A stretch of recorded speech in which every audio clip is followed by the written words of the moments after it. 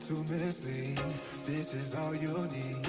Be your everything, yeah, I'll be your everything. Still too soon to feel. Please just say it's real. More than just a thrill, not just in it for the thrill.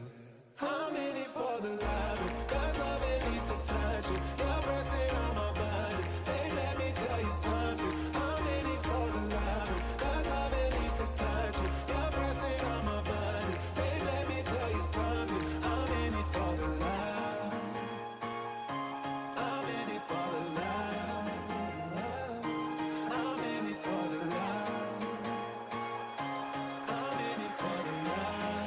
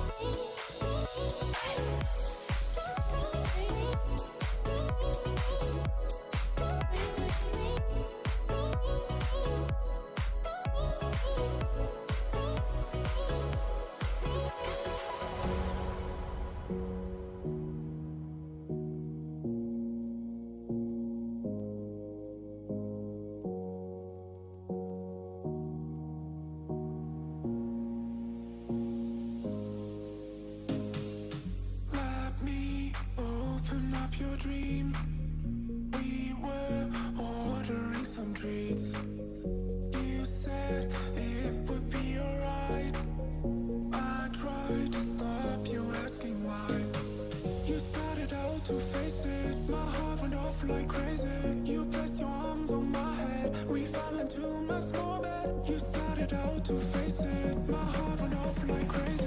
I felt my breath was taken. We were about to make it.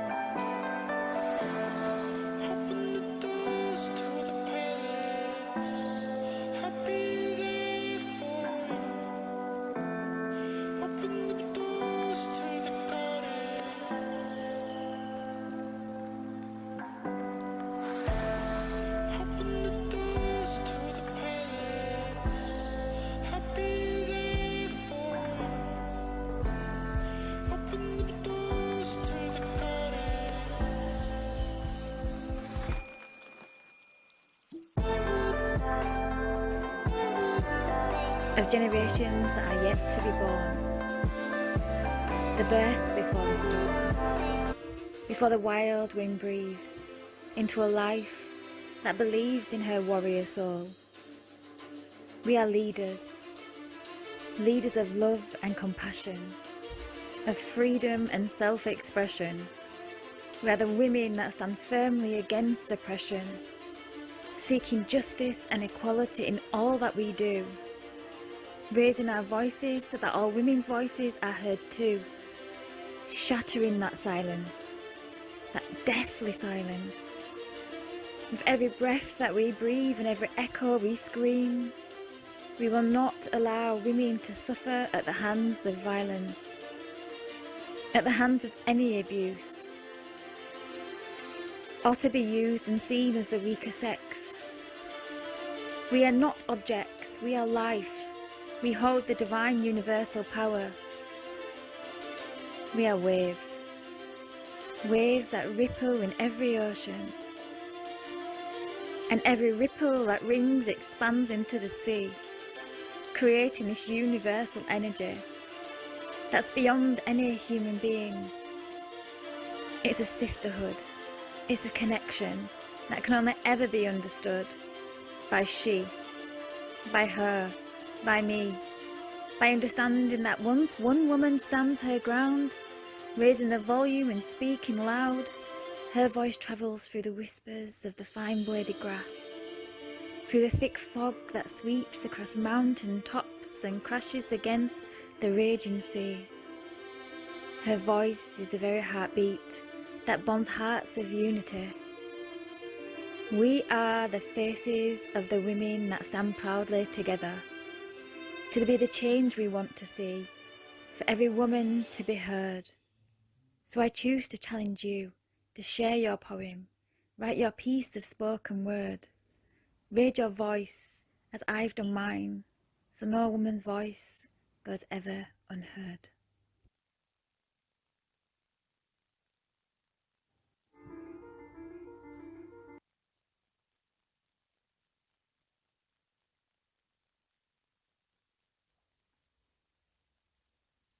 Gender is a pre-written book, and the plot is boring. Daughter, girlfriend, mother, wife, rip out the pages, staple them to your back, and start soaring. Pretty, quiet, weak. They will try to describe you with such things, but you will use their stereotypes and turn them into your wings. When you choose to challenge, gender is a pre-written book, but not all the girls' stories end the same way. 33,000 girls are forced to become child brides every day. 132 million girls are not in school, and their futures are balloons that they watch drift away.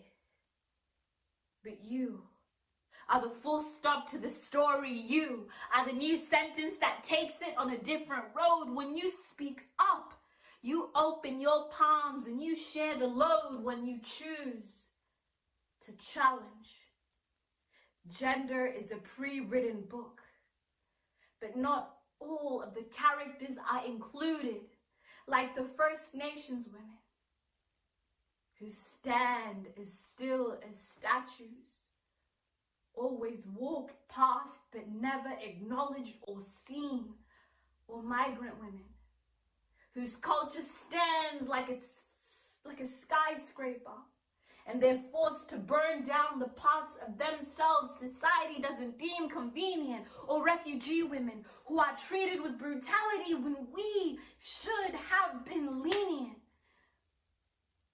And you are there as this story unfolds, and you are faced with a choice. So choose to challenge. Gender is a pre-written book, and this is your chance to add your own chapter, to call out racism and sexism, and use courage to rub it out, to stand where the rest of the world has chosen to sit, to call it out at home, at work, at school, bit by bit, to scream where the world has chosen to whisper, not just for your daughter, your mother, or your sister. Let us choose to challenge. Gender is a pre-written book. And if you're listening to this, then your actions are the pen. Your life is the paper. You are not the oppression of the past. I believe that you are so much greater, stronger, kinder. Choose to create history, not to be created by it. Choose to challenge.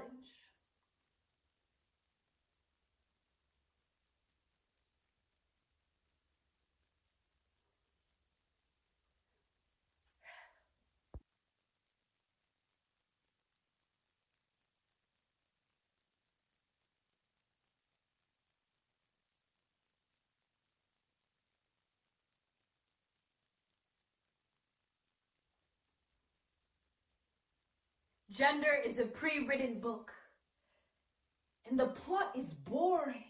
Daughter, girlfriend, mother, wife, rip out the page. It's good to be here because you are not ill. You've been blessed with good health.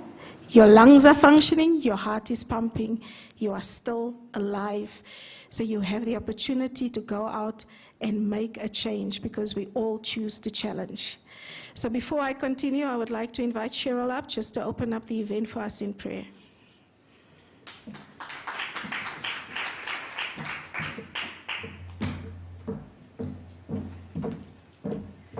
Well, if Marina is a daughter of the king, then I'm the princess too.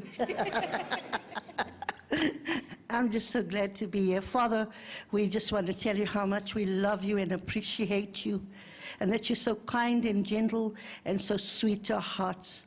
I pray that every person will know you in a special way, that you're a God of care and love.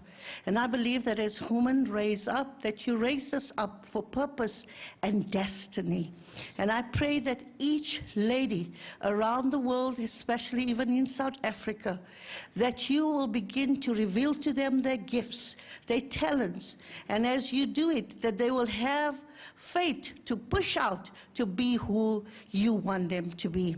I trust today that the Holy Spirit will help us in every area of our lives. And even as you bless this wonderful time, that your presence will be here, because you're a God that wants us to raise up above the expectation that we even have of ourselves. You want the best for us, and we believe that the best will come out. In Jesus' name, amen.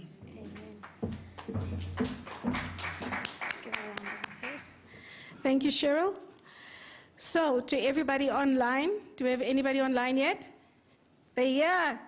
Welcome, our virtual friends. We are so fortunate to have you joining us this morning. I hope that you guys will find as much value virtually as what we will have, who is sitting in this room at this point in time. The energy is awesome. I have beautiful ladies in my presence and a few gentlemen. And hopefully they brought us money so that we can go out and spoil ourselves later. We've got the bank. So I would like to call on Yaku, who is the GM of the Houghton Hotel, just to come and give us a brief overview of the health and safety regulations for those of us who are present here this morning. Yaku.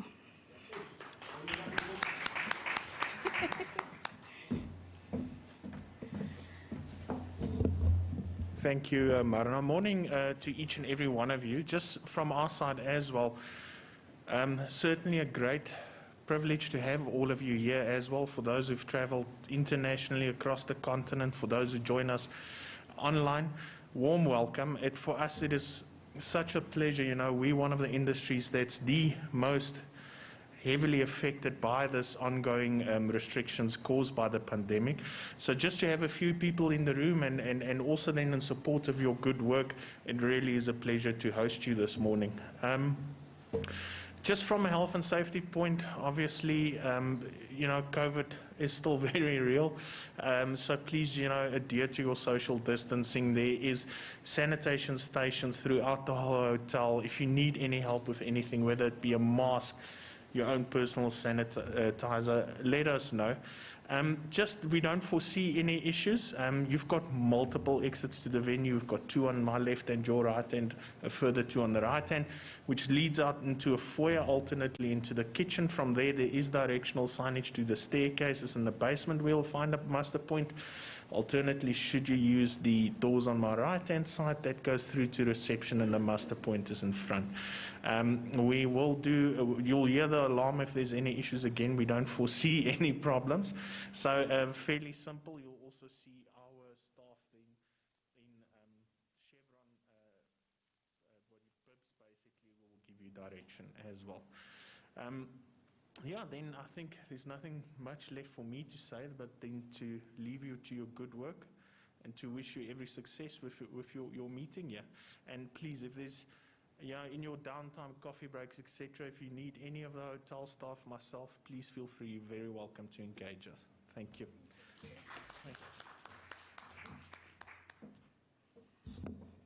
Thank you, Yaku. So, first up on our very exciting program today is the Deputy Minister, Honorable Pinky Mokekana, and she will come and share our thoughts.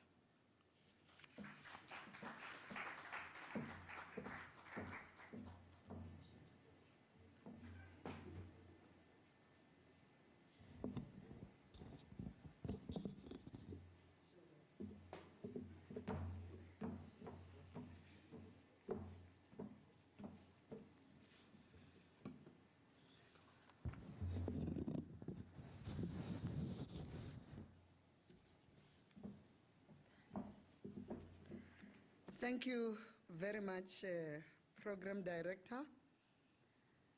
Good morning to Dr. David Mulapo and our sister, the wife, Faith, CEO of ICANN for IR. Let me also recognize our sister from Kenya, the President of Destiny Network, Sister Comfort Kitu Pauline. Let me also recognize Professor Sibusi Somoyo, Deputy Vice Chair, Durban University of Technologies, Dr. Pumza Mahatu Kuno, ICT Director from UNISA, Dr. Samukele Siwe Zungu Fidelis, the medical practitioner, Matshepo Mulapo Majola, the Director of Clinics Holdings, Sarah Muni, the President of the Youth in Africa, Melanie Maro, Director, Supplements South Africa, Tsepiso Maledu, International Life Coach, Beverly Robertson, the CEO from Memphis Chamber, USA, and of course, our one and only African Bank, which is here, because if I don't recognize them, we'll not have money to pay. But let me also recognize all the sponsors, including our sisters and brothers who are on a virtual platform across SADC. Ladies and gentlemen, in this National Women's Month, let me begin by wishing you all a happy Women's Month as we honor the mothers of our liberation struggle, the giants on whose shoulders we stand. Speaking of which, in this year of Charlotte Maxeke, let us remember her words, and I quote, "This work is not for yourselves. Kill that spirit of self and do not live above your people, but live with them. And if you can rise, bring someone with you." Close quote.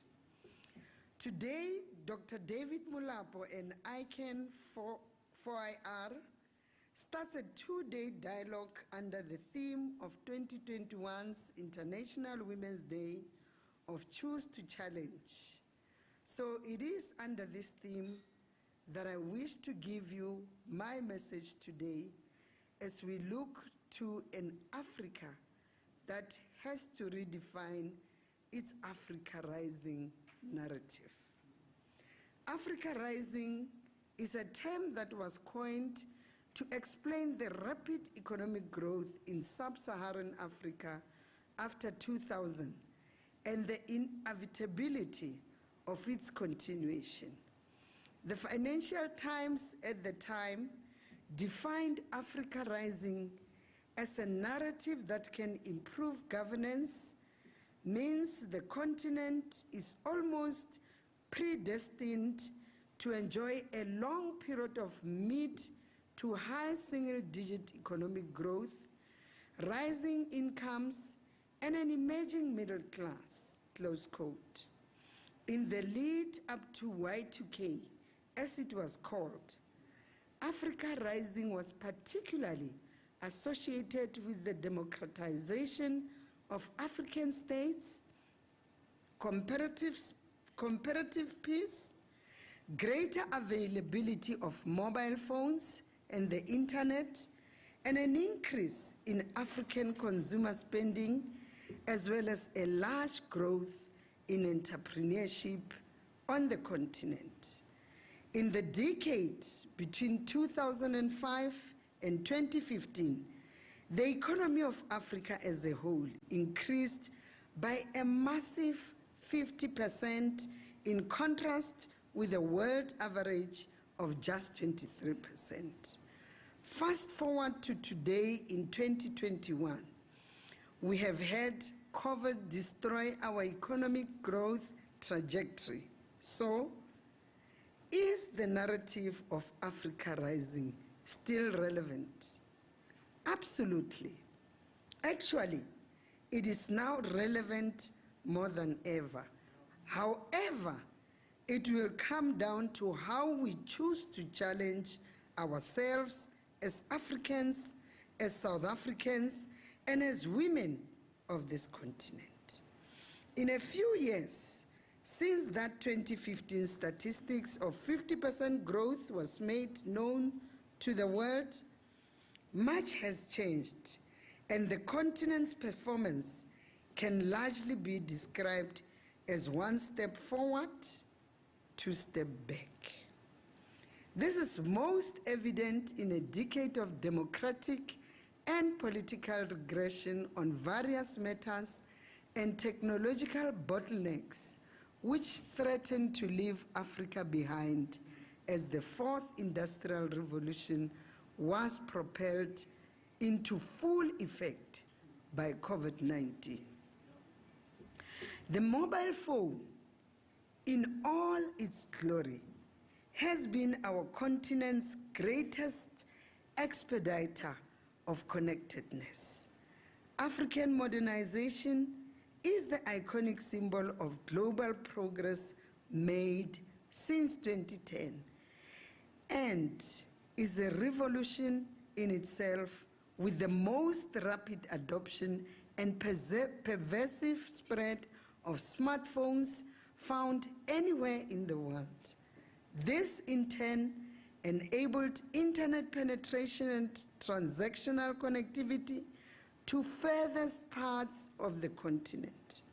In the last decade, mobile internet subscribers quadrupled and SIM connections reached over 1 billion, with more than an 80% penetration. As of 2020, there were an estimated 600 million smartphones in circulation across the continent, and a year-on-year growth of 14% recorded in Q1 of 2021, of 53.3 million units just in the first 3 months of this year. Now, Program Director, 22 million of those are in the hands of South Africans, which accounts for more than 1/3 of the country's population. The overall number of mobile connections, though, is far higher, with more than 90 million connections because of multiple ownership of devices, which has contributed to driving down the cost of data to a fraction of what it was in 2010, but still high today by continental standards. Technology development in Africa is booming, to say the least. According to the data collected by Brighter Bridges, African startups raised $940 million between 1 January and 1 July 2021, with many reports agreeing that Africa is set to raise over $2 billion this year, depending on the recovery from COVID-19, which is testing many African countries in the form of a third wave, including South Africa. But globally, women are 7% less likely than men to own a mobile phone and 15% less likely to use the internet. And in Africa, the divide is vastly different, with mobile ownership gap doubled at 14% in sub-Saharan Africa, and the gap in mobile internet usage at 3.5 times the amount, which is at 37%. See, it is definitely the case of 1 step forward and 2 steps back. Africa lags infinitely behind other digital economies around world's emerging economies, and South Africa lags behind many other African countries because of our extremely high data costs. The usage of internet bandwidth on the continent represents just 1% of the world's total. Less than 10% of African households subscribe to high-speed internet services. And despite the mobile revolution, just 1/4 of Africans have access to the internet. Digital aspirations and hopes aside, the equality divide gets wider. And South Africa sadly leads this narrative. Considered the most unequal country in the world by the World Bank, our choice to challenge is going to be found in closing the inequality gap.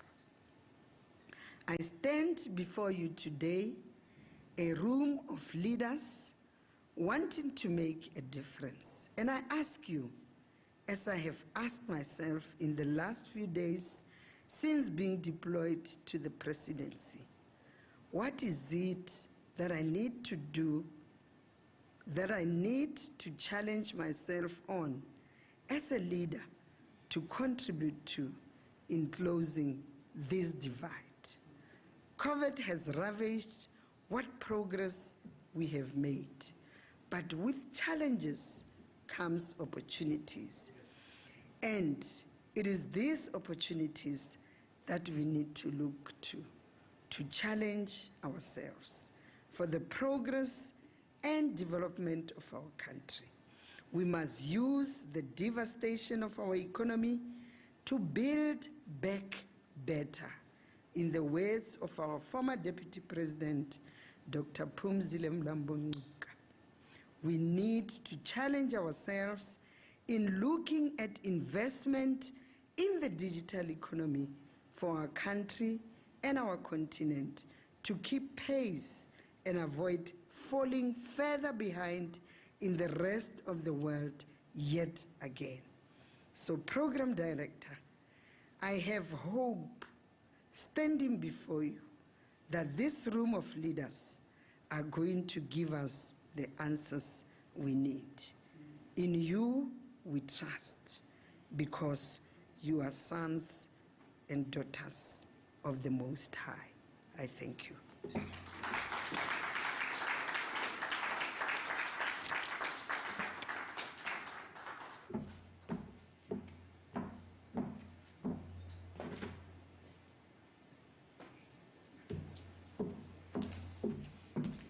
Can we give her another round of applause?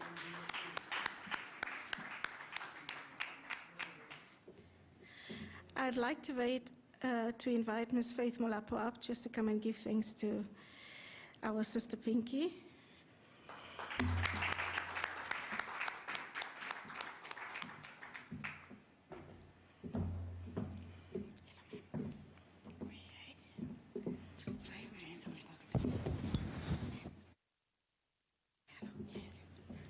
Hello, everyone. Yes, good morning to all of us online and to you who are here. My name is Faith Molapo. I'm just standing up to say thank you to our Deputy Minister, Mme Pinky. We just want to say thank you for honoring us today. Thank you that you just embraced us with your love today, just to be with us. Thank you so much. We appreciate your time. We appreciate all that you have said, and we hope that we are going to do, we will pick from whatever that we have said, and we do the right thing. So thank you to everyone who is here as a woman.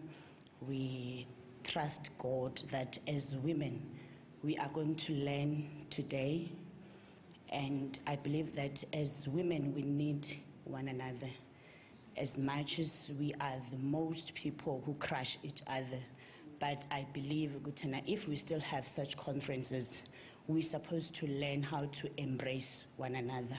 As much as we are the ones who can destroy each other, but I so believe and pray that may the Lord help us, because I believe that every August month, there are conferences for women, but we still have a challenge that we don't change.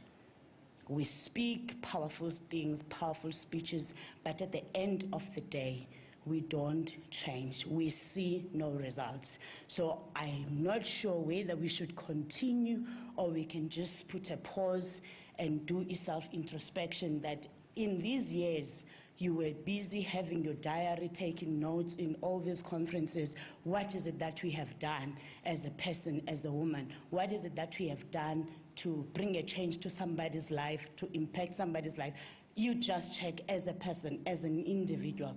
But instead, we sit here and we talk and we have those powerful speeches, and then when we get out of here, we do the opposite. So we must pray as women to ask God to give us wisdom and to be these women who are to bring a change, who are to bring impact to each other. We must pray to God to give us strength how to hold each other. We need to pray for wisdom from the Lord. I believe and we are grateful to God that we are so powerful. Sifundile, we are educated, some of us, we've got it all. But if we can pray for God's wisdom, how to hold one another, how to walk with each other, how to cover one another, how to embrace one another, and then if we do so, we will have effective conferences as women. I pray that may the Lord grant us wisdom as we continue with our conference in these 2 days. May the Lord bless you. Enjoy. Thank you.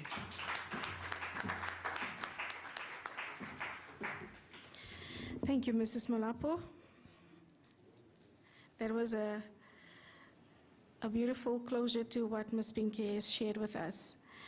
Moving on our program, I'd like to introduce you to Professor Sibusiso Moyo from the Durban University of Technology. But before we listen to her, we're just going to watch a short video quickly from the DUT.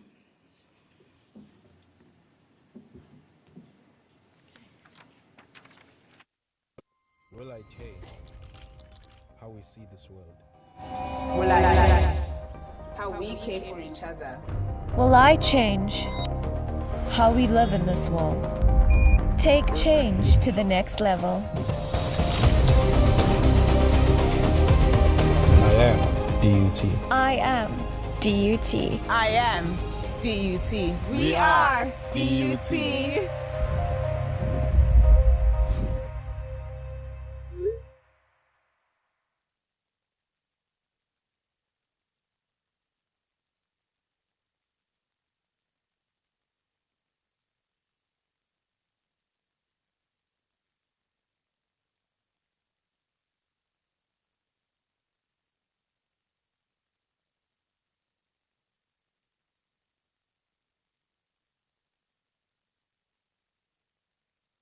Will I change how we see this world? Will I change how we care for each other? Will I change how we live in this world? Take change to the next level. I am DUT. I am DUT. I am DUT. We are DUT.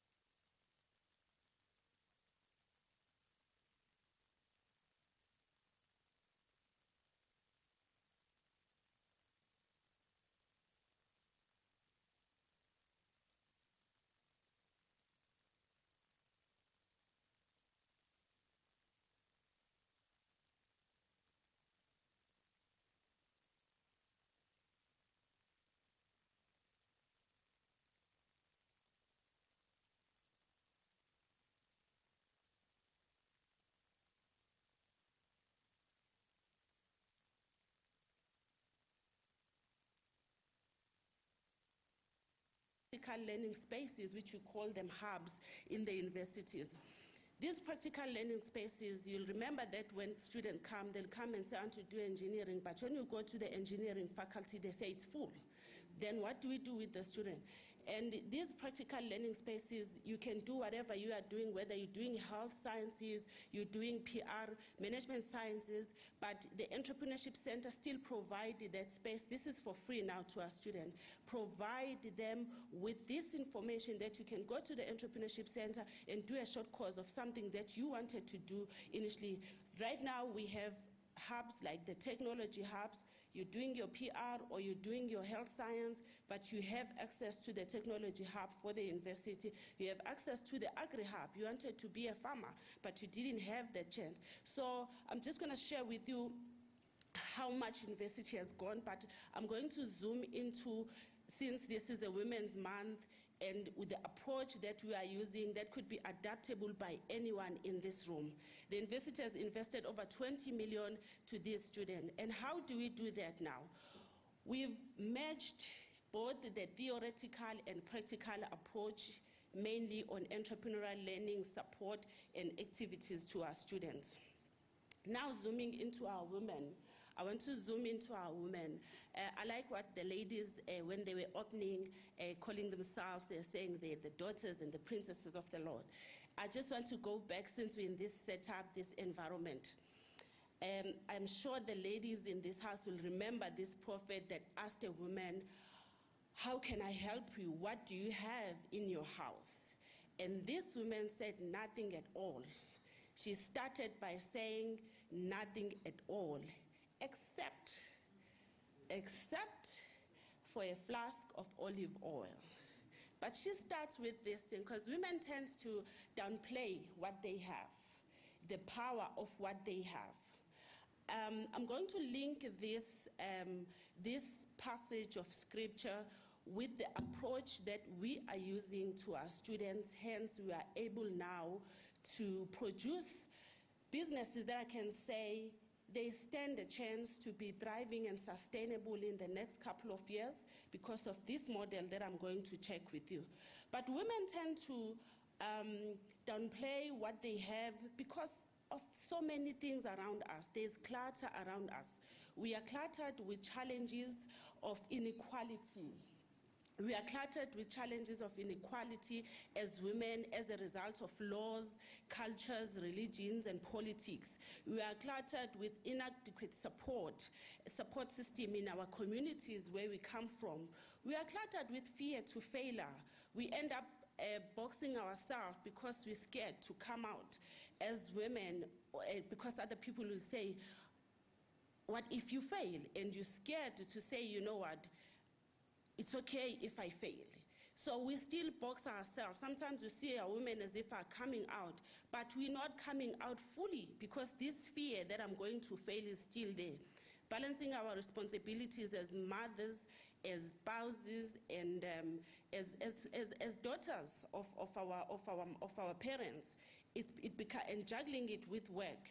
The last one is the unfavorable business environment that we found ourselves within the corporate world, but we still thrive. I want to show that slide, if you can show me that slide, so the ladies can see that despite the unfavorable business environment, women still come out like that. In business and everywhere we are.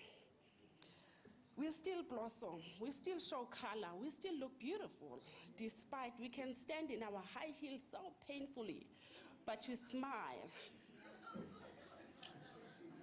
So painfully, but we smile as women. So the last one, I said that was the last one, the timid one. We have built these walls as women because we are a bit timid. Women who strive and succeed are often shy about showing their success. A lot of women, they hide their success because we're scared that we've built walls around ourselves because what are other women going to say? Umam Molapo spoke about us breaking each other down, not changing conference after conference. Why is it that? Why is it that? A lot of women are not free. You can't share like with joy that come, let's share this is what I have, because you're even scared that if you even share what you have, the little that you have, they'll say, Uzenza ngono. She thinks she's better. But then When we now go to business, we're going to business. Now I'm going to share the approach that we use to our students, that we use to our communities through our community engagement programs as the university. I wanted to just share with you that we don't look ourselves as a university now. We look ourselves as part of the community. We look ourselves as people who should be part of the solutions, bringing up the solutions, problem-solving kind of community in such a way that our Vice-Chancellor even said, this is not about DUT students, but it's about DUT people. People which includes our students, our alumni, our community. So we are not sitting back as a university and saying, the councillors will see if there's a problem. The government will see what they do. We are coming out and so I'll share with you a little bit. There's this approach that we use, which is called effectuation approach. Effectuation approach has 5 principles, but I'm going to touch on one. This one calls bird in hand. Bird in hand speaks of what do you have right now? Remember the scripture I shared earlier. Women, what can I do for you? What do you have? So if you take that piece and take it to business, what do you have right now? If you look at the most successful businesses, it's family businesses because it's something that you've been exposed, it's something that you have right now. If you look at the family businesses are most successful because it's inherited. You watch it as you grow, that this is how we have. So when we talk to our students, she comes to our center, the entrepreneurship center, and says, I'm interested in business, but I'm not sure what business do I want to start with. And then we say, what do you have right now? One student, which I'll show you just now, said, I only have a spear. Who do you know? Because even your mother at home can look after one of your wings of your business. So this student says to us, that was 2018, she says, I have a small piece of land.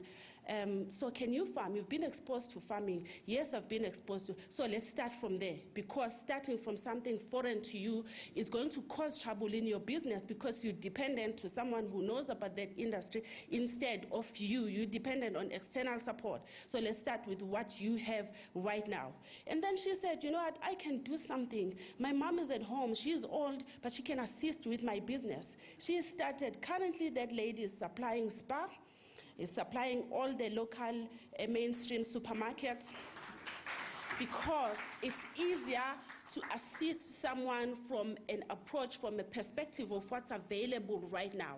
The money that you have, the 10 rands that you have, we can turn it into 100 rands, 1,000 rand, 10,000, 100,000. So let's start with what you have. Also, we encourage them to make affordable losses.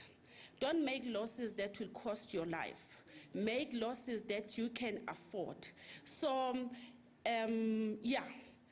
The last approach that we also assist our students and our women in the community, we have also an Adopt a School program that's currently running and also assist those students to use the same approach, sell a solution. Sell a solution, sell a convey. Now you've identified that this is what I can do. Now where to? Find a solution. What solution is this bringing to the community or to my clients? Same with our women. I was talking to my mom the other day saying that the amount of work that you've done, if we were to be monetized, you'd have been a billionaire now. That's women, because women are innovative, women are creative.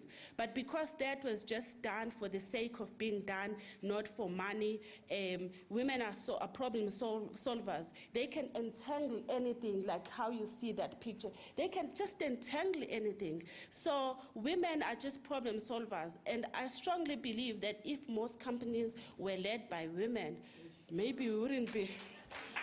But I'm sorry to our gents, but our gents are doing great because women are behind. Yeah, you guys are doing great. So these are some of the programs that we have on our entrepreneurship and innovation. We have, my gentlemen are forgetting me at the back, but it's okay. Okay, So some of it's a business support that we have. It's an incubation program, which you find that it's like a year's long. We have the tech hubs, we have the agri hub, the art hub, the furniture. The university is still like building up, just so we can accommodate all our students. By the way, we have 33,000 community of students, 38,000 I mean. So, and then we have these trainings, which are full incubation program, the business startup, various technical skills that I mentioned earlier, mentorship. We saw it fit to bring on the technical skill and the managerial skill together, and then mentorship, so that what we are building is much more sustainable, not to cover only the business management side of things and leave out the technical skills, and then what? Others are just doing the skills. We have been approached by some of the skills departments and companies to assist them to close the managerial and mentorship skills. So we university has merged this together so that we produce this all-round business person at the end of the day, and making sure that when we've done all of that, thanks to our Vice Chancellor and DVC, Prof. Moyo and Prof. Mtembu, that they've given us this seed capital to our students. We've done all of this, then what? So another gap that we saw, that a lot of money has been pumped into small businesses without preparing them first. So we said, let's prepare them through the program, and then at the end, give them the seed capital. Some will give them 5,000. In a year's time, that 5,000 has turned into 100,000. We have students that are making money more than us as the lecturers, but not. So because of the approach that the universities have taken, they're laughing at me when I say they're making more money than us. Yes, that's what ends up happening. So this project requires the heart of God. Because if you're going to just do it, you become envious that, these students are becoming more successful than me. But you have to give and understand that you're investing to the future. You give them and you show them the same approach, that I'm investing not just to you, so that you also invest to others. We're not going to invest and expect to be the beneficiaries of the investment. If you look at our past leaders, one of the things great that has been happening, that they built for centuries. They didn't build to benefit now themselves. So these are some of the, and also there are so many gaps that we have. You find that you're building the student, you're assisting growing with the student, but there's leadership gap, there's personal development gap, because as a business person, you need to be an all-round, all of this.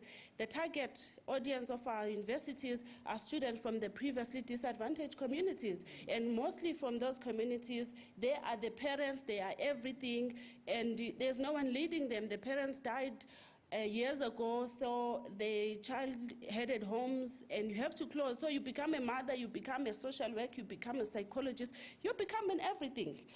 So this is the work that we're doing. As mentioned, the technology, the agri, the tech, I'm just going to go through, and I'm just going to play this video shortly for a second. It's not going to play for long. If you can click for me.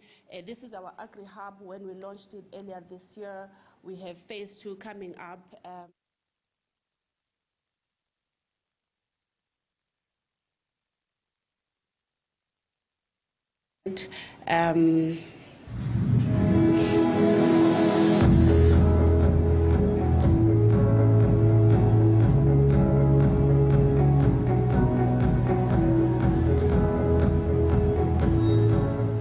Thank you. You can just stop there because it's long. I just wanted to show you this doesn't only support our DUT students, but also our local. We've adopted local community gardens. Our local schools learn from here. And so these are some of our projects. If you can go through, show the pictures. These are some of the projects our students, we supply from the agri hub that we have. We also supply our local spas and Pick n Pay. We can go through. These are stakeholders. This is what some of the things that we do with our students and communities. We are students in the art space. We also assist them in nurturing and polishing their art skill.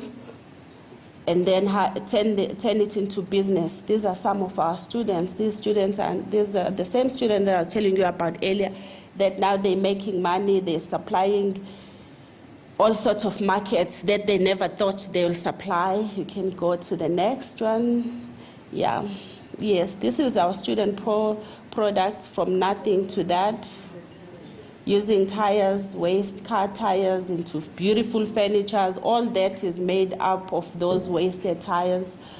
You can go through. This is the lady I was telling you about. She started with a very small piece of land. Now she's supplying Spar, Boxer, and everyone. That's the lady also from, if you can go back, that's the lady from cosmetic. They make these cosmetics themselves, and then we just link them with the industry-specific mentorship. Also is one of the key to partner with and assist in mentoring these students. You can go to the next slide. This one started with 0 car. Now he has 4 fleet of cars, and still a student. Yes, this is another one. He has over 2,000, every cycle he raises over 2,000 heads of chicks. This is a student that collects industrial leather, the wasted one, and turn it into bags. This one, raw material, does jewelry, also from our center. This lady uses wasted fabric and clean it and turn it into. Thank you so much. Sorry for taking your time.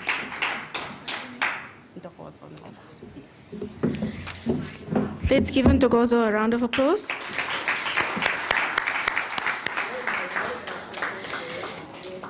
And without wasting any further time, we have Professor Moyo ready.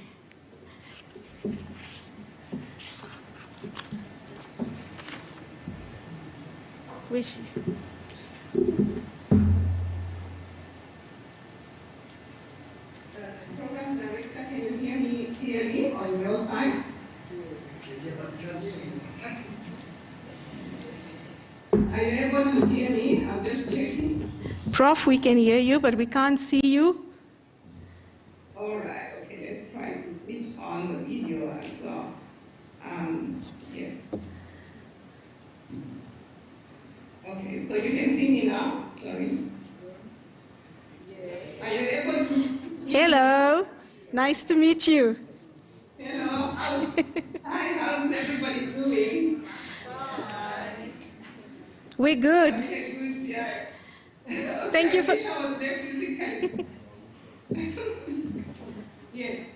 But thank you so much. I think Ntokozo has done most of the storytelling. I won't take long. So presenting in this session, it will just be me, and it's really a conversation between me and Nokuthula Madela, who is going to show you some of the products which I think are great for women because it's Women's Month.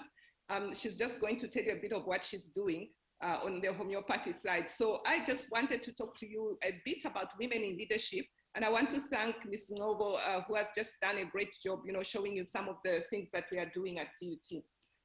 So I want to also just acknowledge Dr. David Molapo for inviting me and his team, and also to really value the relationship we have with DUT.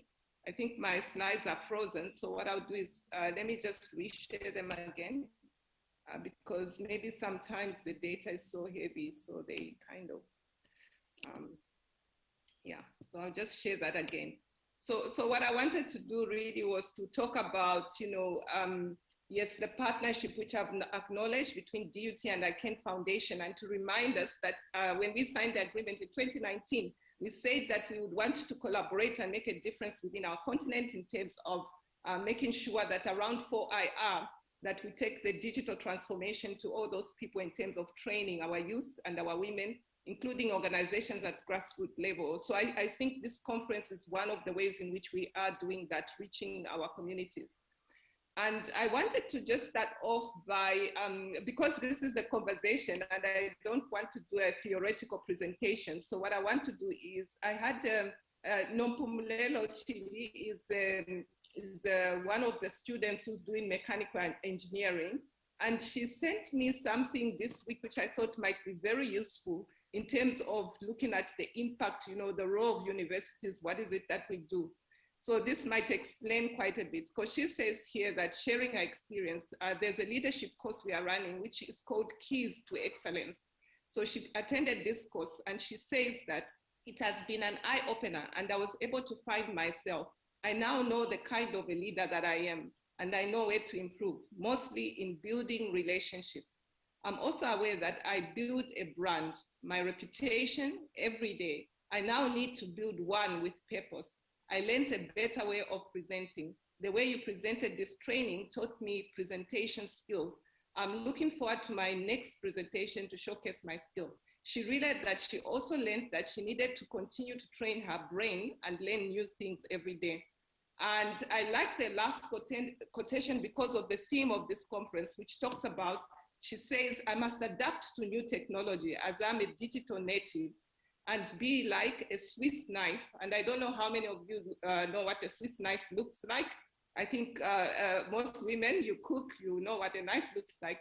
So she does talk about, being a digital native and be like a Swiss knife while creativity is a key. She wants to adapt to new technology, of course, so that she's very good at it. I will always remember that good preparation yields excellent results. Remember that not preparing is indeed a preparation for failure, she said. So I wanted to quote her because she's one of our students, and I just thought what she said made a lot of sense to summarize, what is expected of us as leaders in our communities as well. And then here, I just thought that I should also then, having started with that, just do some quotations. Sorry, I'll be using a bit of my screen here. I've been reading this book by Paulo Coelho, and I like his quotations. So I want to maybe just share these two so that I give a context of where I'm coming from. So the first one talks about the heart, and many of us do talk. I don't know how many of you have noticed that you do talk to yourself sometimes, right? It's like you're talking to yourself and people look at you, you do say some things to yourself. So this one talks about the heart. And it says that my heart is afraid that it will have to suffer. The boy told the alchemist one night as they looked up at the moonless sky. And then the alchemist says to the boy, tell your heart that the fear of suffering is worse than the suffering itself, okay? I thought that is really powerful. I'll explain what that means just now. And then there's another one, which I think for me really inspires me, is about, dreams. There's only one thing that makes a dream impossible to achieve, and that is the fear of failure. And I think when it comes to, like what Ntokozo was talking about, when it comes to entrepreneurship and even some of the things which we try or don't try in our leadership journeys, it has a lot to do with sometimes fearing, we learn from our failures, we learn from our experiences. Once you do something and something bad happens, there's always that fear from ourselves again to try again, because you keep on saying, well, when I tried that last time, it didn't work because of this or that. So what I want to just share is just 5 points quickly, because I want Nokuthula to share the product that she's made, as a student, and I think that is really more interesting. But what I wanted to do now is just talk a bit about my role and the importance of networking and building ecosystems around digital platforms. I will not go into details about student entrepreneurs because Ntokozo has done a great job on that one. She's shared with you exactly what we do. And then a little bit about leadership versus management. And then I want to talk about, identity, voice, and power, why it is important for women to be involved in critical skills areas and also being part of the table and discussions, especially when it comes to policy and things like that. So about my leadership role currently, so my role is about championing research and innovation capacity. And how I do that, remember when you're championing something, you need people. So I see my critical role as really trying to hunt down and find the right people, highly skilled people who can help us to achieve our goals. So DUT, I think Ntokozo talked about this. We have over 30,000 students and there are about 709 academics. And where we are right now is about 30% of those have doctorates, and we are trying very hard to make sure that, all our staff actually get to have their doctorates. So you can see part of the capacity building that I'm responsible for is really trying to have programs which can accelerate the growth of staff. It's about capacity building, empowering people. And then from the work that we've done so far, I will talk a bit about that. I look at impact because most of us as women actually tend to be very busy doing whatever we're doing. But how do you know that what you're doing has impact? So from this work, which I've been involved in over the past 16 years, and I believe I've contributed a lot to this together with my team of excellent men and women that I work with, is that we have managed in terms of the research that we produce to become ranked within the global rankings. We do rank 10th globally in terms of the impact of the research work that we do.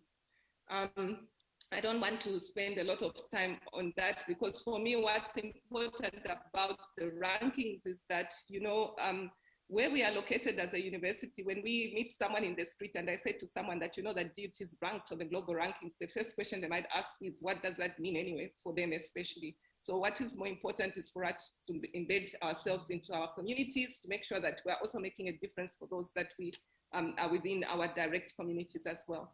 So building ecosystems and digital platforms to support student entrepreneurs, you know that during COVID-19, it's been a very difficult time for us really. So what we've tried to do is initiate a number of programs where we can engage virtually and also, you know, combine them with some face-to-face interaction because, you know, being an entrepreneur is very practical. You cannot do entrepreneurship completely globally. But what is key there that I wanted to mention is that there are critical skills which one needs. It's very important we found for small businesses to be able to relearn and learn the old ways of doing things because we all have to adapt to e-commerce, making sure that you can make your sales online, finding your market and how to market your goods so that you can still reach and deliver things. And finding easy ways of payment because, you know, the financial industry has really excelled in terms of digitization. So entrepreneurs, even in villages, are supposed to learn how to use those technologies, paying by cell phone, how to, you know, order your goods, how that technology can help you transform.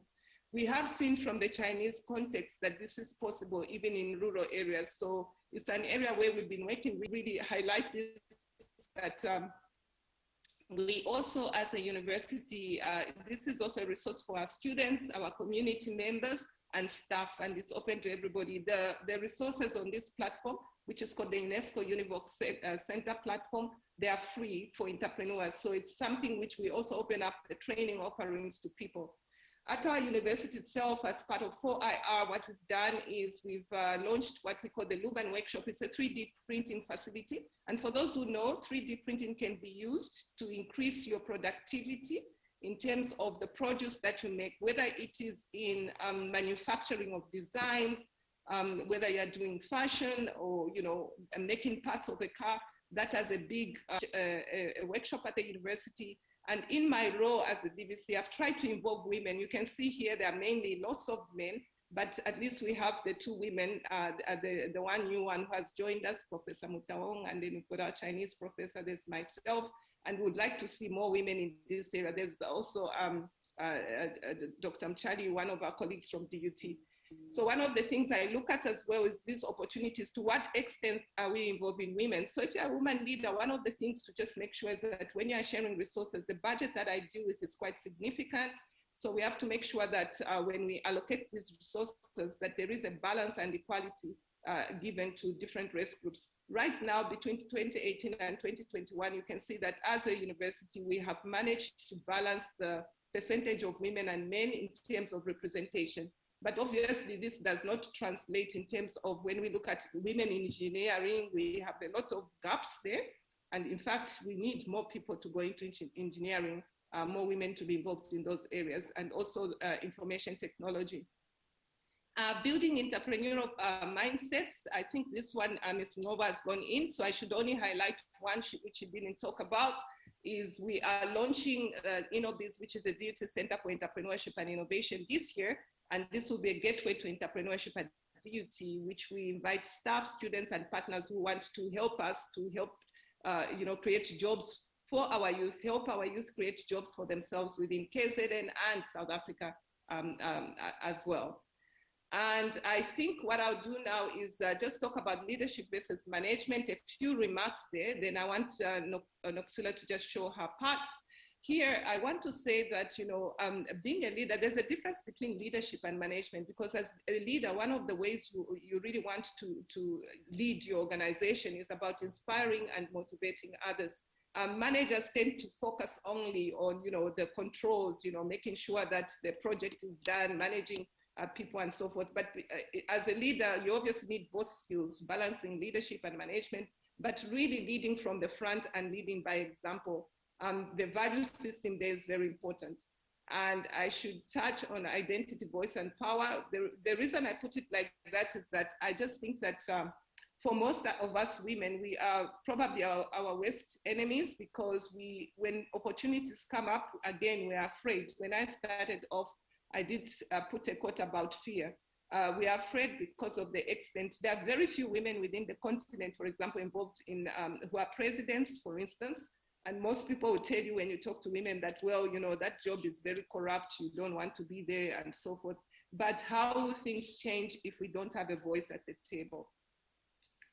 In this slide, what I did was I took some feedback from some of the women that we work with in academic to ask, I asked them this question: what do you think are the main challenges faced by women, in particular women in academia? And this may not just apply to women in academia. Generally, women you know, who are professionals might have similar experiences.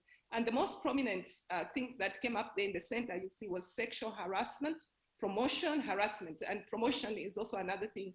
There are other things there which are listed as gender discrimination and critical women leaders, establishing a work life, I think balancing between work and family, men's perception, the glass ceiling, time to write papers and so forth. So there's a number of issues, but these ones which are quite prominent, and for us being in August, which is a Women's Month, I think it's important for us to see that as women, we still face a lot of inequality. There's gender-based violence, you know, quite a number of things which we talk about, but I think what's important on our side is to ask ourselves, what are we doing practically to address those issues? Each one of us can do something in our immediate community. I know we might not be able to find global national solutions, but if we come together, like the women of 1956 did, it is possible to come up with regulations which help, and even practical solutions which help to address those issues. I like this picture here because my field, my background is in mathematics. So the area I'm in looks at designs and patterns. So if you look at this, if we had time, I would have gone into details about it and asked you a few questions. This is actually a type of starfish, and you see in the middle it has a disc and those wings which go out. So normally the mathematical models we look at actually help us to model systems. And I want to do this exercise, and I don't know who would help me. Can somebody tell me from this slide which one of these is an original picture? Or is somebody able to shout? Just one person, please. Which one is original? Number 3. Okay, so there are 1, 2, 3. So you can see that, okay, so the reason, you see, look at this, this slide here. If you see this starfish, what can you say about the starfish? What do you see about it? Do you like anything about it? Yes. Okay. So if you go to this one here, the original picture is 1, because if you draw a vertical line along the nose, you'll be able to see that on the left, the eyebrow on the left is slightly different from the eyebrow on the right. And so the other pictures 2 and 3, they just took one side and replicated it. The original picture is 1. So the line that you draw in the middle here is a symmetry, yeah? You call it a line of symmetry. It divides your face into 2 equal parts. But you can see that if you look at yourself in the mirror, look at yourself carefully in the mirror, you'll be able to see that if you look clearly, there's some slight differences between your left and your right-hand side in terms of even your eyebrows as well. And the reason I say that is that the field I'm in normally is called, you know, we do symmetry analysis, which has applications when treating cancer, when designing, you know, when you're designing parts so that to make sure that you can replicate them to fit the path that you want. So instead of defining it in mathematical terms, I was just trying to use this illustration. And the reason for that, I'm just saying that, I'm trying to argue that women play a very important role in science, engineering, and technology areas. And there are many challenges in terms of global health that we can help in, not just global health, in our own society, the pandemic, and at DUT we're doing amazing work around COVID-19, around cancer, which is a big thing, for women. If you lose one of your breasts, for example, the designs of those breasts, we rely heavily on men producing breasts for us. But can you imagine if you are the woman who's designing those breasts, because what it feels like, but if you give it to someone else to design for you, even shoes, most of the shoes are not designed by women, and sometimes that's why they are quite uncomfortable, I think. So if we were more involved in the design of the things that we needed to help to improve our experiences and our lifestyles. So within the country, we've also established the Women in Science organization, which is a national organization. I've played a big role in that as well. And that is something we're doing with the Department of Science and Innovation. We are trying to deal with the Sustainable Development Goals, addressing equality education and gender equality, because we believe that is important. Women make up half of the population in the continent.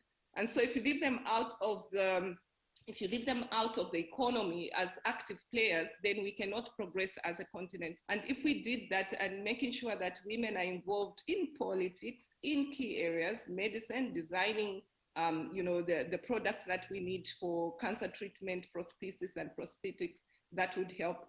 And recently we also, I think this was in 2020, we contributed to this Gender Equality in Science and Technology booklet, which is also available on the UNESCO website. It's free, all these resources are free for anyone who is interested in this area. And at this stage, just the key lessons and takeaway, and I want then to ask that we just do 2-3 minutes for my colleague to just show you some of the work that we are doing, because it's Women's Month. If we were there, we would have given you some samples, but since we are not there, I hope we can do that next time. So what's important for me in my experiences is that, working on yourself, taking care of yourself is so important, both in health and also mental health especially, which we have seen grow during this time. So your aspirations are important, because if you can't achieve your aspirations, that can also lead to a number of problems in terms of your health, in terms of how your confidence levels. But what's also important are learning digital skills, which are crucial. Networking and identifying mentors and promoters. I know ICANN and Dr. Molapo tries to do that. He always keeps us on the loop and tries to motivate us quite a bit. But I think each one of you, we have a lot of skills amongst the team that's there today. If you adopt just one girl that you could mentor, it would make a big difference in our community. Using digital platforms, e-commerce, please get the skills that you need if you don't have them already. It's an area which we are trying to build up as ourselves for our entrepreneurs as well. Infrastructure, for printing, for learning how to do 3D printing and so forth, that's important.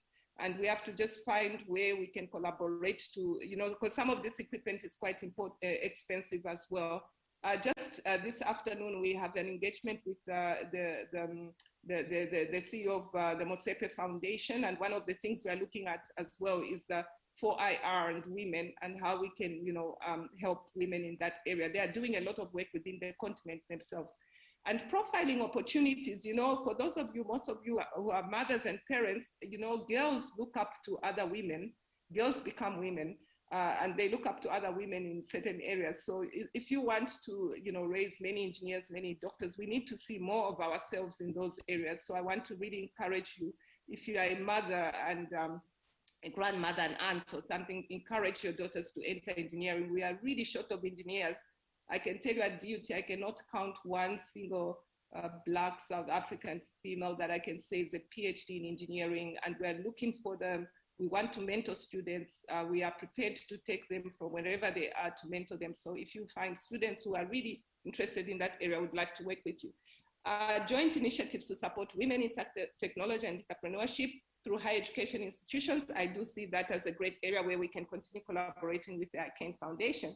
So Noktula, can you come through? I'm stopping mine now. Noktula? Thank you so much, Prof. I'm just sharing my screen. Okay. You can go for it and introduce yourself quickly. Thank you. All right. I would like to greet you all and thank you so much for the opportunity given to me to present today. My name is Noktula Mavela and I'm a doctoral in health sciences student under the Faculty of Health Sciences at DUT.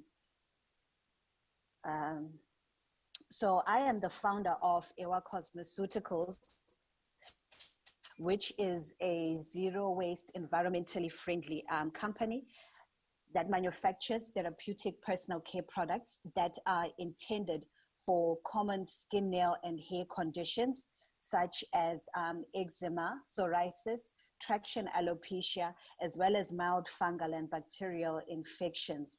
Apologies whilst the slides are still loading, but I will continue. So one of the problems that we found was that there exists already a national healthcare burden in South Africa, and certain skin, nail, and hair conditions are not considered as priority cases when accessing public healthcare services within the public healthcare sector. We also found that as a company, food waste pollution poses a health risk for humans and animals. And the third problem that we found is that there exists an environmental health risk caused by the use of synthetic and chemical ingredients that affect land and oceanic life. As such, our solution was therefore to come up with an alternative daily use personal care products that are affordable, effective, with a therapeutic index, whilst being natural, pure, and organic, as well as sustainable, easily accessible, thus positively impacting on the general well-being of those with established skin, nail, or hair conditions. Our unfair advantage as a company is that we are able to actually tailor make and custom make products to meet and address our customers' specific needs. And we also aim to accredit the therapeutic claims, unlike other local brands that manufacture natural products. This is just a warning. Some of the images to follow may be sensitive. Now you can imagine the trauma a mother would face when she takes her child to a public health sector. Noktula, are you sharing your slides? Because I can't see them. Oh, they are showing on my side. Okay, Let that's fine. And reload. No, continue. Apparently they are showing, yeah. Okay, Oh, somebody right. said we can't see the slides. They can't see the slides. Okay, try to show them. Thank you. All right, can I stop sharing and start sharing again? On my side, it shows that it is showing. Okay, if it's showing, it's fine. If somebody can indicate from the team if they can see them, the technical team. Maybe we'll continue, yeah, so we don't take too much time. All right, so our products are mainly made for those with established You have conditions. To reshare. They can't see them apparently. Reshare again. Sorry. All right, let me stop, Prof. Thank you.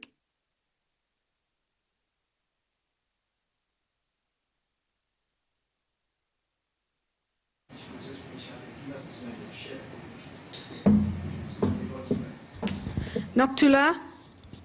Yes.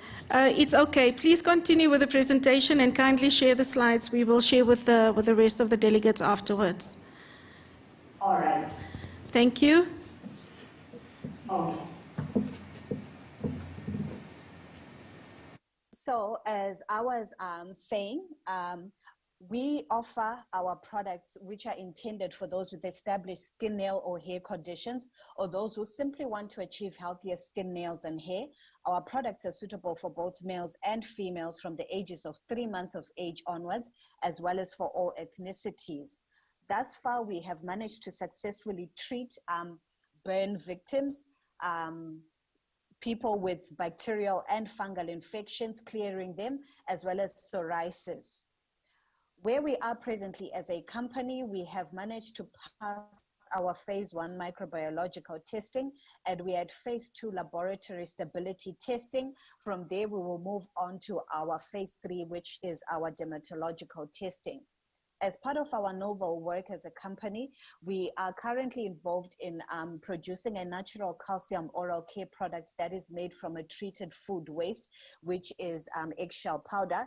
And another project that we are currently working on, as we know, for women hair, excuse me, for women, hair is considered your crown, and there have been reports of increased hair loss and breakage whilst post-recovery from COVID. And as a company, we have stepped in and began to develop a 6K hair densifying hair care system. Our social impact is that we uphold the United Nations Sustainable Development Goals, which talk about health for all, inclusive of complementary and alternative medicine. That is the Sustainable Development Goal number 3, as well as the Sustainable Development Goal number 12, which looks at responsible production and consumption. We are also a company that is actively involved in employment or job creation from skilled professionals such as somatologists, biotechnologists, and electrical engineers. We are also involved in community engagement by promoting medicinal plant cultivation and small-scale agro-processing, and we are also encouraging the use of electromedicine as a cost-effective healthcare option. In South Africa, the cosmetic industry is valued at 663.5 million with an annual growth rate of 4.25, and we know that as a female-led company, we have a strong foothold. The team consists of myself as a doctoral in health sciences candidate, and I bring the skills and knowledge of complementary and alternative medicine. We also have a mechanical engineer who heads up our device development unit with skills in automated computer design and mechanical design prototype. Nokuthula? Yes. Can I please request of you to wrap up for us? We're actually just a bit pressed for time right now. All right.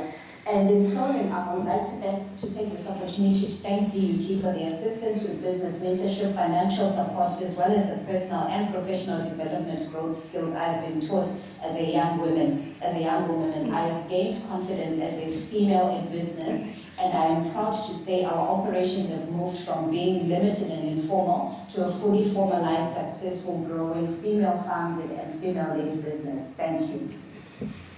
Thank you so much, Nokuthula. Can we give her a round of applause?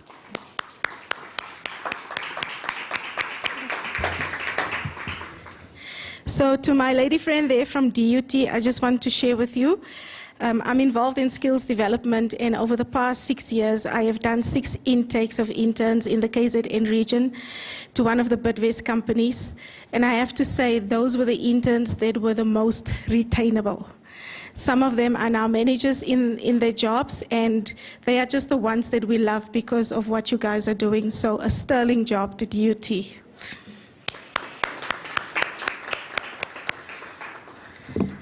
So from learning to money.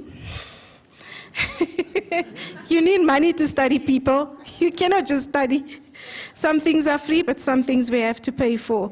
So without any further ado, let's go over to the African Bank video. Can you guys just play the video for me, please? Hey? No video. When I heard about the African Bank My World bank account, I realized it was made for me. With 5 pockets, I can give a fully transactional account to those I care about the most. That means my daughter gets her own account and card, my mom also gets her own account, and my helper's salary gets paid directly into her pocket. Each of them with their own account linked to mine. That's why I switched. When I heard about the African Bank My World bank account, I realized it was made for me. With 5 pockets, I can give a fully transactional account to those I care about the most. That means my daughter gets her own account and card, my mom also gets her own account, and my helper's salary gets paid directly into her pocket. Each of them with their own account linked to mine. That's why I switched to African Bank, the only bank that gives you 6 transactional accounts in one. You see, banking is about more than just money. It's about you, your family, your budget, your stokvel, your dream goals. Switch today to experience banking that's made for you. Only at African Bank. We are you.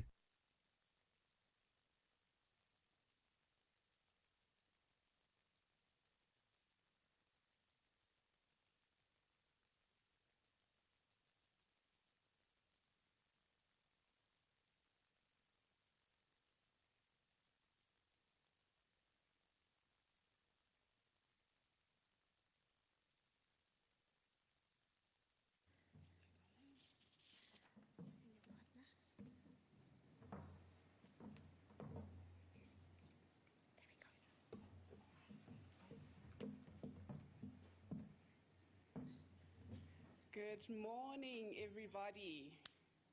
Good morning. I just want to check if we are still hyped up and happy. Everyone is just a bit too mellow for me today. All right. My name is Lerato Bete Benjamin. I am a daughter of the soil.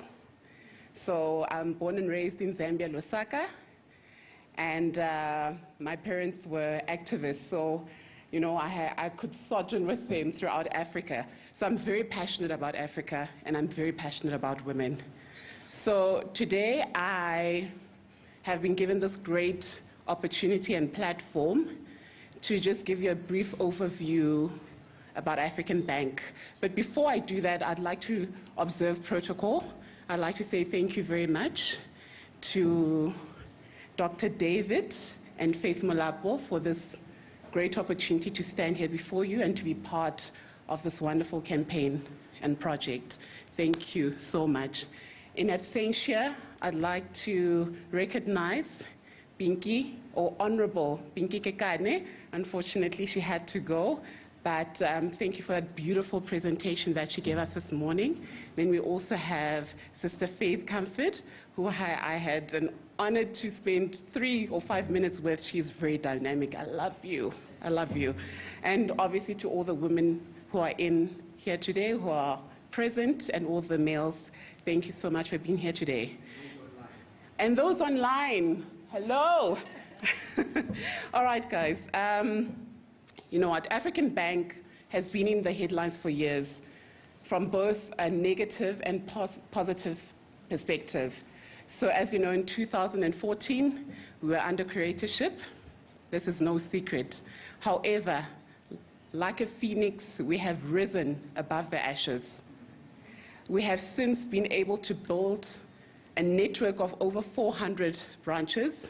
We've got a dynamic, brilliant executive team, which is filled with bankers.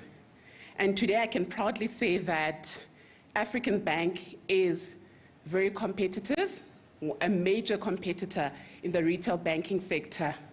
So we are a bank that wants to advance lives.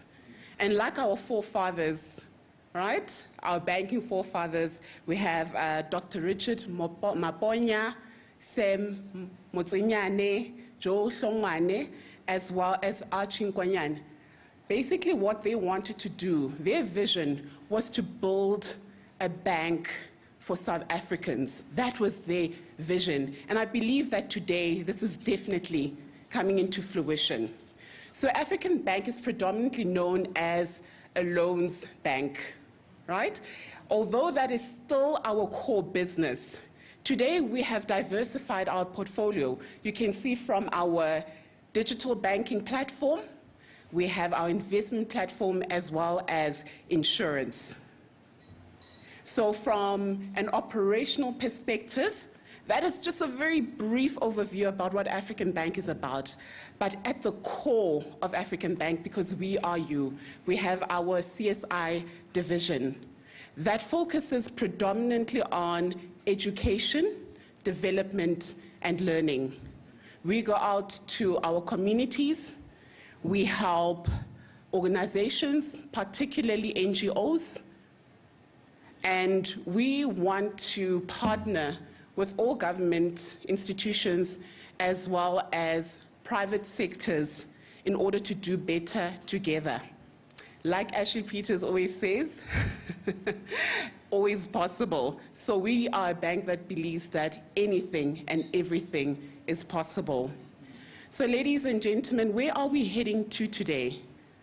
I would like to call up my lovely, lovely companion here today so that she can just expand a little bit more on some of the products that we have. We do have a little table outside. If you'd like some information, please let's engage. Let's be dynamic. Let's do something different. Let's not just stand at the podium, give a beautiful speech, then leave this room and not do anything. Our job as women is to be impactful. Let us be impactful. How do you want to be remembered tomorrow? How do you want to be remembered tomorrow? So thank you very much. Please ponder on that question. as I will see you after the break. Ntombi, thank you very much. You can take over.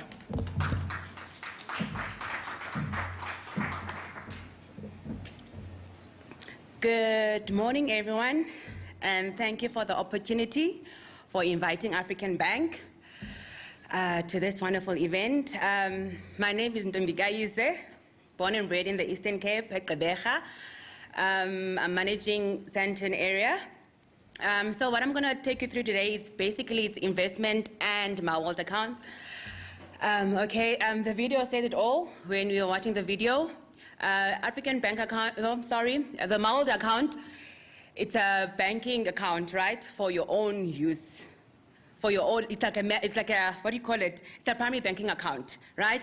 So it has pockets, it also has a savings pocket linked to it automatically, right? So we don't have any monthly fees or charges. We charge based on what you use.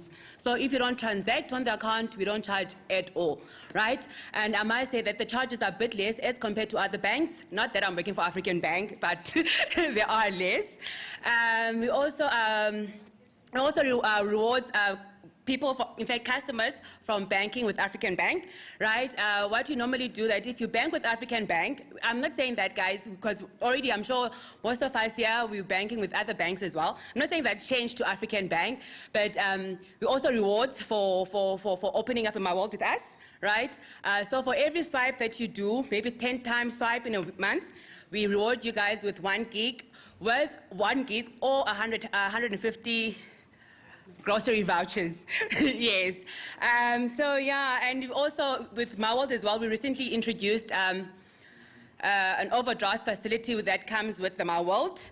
But yeah, that's the story for another day. It comes to the investment part. At African Bank, we have 4 portfolios of investment. We have mainly excess accumulator. We have tax-free. We also have tax-free excess accumulator and notice and a fixed deposit. But I'll take you more on the fixed deposit side. The fixed deposit is a once-off deposit, right? It starts with a minimum of 500 Rand. It doesn't have any limit. You can come and invest on 1 million or 10 million, whatever amount that you might have, but it's just only one deposit, right? But never said that. If also, let's say for an example, should you invest with that 1 million and you do have excess amount of money on the side, you can always have multiple of accounts of fixed deposit, right? That on top of it, I think, for the fixed deposit, you can also invest, you can choose whether you're investing for 3 months, 6 months, 12, 24, 36, or 60 years, right? So the interest is 60 months, sorry. Sorry, 60 months, sorry. So the interest is honestly calculated based on how much you invest. If you're investing for 3 months, you're not gonna really you're not really gonna earn that much interest if you're investing for 3 months as compared to the person or customer that's investing for 60 months, right? So I think African Bank is also the highest interest. When it comes to investment, we are known, if you could Google now, African Bank is known as the highest interest paid when it comes to investment. So guys, without wasting any more time, I think that's about it. If you guys want to get more information or any clarity, we'll be outside after the event. Then we can tell you more about the investment and MyWorld. Thank you very much. Thank you.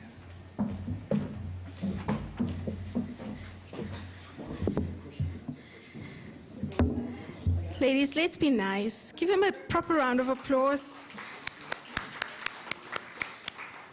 All of that energy, it's not getting recognized. Don't be ugly, man. Ms. Faith Lerato Motaung will be leading a panel discussion now. So, you still on? So, okay, 1 second.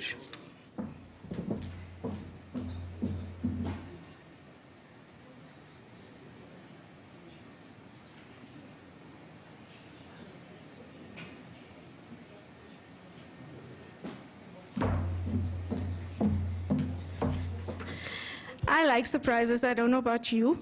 Get used to it. This is life. We're choosing to challenge, so this is part of it. Me Motupi, where are you? Can you please come to the front? Ladies and gentlemen, Motupi.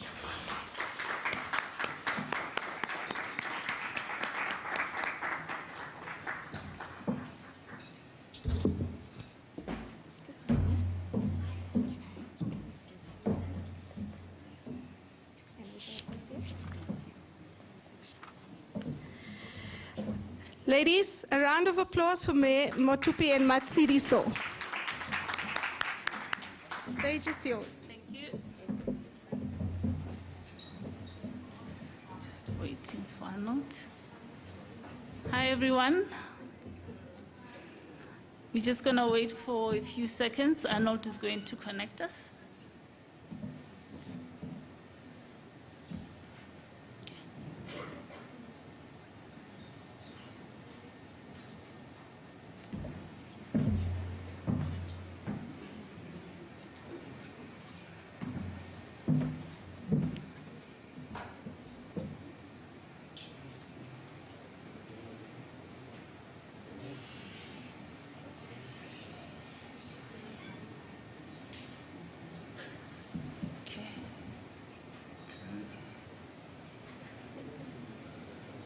You.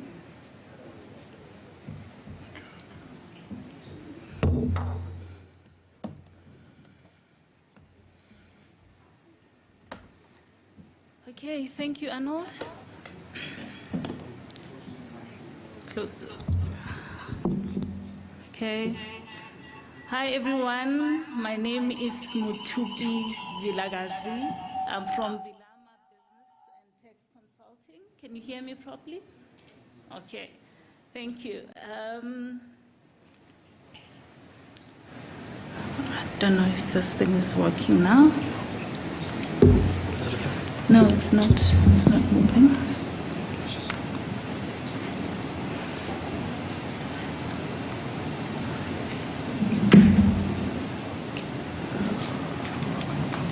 They're supposed to put it there.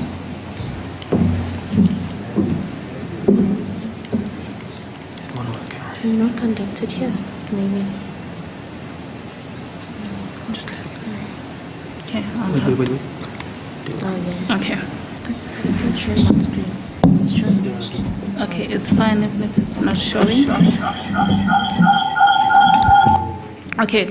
I am a business accountant in practice. I am a registered tax practitioner. I've been in the tax and accounting industry for a while. I've worked for one of the accounting firms, and I've got a well-balanced experience in both corporate as well as government. I'm not alone. I am with my colleague, Matsiriso Ramkhadi. She's a qualified chartered accountant. She's been in the industry for a while as well. Her speciality is more on corporate, and she's worked for one of the big four firms as well. So just a little bit about our company, Vilama Business and Tax Consulting. We aspire to be the best generalist in business consulting, in human capital, as well as in tax and accounting. Our mission really is to make a difference in delivering quality of service, to be a catalyst in small, medium, and large businesses, to be a social partner, and to be the go-to, business provider, preferred service provider. We are passionate about creating sustainable solutions, and we really take pride in giving high-quality services. We were established in 2012 as a Triple P BEE Level 1 contributor, providing solutions in the following areas: tax and accounting being number 1, HR solutions, end-to-end, IT service solutions, focusing mainly on, supply of, IT equipment, social facilitation as well. Since today is, August, we are in Women's Month, we thought we should just do a landscape on women-owned businesses And to do that, Matshidiso is going to assist us to just go through women-owned business landscape. Okay, thank you. Thanks, Matupi. So, you know, since it's the 21st century and we are a country that's got mostly women, you expect there to be lots of women-owned businesses. But according to the 2020 MasterCard Index of Women Entrepreneurs Index, only 19.4% of all businesses are women-owned. So, you know, it's a slight improvement from 2019, but as a leading economy in Africa, you expect us to be number one, but we're lagging behind countries like Uganda, like Botswana, like Ghana, with Uganda at like 39.6%, right? So what's even more interesting is that the World Bank analysis also shows that women-owned businesses perform worse than men-owned businesses. So these are not good stats. Sorry to depress you this morning. But, you know, these are also unexpected because as a country, there are lots of initiatives to assist with small to medium-sized enterprises. You know, women are just as highly educated as men are. You know, we have access to the same financial services. So the question is, why then are women-owned businesses still so low despite us pretty much having similar opportunities to our male counterparts, right? So to explore this, we kind of looked at some of the barriers to entrepreneurship that women face, even in today's world, right? So some of them are like lower startup capital, domestic commitments, you know, so, you know, for example, if you, in the household still today, most of the domestic stuff is still done by us. So if anybody needs to take a break when there's a family issue, it's us. The men don't need to take a break, right? There's also social norms affecting our confidence. I think someone from DUT explained exactly how fear gets in the way and a lot of times, and you know, how we kind of miss business opportunities and things like that because of our lack of confidence, right? And in today's world, COVID-19, I think, has introduced even bigger challenges, right? A lot of women-owned businesses are in these industries, the retail, restaurant, food shops, domestic services, which have been highly impacted by COVID. So it is even more important for us to look at the next slide, where we look at what tax reliefs are available during this time, right? Because we need to sustain these businesses and we need to keep that number growing higher than that 19.4%. So we're going to go into some of the tax reliefs that are available right now. Muthupi will take us through some of them. Okay, so the tax relief that government has introduced, they had the initial, tax reliefs that they introduced when COVID hit, wave one hit in 2019, 2020. They stopped those reliefs in August of 2020. But despite this, the relaxation of the lockdown, various businesses are still suffering even now. So employees are still negatively impacted by COVID-19. And these negative impacts are further exacerbated by, the recent unrest that we have, the looting and everything, that's affecting our business and infrastructure. So because of that, government therefore has provided additional assistance to those who continue to be adversely affected by COVID-19. And, and will be in the process of us assisting in reconstructing businesses. So some of those tax reliefs that are available are as follows. Number one being the extension of the expanded employment tax incentive. I do believe that I'm talking mostly to employers in this room. So to give a little bit of background about the ETI tax relief is government introduced ETI back in 2014, where it encourages employers to employ the youth, that is people between the ages of 18 to 29. So this incentive comes in this following way. They give you 1,000 rand per employee that you employ, that is between the age of 18 to 29. 1,000 rand per month per employee within a period of 12 months. Once that period of 12 months lapses, you start getting 500 rands instead of the 1,000 rand per employee. Now, what they're doing now, because of the tax relief, they're saying, instead of giving you 1,000 rands, we're going to give you 1,750 per month per employee that you've employed in your company as youth.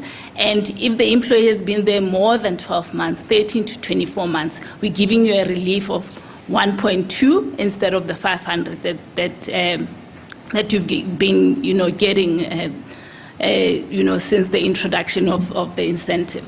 So this increase in the relief or in the ETI is only valid from 1st of August up to 30th of November 2021. So, your tax practitioner, your accountant will be able to assist you within your company in processing, or accessing this incentive. Secondly, we've got the extension of the deferral of payment, which is the PAYE. How this one works is that, employees can defer payment of their PAYE for 35%. 35% of their PAYE can be deferred for a period of 3 months. That is starting in August up to October. So then you start paying off that PAYE from November onwards in equal installments. For you to be able to qualify for this PAYE deferral, you need to be a small to medium-sized business.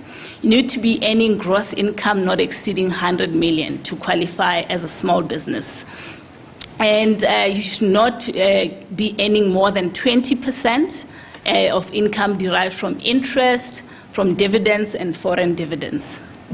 The key here, again, you need to be tax compliant to be able to access this deferral, and you need to have been registered with SARS as an employer by the 25th of June 2021. The last relief that they've introduced is the deferral of excise duties. Similar to PAYE, you can defer your payment for excise duties for a period of 3 months. This is effective immediately, but you need to qualify as well here. For you to be able to qualify, you need to make an application, showing your circumstances to SARS, and you need to be also tax compliant for you to be able to access this benefit. Matshidiso will take us through the home office expenses relief. Okay, thanks, Mtupi. So this one is very relevant now because a lot of us are working from home. You're not working at the office anymore. So SARS just thought, let's give us a little bit of a deduction because of that. So qualifying employees, it's basically you need to be working from home for the purpose of trade or your employment, right? So you can't be at home just chilling. You need to be working for the purpose of trade, and you need to be regularly and exclusively used for the purpose of trade. Your premises need to be used for the purpose of trade, and it needs to be equipped as such. Like you need to have a desk, a workstation to equip yourself for your work. And if your remuneration or your salary, you're only getting a remuneration or salary, then more than 50% of your duties need to be performed at home. So you can't be working 70% at the office and only 30% at home. It needs to be more than 50% at home. And then if 50%, more than 50% of your salary is consists of commission or a salary that you're getting based on your work that you performed, then you need to be performing more than 50% of your duties outside of your employer's premises. So you can't be, if you're working on commission and you're at a call center or whatever, then you don't qualify for this. You need to be working more than 50% of your time away from your employer's premises. Okay, so the kind of home expenses that you can get a deduction for, it's basically like the rent that you're paying for your premises, the costs of any repairs to your premises, and expenses in relation to those premises, right? And then we've also listed, based on Section 23, the other expenses that you can actually claim, things like your phone, your internet, stationery, wear and tear, office equipment. These are just some of the examples that you can get your deduction.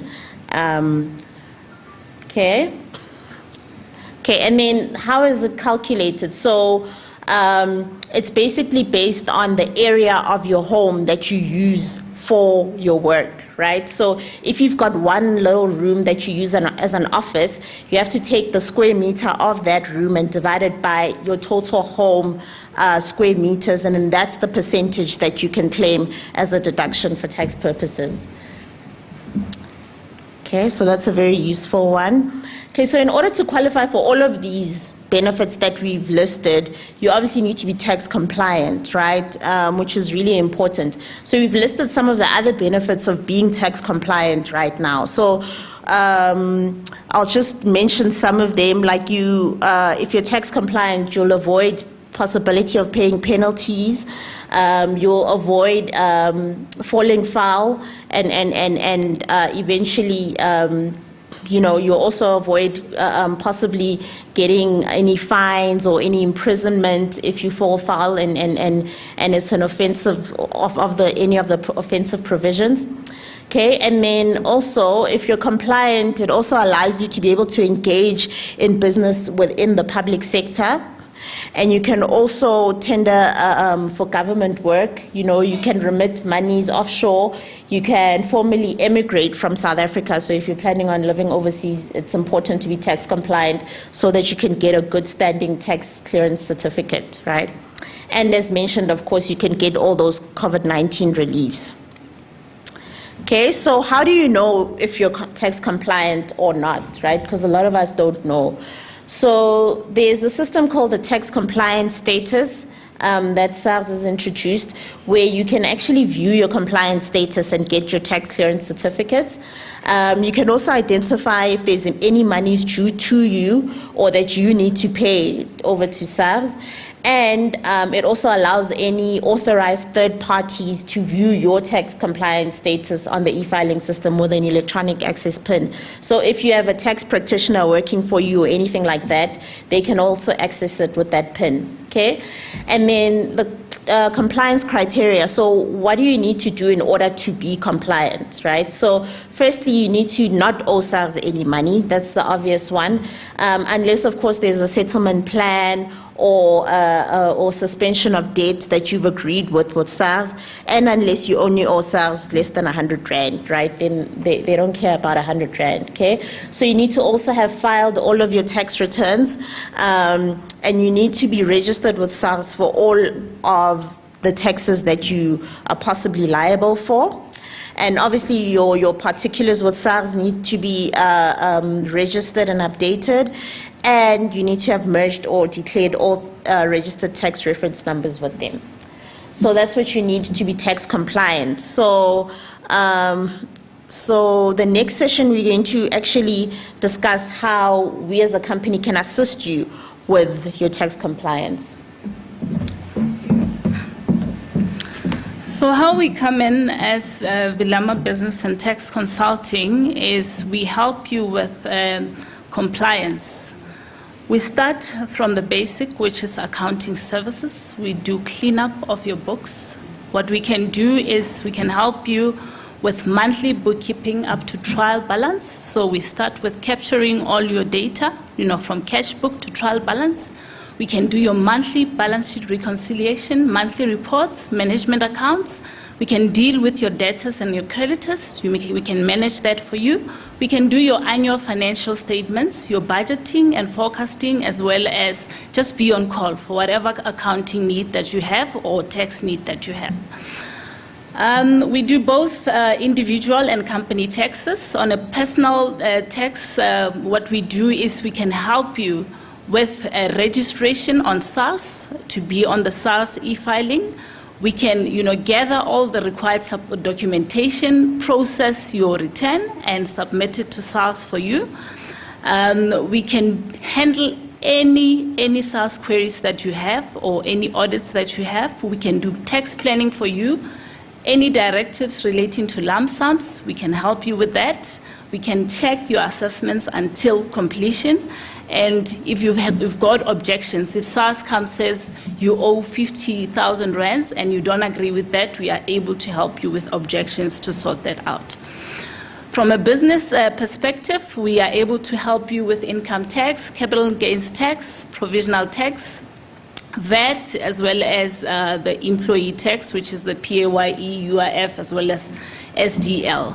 So we do the tax planning for you. We make sure that you are compliant. We do the objections similar to what we do on a personal tax side. And we submit all your returns, VAT returns, EMP 201, and the annual returns for employees, EMP 501.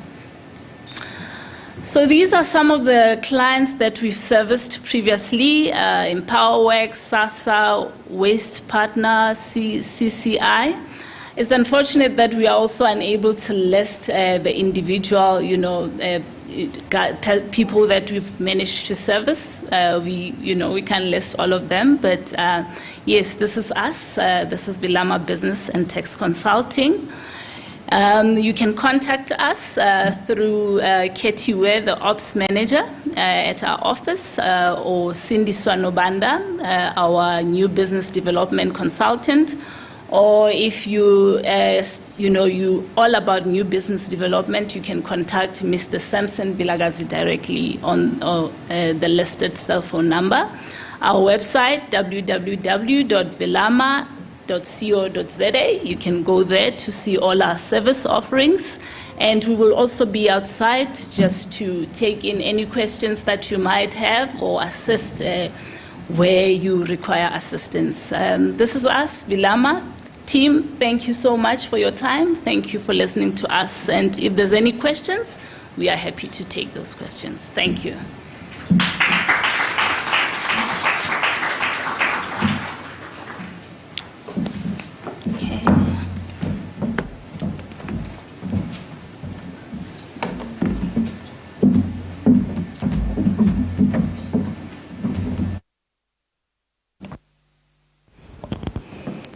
Thank you so much for the presentation, and you are welcome.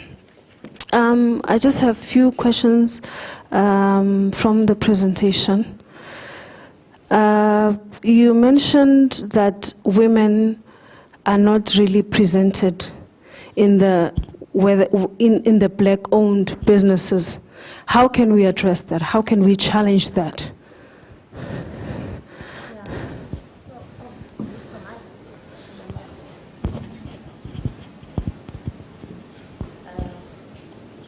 I think it's on. Yes, it is. Okay, so yeah, that's a good question. So this is why we listed some of the reasons why, right? Yeah. So some of the challenges that they face, right? So, for example, the domestic one, where a lot of women, if there's anything happening at home, you need to sort of tackle it yourself, and our male counterparts, they can carry on at work. So even within our communities, that's when we can start changing that, right? And start being more assistant of each other. So in our households, not have the challenge just fall only on the woman, but sort of have shared responsibilities in that space, right? So it starts there within our communities, because even the third reason we named, where women are not confident, there's a lot of social and cultural norms where we have to serve a certain role that we also need to break within our communities as well, by encouraging each other, right? And also identifying that there's more than 50% of us in our country are female. So we need to be providing those goods and services to cater to that, to our own gender, right? So it's about breaking those stereotypes within our communities. But it's also about, as women, we also need to be aware of the opportunities that are out there, I mean, we're talking about in business specifically, but I know even from a career perspective, when I was in high school, I didn't even know that there was the big 4 audit firms. I only found that out in varsity, you know what I mean? So there's a lot of information that doesn't filter down to the townships, to the rural areas, for young girls to be aware of the opportunities that are out there. So that's also something that not just the government and institutions need to do, but even me as a professional from down the road in Alex, I need to go back and speak at the schools and, you know, make the kids aware that there is more out there. You can start businesses, you can go into these professions. So it's up to us. Okay. Is it more on self-afflicted challenges that we afflict on ourselves, whether it's confidence in ourselves, whether it's believing in ourselves, so that we can be able to sustain those businesses and be able to retain everything that we have? Is it more of ourselves, or is it general challenges that we face as women? So I think it's both. I think it's definitely ourselves. I find that women are more harder on ourselves than men are on themselves. I think that we expect more from ourselves than anyone else does.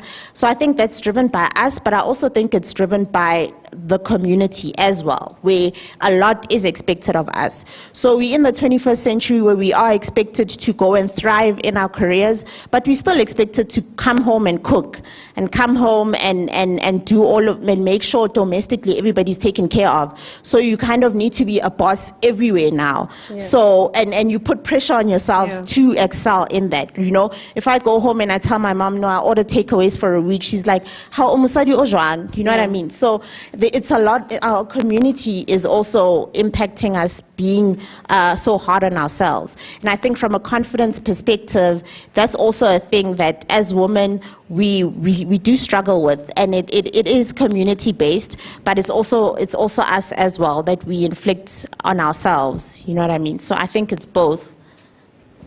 Okay, we're going to take 2 questions from the floor. From the presentation, if you want to understand about the benefits more, the relief more. Can we have 2 questions? Can we have a mic flowing in the floor? And you just raise your hand, and Memutupi can answer your questions. Going once.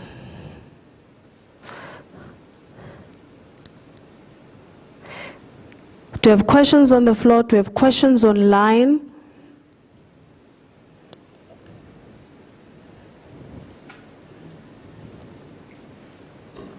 No questions.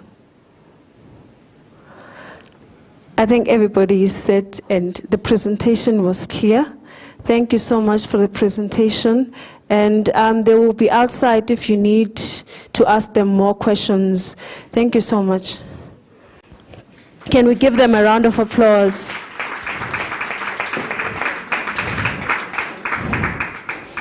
We're going to change gears now. We're going to have women in consulting. Can we have Memegi and Metembi to join us on stage? Can you give them a round of applause as they come up?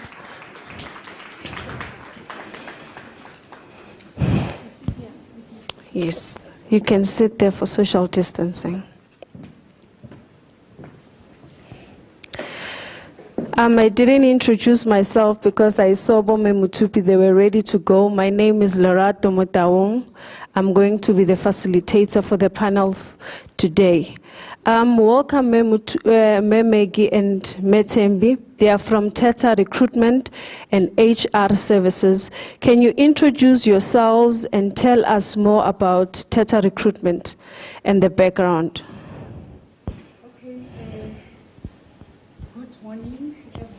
There's the mic. Good morning, everyone. Is it fine? Morning. Can you hear me? Thank you very much, Lerato, for the opportunity that has been presented to us. My name is Tembi Nkonyane. I am the operations manager from Teta Recruitment and HR Consulting Company. Dumelang, Sani Bonani, Absheni, Nyalibigelela. Mama, we thank you very much, Lentate and your team, for the opportunity that you have graced us with. And we thank you so much for believing in us. My name is Maggie Tahudi from Teta Recruitment and HR Consulting. I'm the managing director of the company. I just want to give you a brief background of the company. You know, this company was established through a passion of two mothers, two women, and two grandmothers. When we retire, I'm happy that Temulapu is here, because last time he said to me, I mustn't use the word retire because there's no retirement in the Bible. So I will use the opportunity when we retired from government, that we served for 30 years in human resource management. I think some of you were not born by then. It's 30 years now. So when we exited the system, I'm changing the language now because he's here. When we exited the system, the government system in 2019, we thought of giving back to the community, because we believed that we were fortunate or privileged enough to go to school, to go through tertiary institutions, to have career in our lives and to be employed. And again, to raise children, to have that a privilege of taking them to school. And we looked at them and said, they're working now. We then said, how can we touch a child? How can we reach out? There are children out there like Me Noku Nontokozo. He mentioned that there are children who do not have parents. There are children whose parents are sick. There are children who raise one another. We thought about those children and we said, how can we make a difference? We also thought about a woman out there who never had a privilege like us. And we said, how do we reach out to that woman and make a difference in any household? So what we did then, we identified young unemployed people, young men, young women. But then we looked at the previously disadvantaged areas in the Vaal Triangle. We identified them. We also partnership with the Department of Labor. As we all know that these young people, when they look for the jobs, they go to the Department of Labor. They are just registered in their database. And we then said to them, this is the passion that we have. We are here to make a difference. We are here to give and not to take. So we put the skills development program. And the program that we chose the boiler operator program. The reason we chose the boiler operator program is because of the experience that we had when we were working for government. We exited the system at the Department of Infrastructure. That is also responsible to ensure that the boilers at the hospitals are maintained and are operated manually, because 60% or 70% of the hospitals, they are still using coal boil to make sure that the water boils 24/7. That is the reason, because we knew that out there in public sector, there's a lack of that skill. We then identified about 16. The reason we had 16 is because we used our funds. Hey, pension in let's make a difference, because we were fortunate enough. Now, we partnershiped with the skills development institution, the Learning Solution. because the learning solution by then, I'm not sure now, was the only service provider that had the boiler operator program. We put them on the program. It's a program that is accredited with energy and water sector. 12 months program. After 12 months, they acquired the qualifications.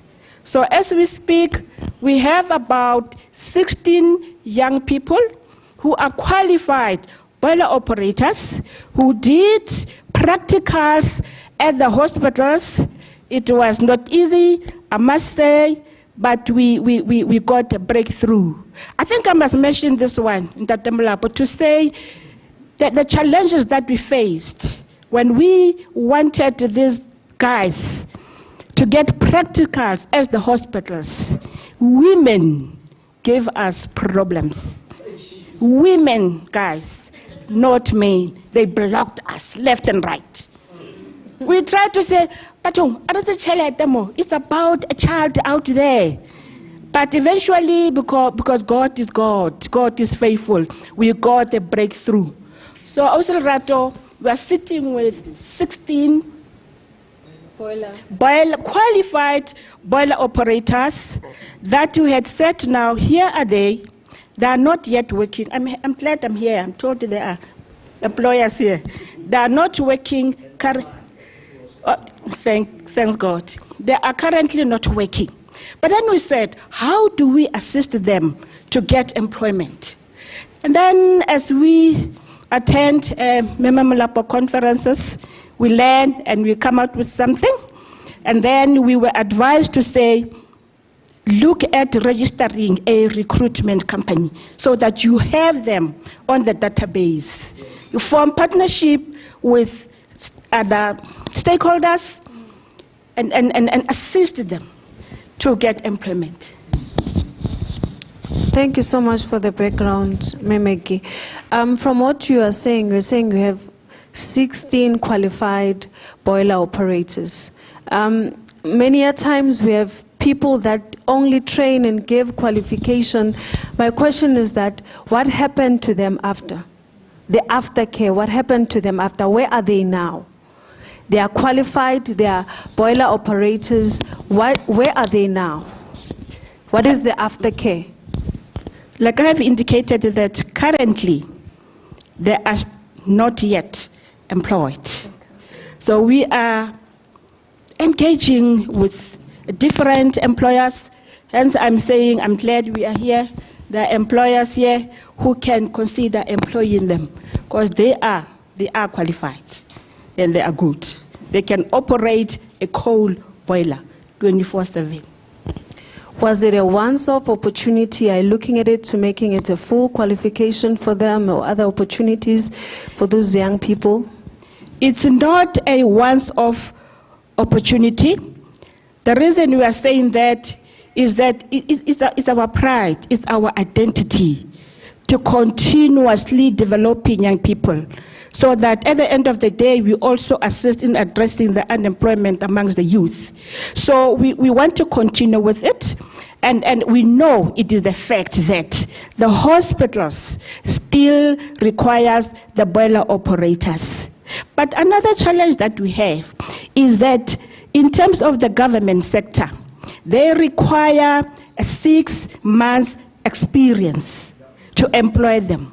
They indicated to us that the opportunities are there, but they need to have 6 months experience. So another thing that we are looking at is for the company to say we can offer them a volunteering job. They can volunteer for 6 months, even without getting paid, stipending about transport. But for 6 months, they can acquire experience, then they can work. Now, another thing that we want to continue is that among the 16 that we have, there's only 2 young women. Professor Moyo indicated that the females, they're afraid of that space. She indicated that there's a lack of engineers from women. Even the 2 that we had, we struggled they were so scared to say, "Hi, Mama rona ra tshaba boiler operator." And we choose to challenge Ntate Molapo. We are saying this space is dominated by men. You go to the boiler house at any hospital, men. So that is why we also want to continue. But as we continue, we also want to include other programs, technical, the artisans, the engineers, the fitters, and all the disciplines of artisans. And other skills, of course. Let's not give the impression that our focus is only on the technical or the boiler operators. We do have in our database different skills. Okay, let's give Austem an opportunity now. Tata Recruitment, one of your services is to provide training to the public prescript. What is the rationale behind that? Thank you, Lerato.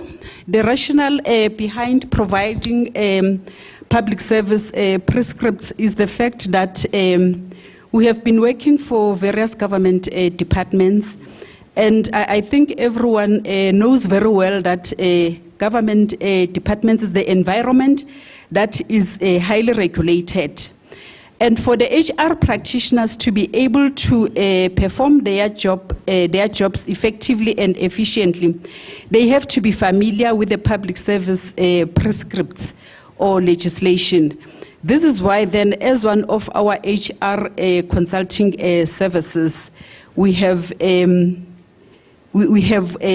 providing public service prescript training as one of the key responsibility areas, because we would want to see improvement in the entire public service. However, there is no way that you could perform without making reference to the relevant public service prescripts. You are a junior manager, you are a senior manager, you have to know about all the HR prescripts. Yes, HR is the area that is basically based in the HR business unit. But managers in different disciplines, they have to know, as an example, as to how to implement the performance management systems. They have to know about the basic conditions of employment, as an example. So it is very important that we need to provide that training and capacitate the employees. Okay, my last question before I give to the floor is that what other services does Tata Recruitment offer besides the boiler operators and the HR? Do you have other services that you offer as a company? Yes, Lerato. The HR services that we are offering them in conjunction with the ICANN for IR. Those services include organizational development, change management, mentoring and coaching, human resource planning, human resource turnaround strategy, human resource policies and processes, business processes and company business processes, backlog management strategy. Those are some of the HR services that we are rendering also in conjunction with the ICANN for IR.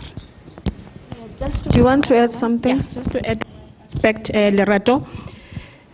In terms of recruitment, as we have mentioned that we do have database of the various skills, but we also do skill search. If you're looking for the skill that we do not have in the database, we search for that skill. We know which corners to go to get you the relevant skill that you know, that you want. We also do head hunting. Remember, we've been government for 30 years. We're also responsible for recruitment. So we know other agencies that were serving us. We know the skill, where the skill is sitting, especially women in leadership. Experience, praise. Can we have questions from the floor? 2 questions, and if we have questions online, can we have a mic in the floor? There's a hand there, and there's a hand in the back. Can we have the mic so that they can ask the questions? Can we also prepare those questions online if we have them?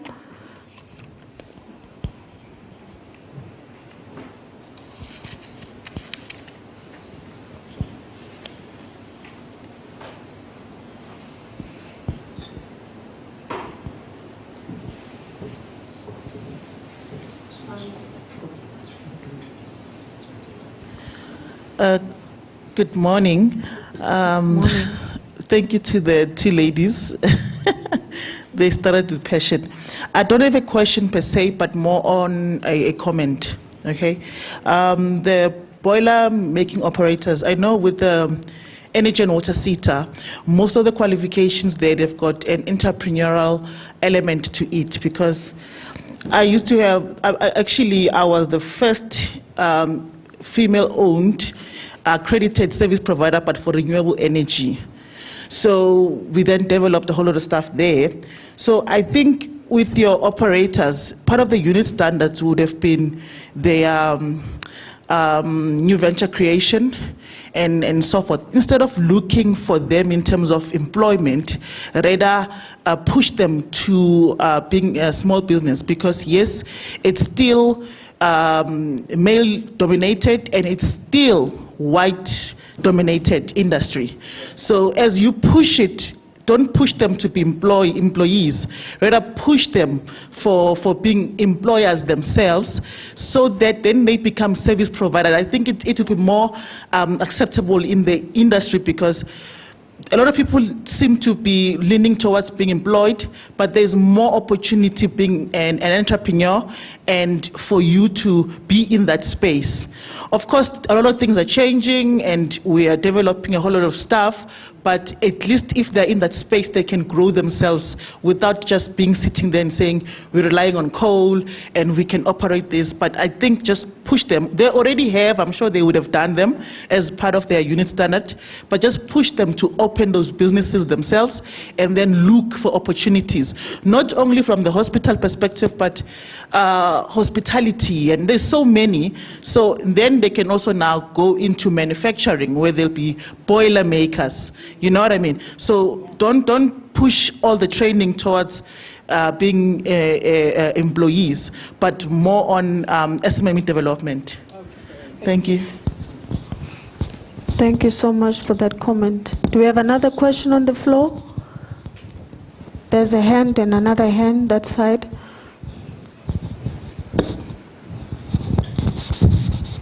Can we still take online questions, Tatemlabo? Thank you. Thank you, ladies, for such a great presentation. You know, when you talk, because I'm passionate myself with young people's development, but I want to share the same sentiments with my sister that just commented that if you can maybe have the exchange programs or expose these young people to the maybe well-established business in the industry, so that they see what can they do, and also if you can get them an industry-specific mentor to assist to set up this business, and maybe make it an incubation program, like for 6 months or kind of, just so they are stable. Till they are stable, and then after that, because there's a lot of gaps in the communities as well. So, and also there's this narrative that small businesses need to be multimillionaires. Businesses and entrepreneurship, it's not all of us are going to be millionaires, but it's just to close gaps so we can live. The students that are, or the young people that are employing 1 or 2 people, there's still job creation. That's employing 1 person, that's still job creation, including yourself, because you're also providing for your community as a small business. So maybe you can encourage them from that perspective as well. But also because sometimes it's difficult to long for something you've not been exposed to, you don't know how it's like to run this type of a business. It becomes much easier when you've exposed them to that. Maybe spend a week or so, or a weekend, or create a boot camp with whoever the industry person is, to stay with them and show where the gaps are, how can they close those gaps, and how can they run their business. With that, they just automatically becomes, because now they've been exposed even to how to operationalize this business. So yeah, thank you. Thank you so much.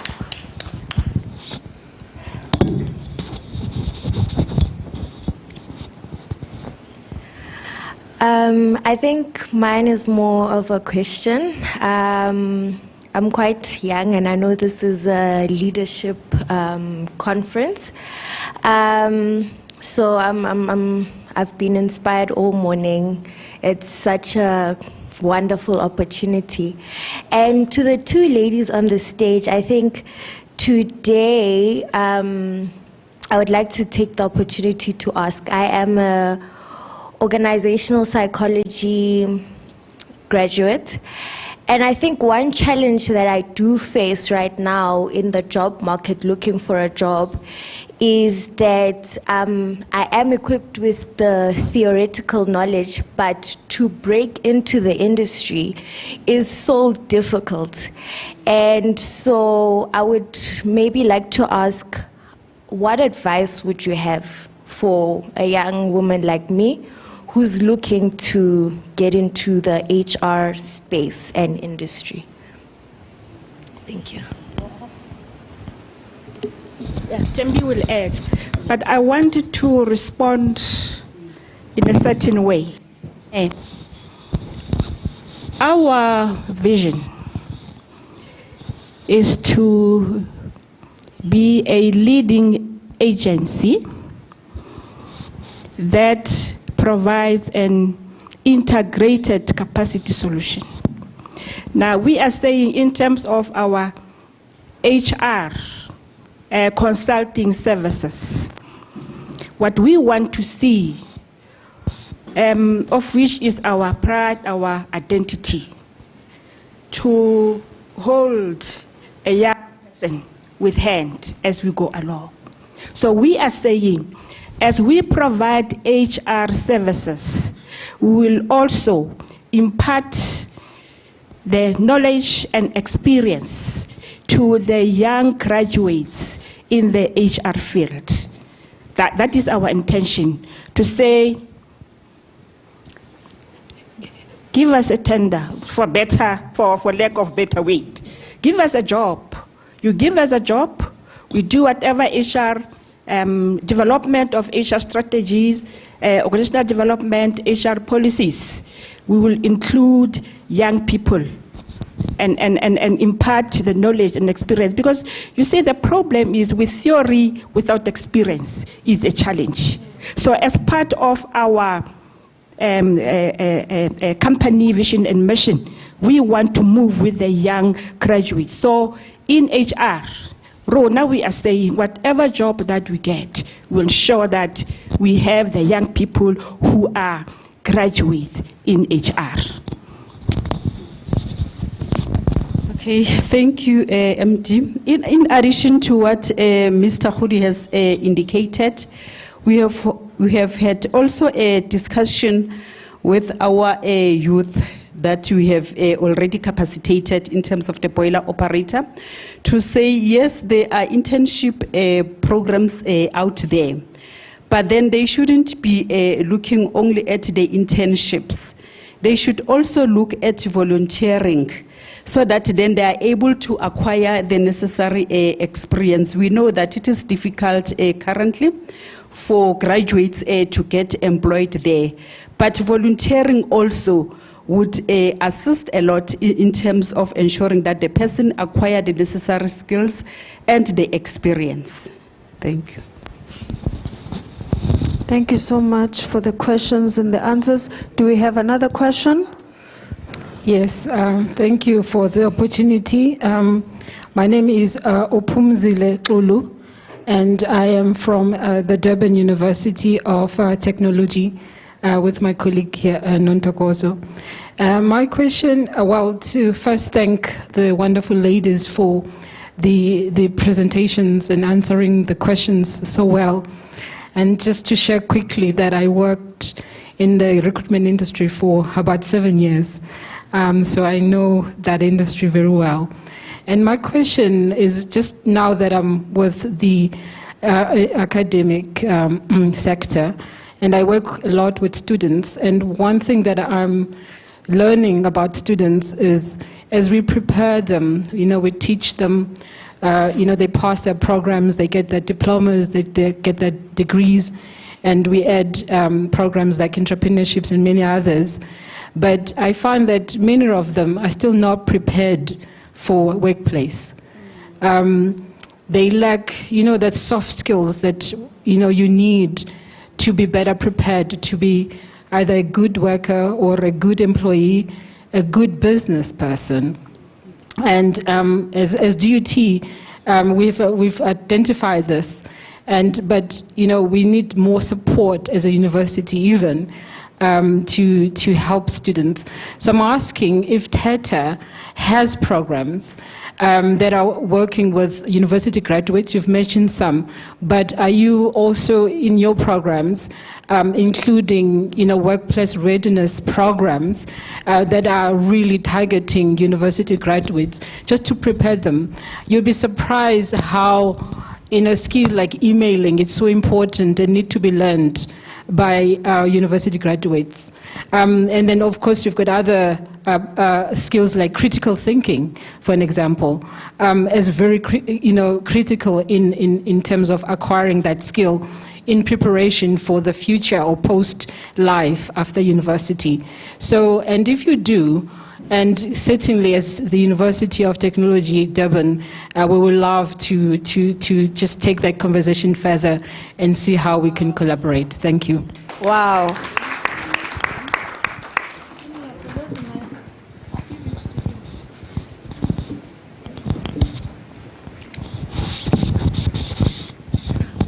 Thank you so much, ma'am. This is great news because as part of our MOU, Memorandum of Understanding, and MOA, Memorandum of Agreement, between ICANN, 4IR, and DUT, I'm not sure whether you're a prophet or a prophetess. But from next month, we will be signing the additional things from the innovation, from your beautiful presentation, and also the text people there. You'd be surprised, because we can talk about all the entrepreneurship, but remember, things don't end wrong, they start wrong. So as part of the DUT ICANN 4IR, all I'll just say is amen and amen. So make sure, and I know they are listening, Professor Busiso and all the DUT guys, let's leave it like that. And during lunch or something like that, please let's connect with the lady, okay? But Mama, we are finding out right now this young man is running up and down. We just got a contract with MICT CETA. We are in Limpopo. The funny part is a lot of our young people are technically skilled, but their interviewing skills, I'm sorry to use the word, sucks, okay? They don't know. I mean, even if it's online, they're netiquette, not etiquette, netiquette. They're just chewing gum, whatever, and everything. But shapa chappies by tabla, left, right, and center. Technically, they're good. But their life, or what we call soft skills, maybe we need to change that word, soft skills. Because if these skills are not dealt with, they become hard skills. Yes. So, obviously with 4IR, we understand what you said, critical skills, communication skills, decision-making skills, creative and innovative skills, financial skills. So all of those things now as part of the package are needed for us to have well-rounded people. Finally, you'll be happy to know that also next month, we are signing a contract with SAGRA because our passion is unemployed graduates. But why must we wait until they graduate? Maybe as part of the funding with DUT, let's prepare them, put a module. In the high schools, we used to call it life orientation or career guidance thing. So even within the universities, let's leave this thing of soft skill. It is a skill. So then we also need to enable and empower them. While they're still at the TVET, at the universities, and that is why Mteta recruitment, and God willing now, with our ongoing relationship with DUT, we need to include that. And Sam, I think you guys are ready for that. Also, African Bank is not only just for people banking. We need also on financial management, empower these young people. They've got NSFAS money. And how do they use that money? We need proactivity. As Faith said, it must just not be another talk shop. In Afrikaans, ek is heeltemal nar met seminars. We now need to take these things forward. And I say viva to the women, viva. Or Titi Mbogoto. Viva. Let's just give the ladies a round of applause for all their answers, their presentation. It was wonderful. Just in closing, can we have the last comments from you?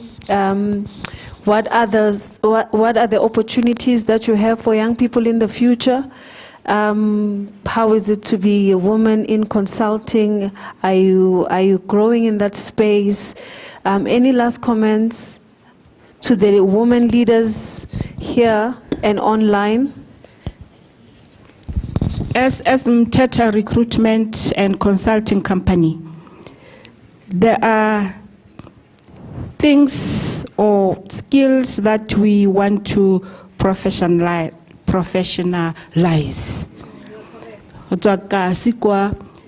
When you go to the tech shop, there are about 3 women. They are busy sewing the curtains. But you can see the way they are doing this. It's not professional. It's not in order. We can see that they need support. They need to be taught how best they can do that, and how best they can grow from that, and how best they can own their own companies through that. So that is the space that we are looking at, as well as cleaning. When I stay in Vereeniging and normally they're looking for the job to clean the house. But we look at them when they clean the house. We're saying this cleaning must be professionalized, where women will be taught how to clean properly, how to take care of hygiene-related stuff in the house, how to take the children, and so that they can have a qualification, so that they are employed. We know when we employ them in our households, they are professional. And also, like my sister has said, how do they then, at the end of the day, have their own companies? How they become entrepreneurs? Thank you. Thank you, House Maggie. Okay, yeah. In addition to what Mr. Khuri has indicated, basically, we would like to.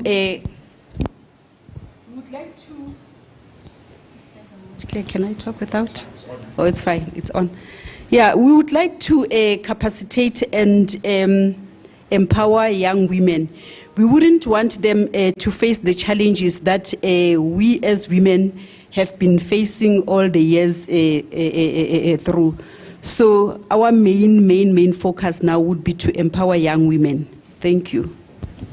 Thank you so much. Can we give them a round of applause? Thank you so much. Just in closing, I have 2 quotes that I read this morning. The other one says, you can go and sit down. The other one says, a trap is only a trap if you don't know about it, but if you know about it, it is a challenge. So some of the things we think they are a trap, but in essence, they are a challenge. So as we are here, let's accept the challenge. And the other quote is, you learn something valuable from all the significant events and people, but you never touch your true potential until you challenge yourself to go beyond imposed limitations. So we need to go beyond the imposed limitations and challenge ourselves and choose to challenge. So thank you so much. Thank you, ladies and gentlemen.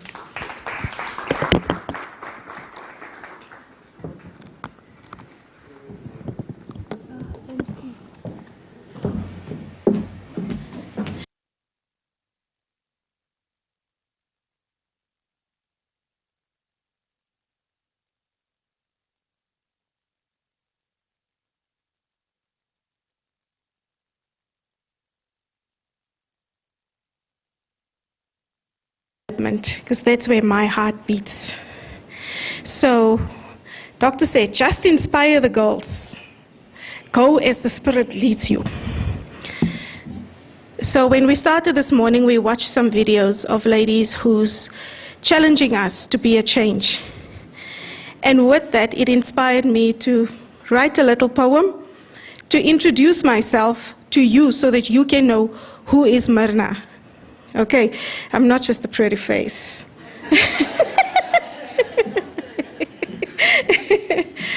I am created with the stars in my eyes, with fire in my soul that burns passionately. I have a dream in my heart. I have a song on my lips that will ever sing the praises to him that created me. Fearfully and wonderfully made, created by design for a particular purpose that I could only found through my Creator. I chose to challenge. I chose to be a change agent. I am an education, training, and development practitioner by profession. Through imparting skills, coaching, and training, I have seen countless lives changed.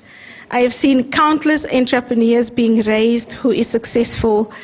I am still running into people everywhere I go who I have granted the opportunity to study, and they have decided to make something of that opportunity.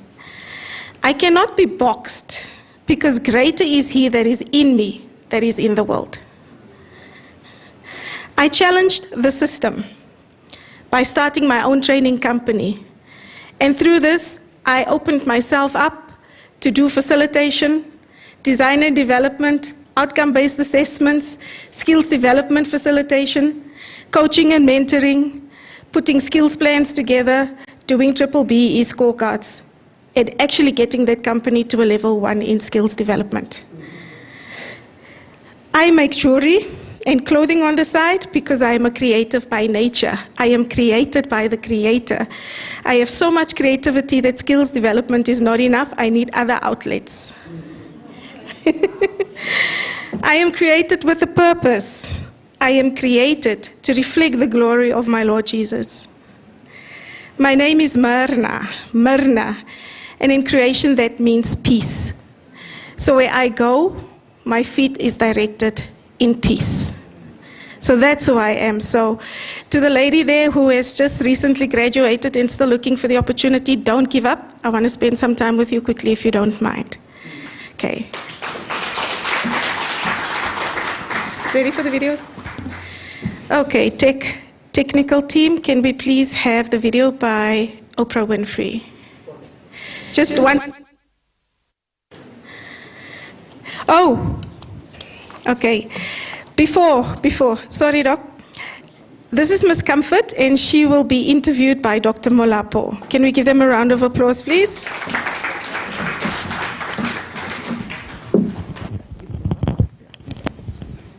Come on, don't be jealous. Give Miss Myrna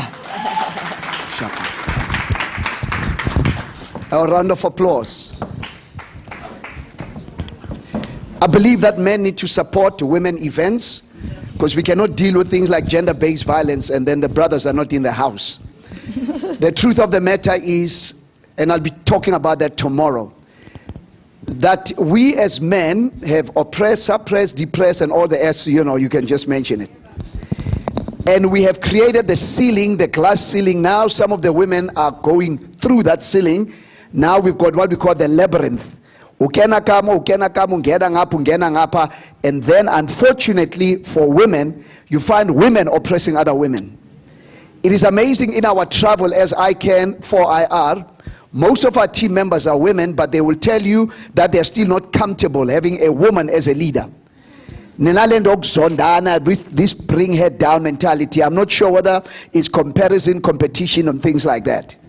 But it is still this time of Choose to Challenge that I want to encourage those people online and here present. And that is why today we've got a special guest all the way from Nairobi, Kenya. Let's give Sister Comfort a wonderful round of applause. Sister Comfort, we're going to be dealing with a lot of issues. First of all, who are you? I asked a person the other day, where do you come from? They say, from my mother. I mean, I know you come from your mother, but who is Comfort? All right, thank you very much, Dr. Molapo, for the opportunity. Comfort is a mother, a wife, and a marketplace champion. In the last few years, the Lord just exposed me into the corporate market. Yes. But you never had a colorful start. Your teenage years were difficult. Share some thoughts with us. All right. When I was growing up, at the age of 9, I discovered something has gone off from our family. I am number 9 in a family of 12.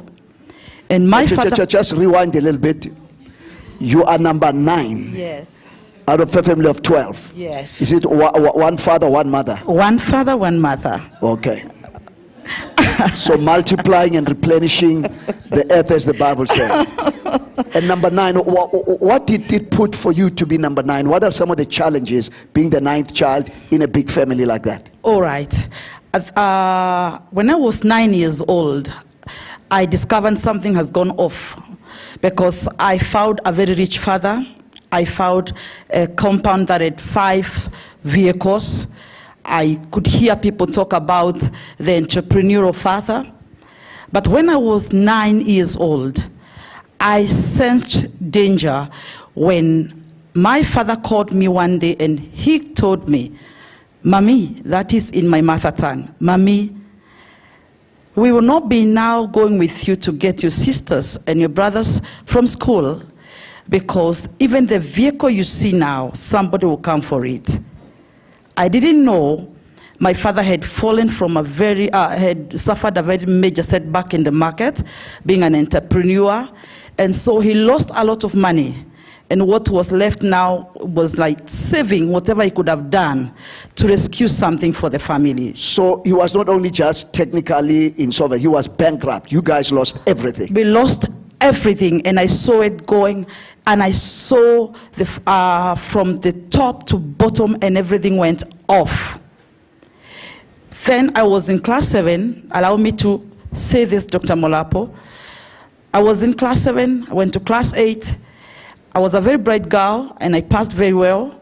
And my father told me, now that things have gone off, and your elder brothers and sisters are still in pursuit of education, and maybe some have succeeded, would you might go back again to class 7? We see whether I'll have money to take you back to school. I was taken from class 8 to class 7. I performed very well. And then when I did my class 8, performed very well still, got into enrolled into one of the best schools. But in a month's time, my father could not afford the money. So I was taken back to the village, and I started now doing whatever was possible. And I started pleading with teachers whether they can gather together and help me acquire education. I tried to plead with my relatives, and it was not possible. I could not withstand the shame and the pain I went through when I saw my fellow girls, my fellow classmates come from school, and I'm in the village, and the only thing I could do was to go and look for something. Okay, I know you will bear with me. Go ahead. Yeah.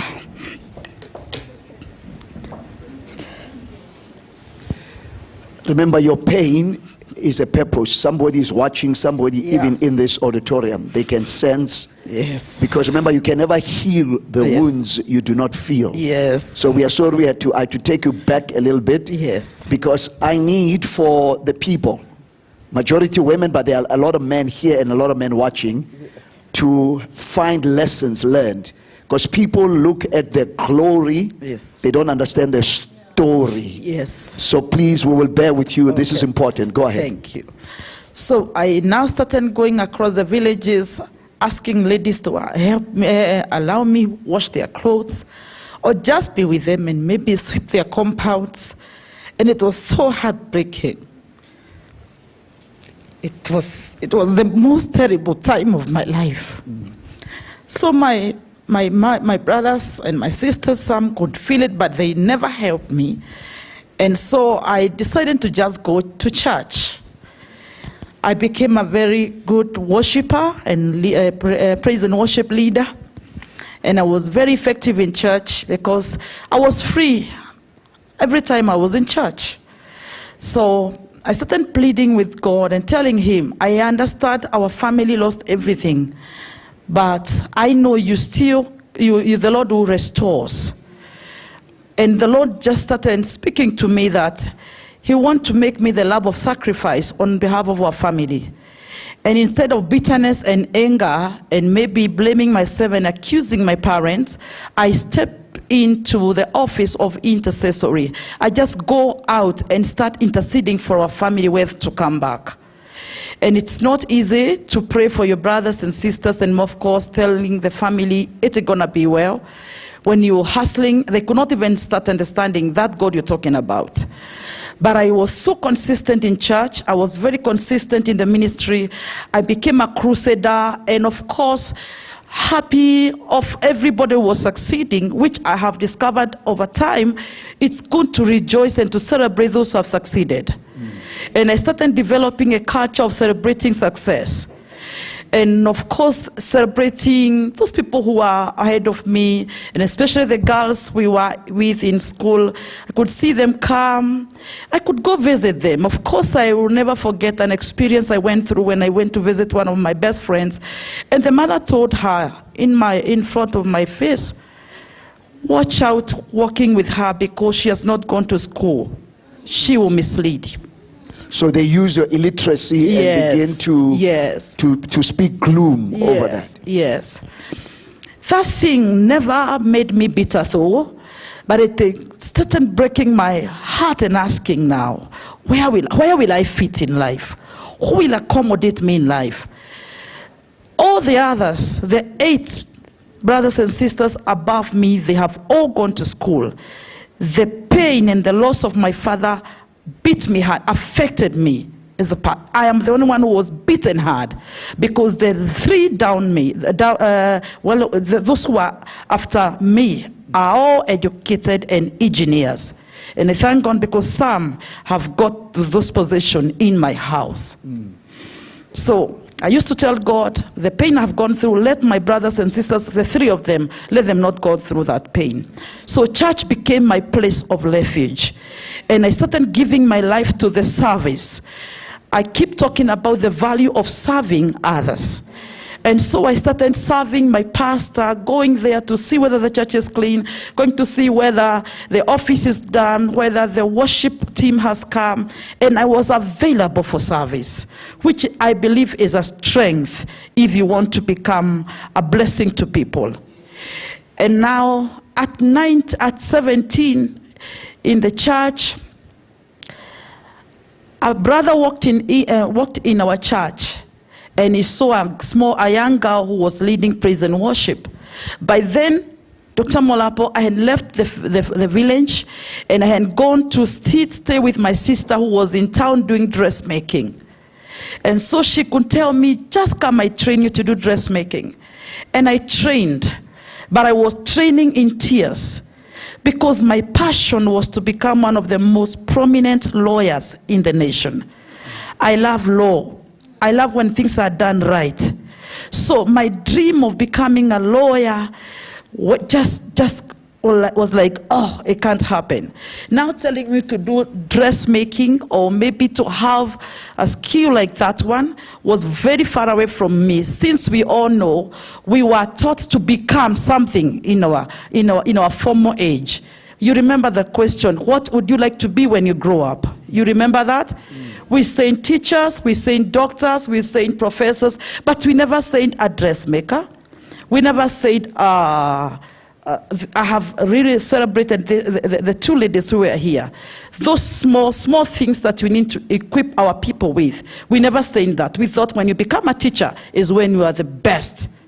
And so for me, I fought with my sister, but either way, Dr. Molapo, I did the dressmaking. And I was still active in church.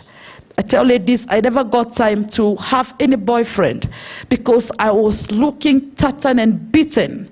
Nobody even could have seen me or admired me. I was a church girl. And I finished with my sister. I did the dressmaking. And one day we in church and a brother walked in. I was 17 years old. And he invited me to his church. And at 19, I found myself in marriage.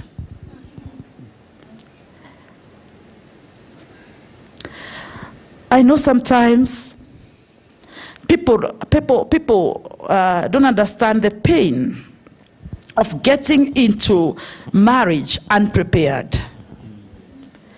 Nobody prepared me, and maybe this goes across to the churches, and especially Pentecostal churches, where we spiritualize everything, and of course we feel like it's a plus. I remember when I told some of the ladies, Dr. Molapo, that there's a man who wants to marry me. One lady said, it's a miracle. Now that you've not gone to school and there's nothing you're doing, you better be married. I know the pain of becoming a wife at teenage. I got into marriage. My husband is older than I with 11 years. But thank God, because he's faithful, even in our weak moment. He gave me a man who became a friend, a father to me, a mentor, and a man who just allowed me to grow around him. One of the things I keep telling ladies, it's good to get a man who will give you a space and a place. Space means a place you can grow yourself. Allow me grow, see who I can become. And then give me a place, a peaceful environment. He never allowed relatives and friends to torture me. He never allowed anybody to torture me. He just allowed me to be. And Dr. Molapo, these were my broken ears. Because I used to listen to one of the most prominent women speaker in Kenya. She's a hope speaker. And my husband could go buy me those CDs, DVDs, come and bring them in the house. And I used to listen 24/7, that woman speaking faith. And she allowed me just to listen. He's a man I honor because he's still my husband to date.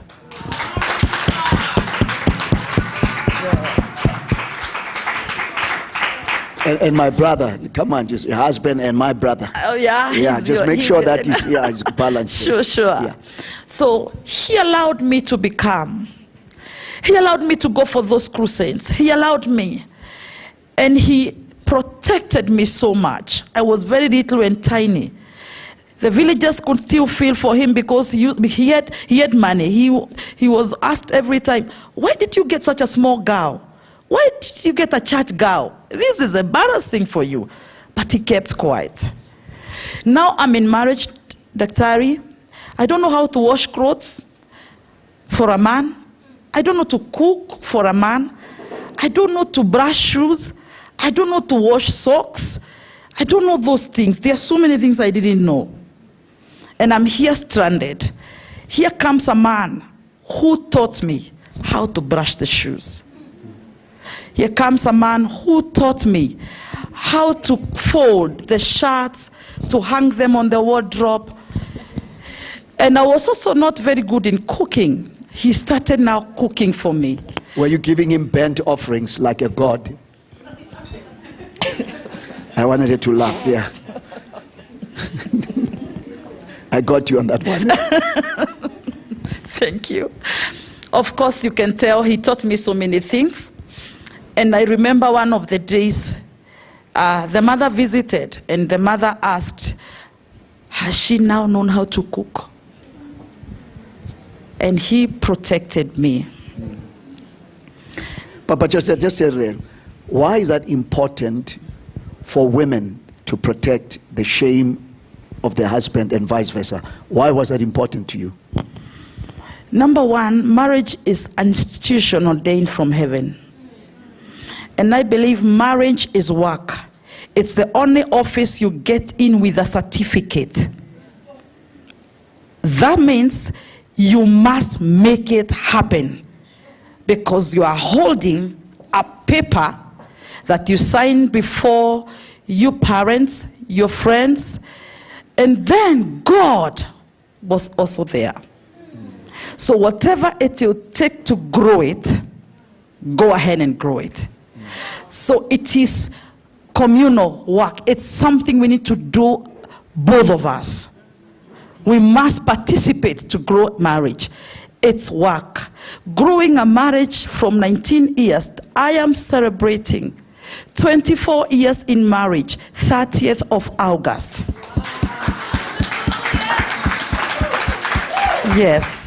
That is why she's going back this week. That's why I'm going back. Tell them what I said to you. I said, no, you cannot. We want you here. Tell them what I said. He told me you must jet back on 29th, that you may go have fun and give that man what he deserves after 24 years. So I have to leave on 29th. Beautiful ladies. It has not been easy. A teenager, and especially now from class 8, and then the 3 years I was at home hustling, looking for what to do, you become a prey. P-R-E-Y. You get what I mean? If you devoured from all forces, thank God for Jesus and hiding me in the church, that no devourer was able to access me. There's no better place to hide like in the altar. The Lord was with me. I became a hymn singer. I love singing hymns. And everybody was drawn to me that I may lead a hymn song. Right? Rock of ages, craft for me. Let me hide myself in thee. Let the water and the blood. I know we can do it. I started singing hymns and I started building my faith through hymns. But now see, everybody's torturing me. The shame, women can talk, and I thank God Faith said it. If there's somebody who can lift you up overnight, is a woman. If there's somebody who can bring you down overnight, it took one morning for women to gather in one village and said, Saul has killed, David has killed. Of course, the challenge was the numbers they gave. That David has killed tens of thousands. Saul has killed hundreds. A woman is enough to make you whatever you want to become. That's why I also tell ladies, since we know the capacity we carry, even our husbands, in one way or the other, they find themselves in our... A woman can decide to mess somebody's destiny. And I pray that in the name of Jesus, you will never mess somebody's destiny. I went through pain and hell. Many ladies could come and torture me so much. They could come and tell me, oh, without education, where can you go? Without education, who can be your friend? Who will even marry you? All those things. I could hear things and not answer back, but break inside. But tell God, I'm breaking inside because I know I am somewhere in the future and I look much better than I'm looking right now. That was my daily confession. And I was telling the Lord, I shame my enemies, I shame my accusers, and those who think my life got concluded in class 8. 11 years later in marriage, no children. This is where that's when I knew women in real color. A woman is good. Turn to your neighbor, tell your neighbor, women are good, but they can destroy. Dr. Molapo, this was my 11 years of hell. Because they are now even going to tell my husband, what did you do to yourself? See now, why did you decide to take such a young girl who cannot even give you a child? And I went through hell, but thank God for the altar. I was ever in the altar praising the Lord. My worship experience, anytime I could lift up my hands, many times, people were saying, she's crying because she has no baby. But I had to go beyond babies. After reading a scripture, Dr. Molapo, that says that those who are planted in the house of the Lord, I will give them a name better than sons and daughters. There is a name. Amen. There's a name. And this now makes this may now maybe share with you why my name is not Pauline, as the ID indicates. It's Comfort. People call me Comfort. A prophetic name I was given by my spiritual father. And now all this journey, deep down inside you have that dream. Even though other people were dream killers, you kept on. What I like about it is you were hungry to grow with or without people, yes. Your relationship. Yes. Now after hustling, selling tomatoes in the streets, not having children and things like that, you realize while church is good, but you needed the exposure of the marketplace. Sure. Because sometimes as Christians we pray too much, but Jesus himself said, occupy. The word occupy means take care of my business. Yeah. How were you exposed to the business world, being a church girl, married young, no children? We come back to the children because now you have a story to tell about the children. Sure. Maybe let's talk about the children. So after how many years then were you able to be blessed with the fruit of the womb? The 12th year I got my firstborn. Yeah. Is that the only child you have? No, I have 2. The other one is 10. Okay, so is my brother going for 12? I'm good. Let's not go there. Let's go there. The exposure to the marketplace. Let's talk about that, because people here and online are wanting to know that shift, that faithfulness in little things, being disregarded not only just by the male dominated problem, but even by the sisters, and you kept on moving. Where and how was the breakthrough for you? Thank you. This is what I did and the decision I made, beautiful ladies. I said, now that I understand my standard and my status, that I have no paper I can show anywhere, I choose to walk with those who have those papers. And my friends today, even when you come back to Kenya, you see the clique of my friends. I go with ladies who are educated than I, socially exposed than I, spiritually strong and loaded than I. I only follow. I'm the least in all my groups. But you are not threatened by them, and you're not jealous. Not at all. They are ahead of you. Yes. That's a problem, because sometimes people, both men and women, when someone is much more educated and whatever, you have this wonderful thing of maybe just prodding, whatever. But you learn from them. Yes. So the exposure, when you had people surrounding yourself with those people, how was your personal breakthrough? The theme is choose to challenge. What made them so that you can choose to challenge yourself? All right. Most of the time, these people found me in church ministering. And so after the meeting, they could ask me, can we go out for coffee? And it took one person to invite me for a business meeting.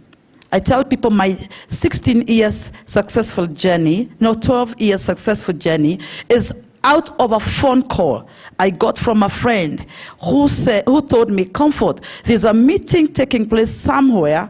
You need to get some few coins, attend that conference, and maybe you can learn some few things about business. It was not easy because I'm a Bible girl. I'm a church lady. I'm always in ministry. Where do you take me into an economic meeting, a financial meeting, a meeting where professionals are and corporate guys? And I was like, I don't know whether I'll go, but let me try. Because by then, I was selling along the streets, green groceries. I was a hawker at some point. So I was ready for something new. And I believe it's good sometimes to follow the scriptures, that the expectations of the righteous shall never be cut off. Every day I was like, what best can I do? And I attend this conference. I walked in. I was looking beaten. I had to borrow fare to go to that place because it was a bit far from Nairobi. And I walked in shivering, shaken, ashamed, sat at the back because I found professionals sitting and very clean ladies, beautiful, of course, the perfume, you understand what I'm talking about? And I was so scared at the back. Luckily, somebody walked in and said, oh, Comfort, you're here. Before we start the meeting, would you mind lead us in one hymn song? And I'm like, oh my God. In front of who and where? But something told me, Dr. Molapo, do what you know best now. Don't copy them. Don't admire anything. Do your thing and do it best. So I came in front and I held the microphone and I led this song that said, what a friend we have in Jesus. And I did it in my mother tongue. It was powerful. I didn't know they will lift up their hands. I saw the whole hall, everybody's hands are up. And I'm like, okay. And I led the song. It has 3 stanzas. I finished because I was still feeling this is not my place. These are not the people to be with. I'm used to the normal, the lowly, the church people. I need to walk out of the stage very fast. I walked out of the stage. The management said, no, go back and pray for us. I'm like, okay, now which language will I use in front of professionals? Yes. And I'm stranded there. I started maybe trying Kiswahili, the national language, and I'm stranded there. But I had the voice tell me, do it your way. Amen. Because Chinese will speak in Chinese, Japanese. Why do we have to struggle, whatever? So I said, let me do it in my mother tongue. Yes. And I did it. And I prayed for their business that I didn't know what it was. I prayed, and I could hear them saying, yes, Lord. Yes, Lord. I wanted, you mean professionals can join in prayer?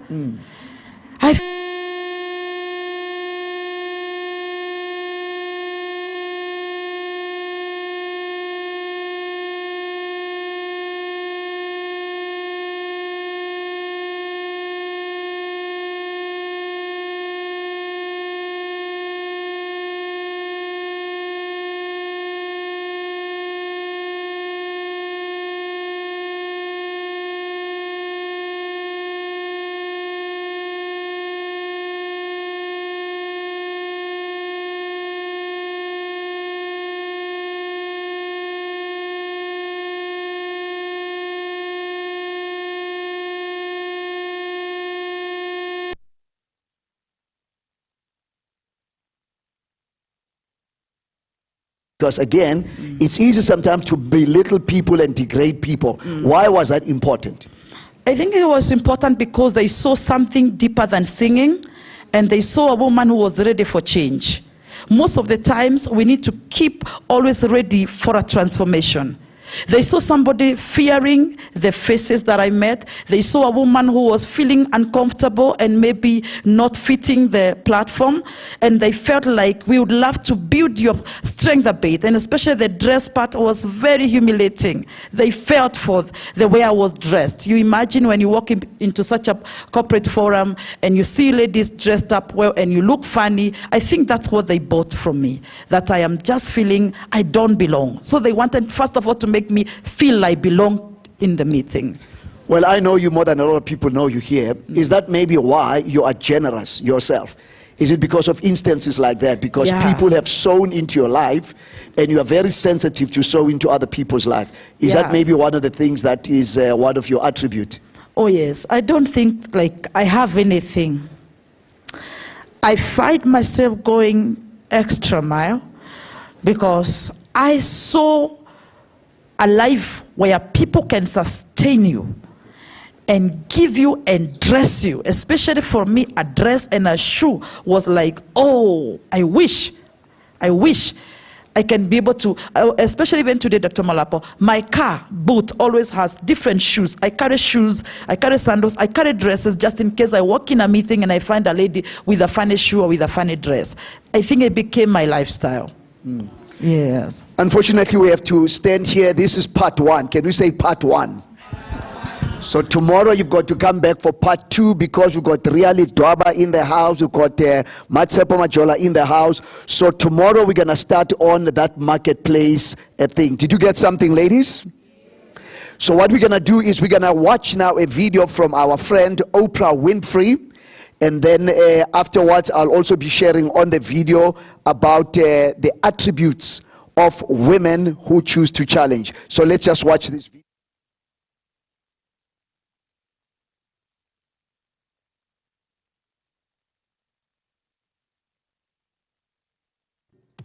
Life is... Okay. All right. Thank you. Oh, hey. Yummy. Thank you. Thanks, Aves. That was so good. You know, all those years, 25 years of doing the Oprah show and going into work at 5:30 in the morning in the makeup chair by 6:30 and literally crawling home at night for 25 years, I used to wonder what the ladies who lunch were doing. Really, I was attracted to like paintings of women lunching, and so this is what it's like. But even better, this is an empowerment lunch. You know, I changed how I viewed power about 1989. There was a book I read by a man named Gary Zukav called Seat of the Soul. And in Seat of the Soul, he defined what is true power, what is authentic power. And his definition of authentic power, meaning the kind of power that can never be taken from you. Not your looks, not your fame, not your money, not your square footage, but authentic power is when the personality, your personality, comes to serve the energy of your soul. When you are able to align who you are, who you've become in the world, with really what you've come to do in the world, when your personality serves the soul. So I thought a lot about that. That book was actually life-changing for me. And I was building a home in Santa Barbara.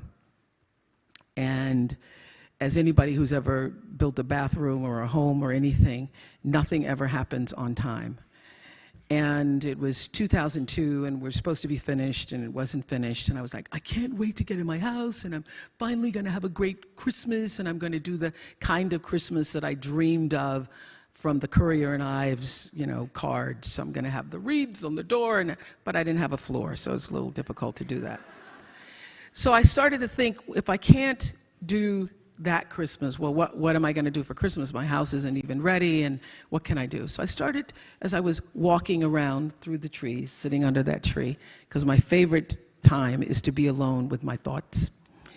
And as I was alone with my thoughts, I was thinking, what would be the next best possible Christmas for myself?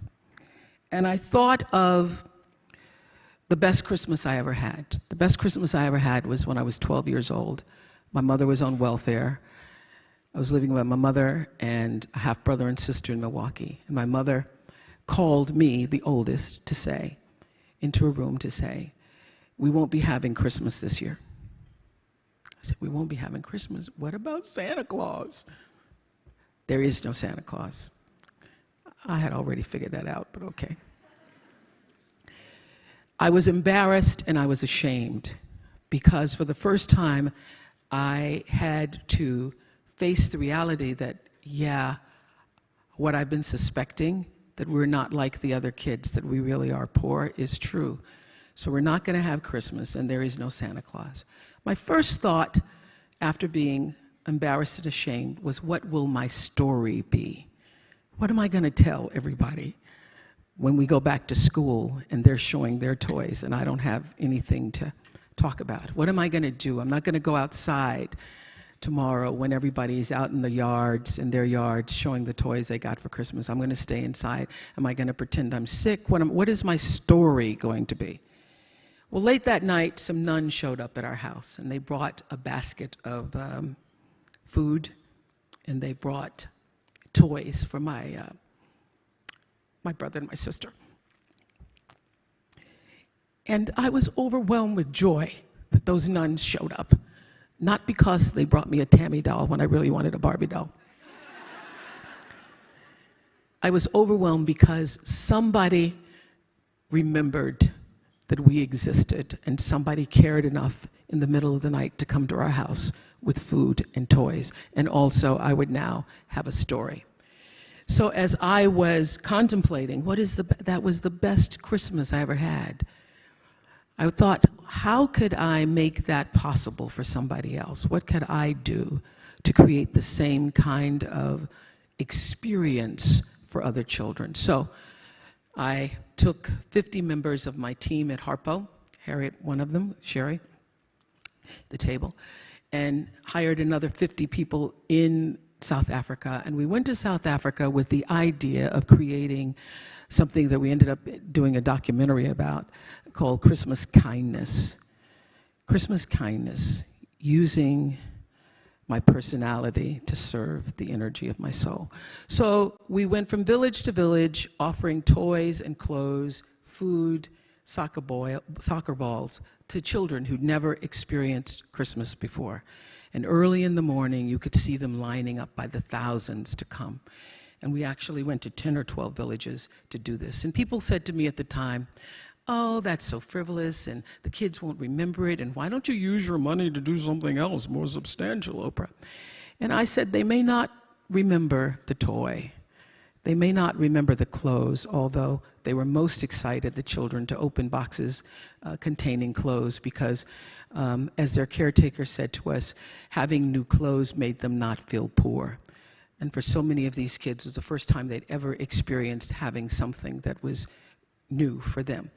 They may not remember what they got in the box, but they will remember that somebody remembered them. They will remember the experience. So during this entire experience, Nelson Mandela had invited Stedman and I to stay at his home. So when Nelson Mandela invites you, you stay. And I was so nervous. I was like, oh my God, what am I going to talk to? Because it's 10 days. It's 10 days. It's not just a dinner. It's not a lunch. It's 10 days. It's 10 days, breakfast, lunch, and dinner with Nelson Mandela. What am I going to say? Stedman said, why don't you try listening?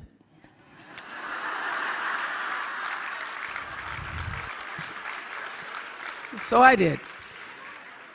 I had 29 meals with Nelson Mandela.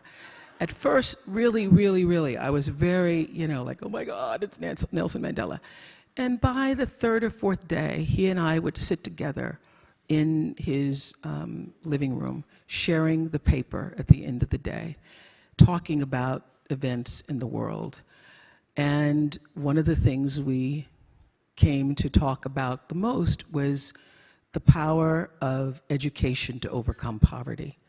So in one of those lucid moments, I said to him, well, I've always wanted to build a school. He said, you want to build a school? Oprah, you want to build a school? So he got up and made a phone call to the Minister of Education. I wasn't planning on building it then. But all right. The Minister of Education comes over later in the day and we start the process of building a school. The reason why I wanted to build a school, because I tried different things, because I always knew, even before I could articulate, that my personality needs to serve my soul. I always knew that to whom much is given, as the Bible says, much is expected. Much is not just expected, much is required. So from the first time I came to Chicago and started to make more money than I needed to actually pay my bills, I reached out and was going to form a sister group trying to help young girls in the project. And I discovered I wasn't able to do what I really needed to change the trajectory of those girls' lives, because every girl that we would take out of the project and spend time with on the weekends, my producers and I, they would have to go back home into the same environment, and it was impossible to just change the way they saw themselves in the world. So by trial and error, I knew that in order to literally change the way a girl sees herself, I would need enough time to spend with her, to be able to hire the right kind of teachers, the right kind of administration, to be surrounded by a nurturing environment, to allow that girl to change the way she felt about herself and saw herself in the world. So the idea of creating a boarding school that was surrounded by beauty, the kind of school that I would want to go to.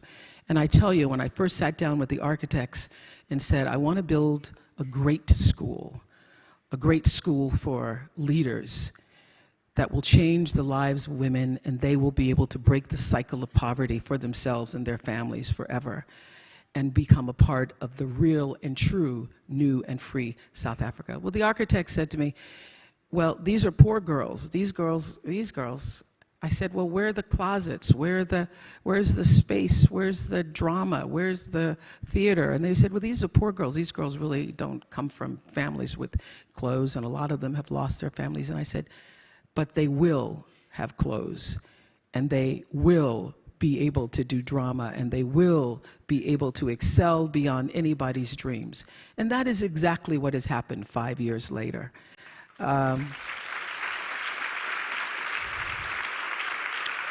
As Ava mentioned, we are now approaching, I'll go over at the end of November, and we have our 5th graduating class.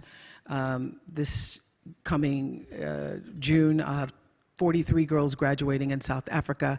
I have 7 in the United States graduating. I have 20 girls in the United States. One of them, Sade, is here today. Stand up, Sade. Say hi.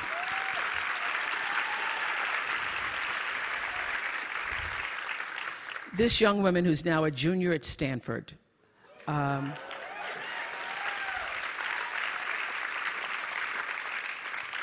met when she was 12 years old, and I did the interview and said, tell me why you want to come. Do you want to come to this school? And she says, I really want to come. I really, really want to come. A dozen reallys. And she has done magnificent work throughout 7th grade, 8th grade, 10th grade, 12th grade. And from the moment my goddaughter, Kirby, who's also here today, who's Gail's daughter, came to speak to the girls at the school. Kirby was attending Stanford, and from the moment Sade heard Kirby speak about Stanford, she said that she knew that those were her people. And so when we went to Stanford and looked at the campus, she said, Mama, these are my peeps, these are my peeps. So this is what I know, that being here today and hearing from Susan and Gwyneth and Selma and Rebecca and Jim and Anna and all of us, it's a really good thing. But I have always known this about celebrity. The real power of being somebody that somebody knows, and I really think that the only difference between being famous and not is that more people know your name.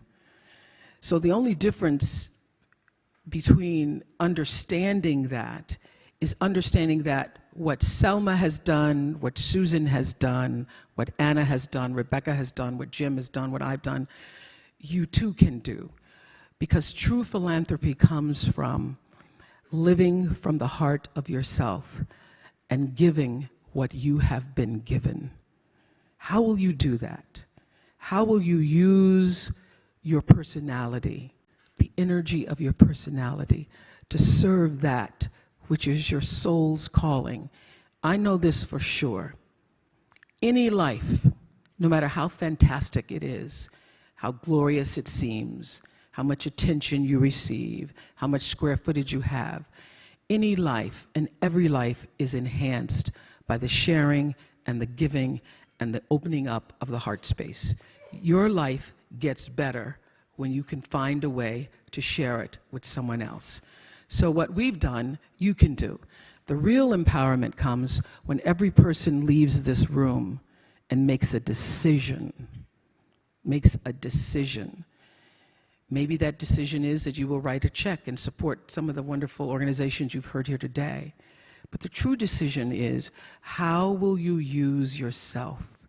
How will you use everything that you have been given to serve that which is greater than yourself? How will you use that to become truly, authentically empowered? Now, it is a beautiful thing to receive an award and to be on the cover of Variety. Thank you very much. It's a beautiful thing. But the true reward is in the lives that you are able to touch and the people who you know you have impacted. My beloved mentor, teacher, friend, mother, Maya Angelou, passed away last year. And I remember when I opened the school, I was so happy that finally it happened. We got it done and got through all the bureaucracy and all the stuff that it takes to build a school from the ground up. And I said to Maya, oh my God, Maya, this is my legacy. And Maya said, you have no idea. You have no idea what your legacy is. Your legacy is every life you have touched. Your legacy is every person you have met whose influence was felt by you. Every single person. So she said, it's every person who's ever watched a show and decided that they were going to go back to school, or watched a show and decided that I'm going to leave my husband. I'm going to no longer be a victim of abuse. Every person who watched a show and said, I am a victim of abuse, and because I saw this, I now can stand up for myself. Every person who gained a voice because of you. You have no idea what your legacy is. Your legacy is every life that you touch. And so, as you leave here today, the decision is, whose lives will that be? How will you use yourself in such a way that your impact and your legacy will live beyond the doing? So the great reward for me is knowing that what I'm doing and how I've done it and how I choose to live in the space that I call God, how in God I move and breathe and have my being, and I try to move from the center of that, is able to literally touch the lives of other people. I said to the girls when they first came to the school, we found them in villages and we found them in townships. We went out, some kids were having school in a boxcar on a railroad track and some under a tree. And I said to the girls, the trajectory of your life is about to change. And I only ask one thing of you, is that you give as much of yourself as I and this school is willing to give to you. And Becky Sykes, who's the head of our foundation and spends so much, stand up, Becky, spends so much time with the girls, can vouch for this. And so this is the true reward. I just wanted to share this with you. One of my, Sade is here because she's the only one of the 20 girls who are in school in the United States, in school from, their girls range from Brown, Mount Holyoke, Wellesley, Johnson C. Smith, Spelman, Colorado, Oregon, Stanford. She's the only one who had Fridays off. So I said, everybody, not getting out of class to come to Variety, no. But June of this year, I mean, so the girls are out in the world. We've done this thing that Susan was talking about, touching the lives of girls. And when you change a girl's life, you don't just change a girl's life, you change the community's life, you change a family's life. Because what girls do is they take it back home, they take it to their families, they take it to their communities. So my girls are all over the country in internships and working and doing multiple things during the summer months. And one of my daughters, I call them my daughters, Avukile, who's at Colorado College, was working and went back to Cape Town to work in Cape Town this summer. And she'd always wanted to be a doctor, had planned to major in medicine, and this summer made the decision that she was going to switch to public health. So when they leave, I always say, just let me know, just send a text. You don't even have to say you arrived, just send an emoji. Emoji, hello, I'm here. But she wrote me this amazing letter that will be something I treasure forever. I just wanted to share a bit of it with you today. She wrote this on June 11th, after having arrived in Cape Town and being in a house with all of these students from different parts of the world. She writes, this is a girl who we found who would have had a very different life. But she writes, the other day we were all sitting around table and began to have a heated, passionate, respectful, and compassionate, and most important, fulfilling discussion about what we want our own country and our nation to be, what we should be doing as the youth of this country to make it better. For the first time, I really believe I have hope for a better future. We talked about what male privilege means, what white privilege means, and the chains of victimization. Oh my mamo. It was challenging, yet so insightful. It felt good to know that I could share my opinion with a group of only guys and know that if my opinion was disagreed upon, it was solely because of the quality of my opinion and not because I'm a girl. I'm finding myself being able to let go and be me without fear of what the next person thinks. When I think I can go deep with someone, I do, and most of the time it turns out that person was also seeking the same thing. I'm learning, I'm making mistakes, I'm laughing, I'm deciding, I'm asking, and I'm questioning, and I'm also growing. And I have to tell you, I am filled with gratitude, so much gratitude, that I can see the sights that I can see and meet the people I have met and continued to be favored by God. That's the true reward. Thank you.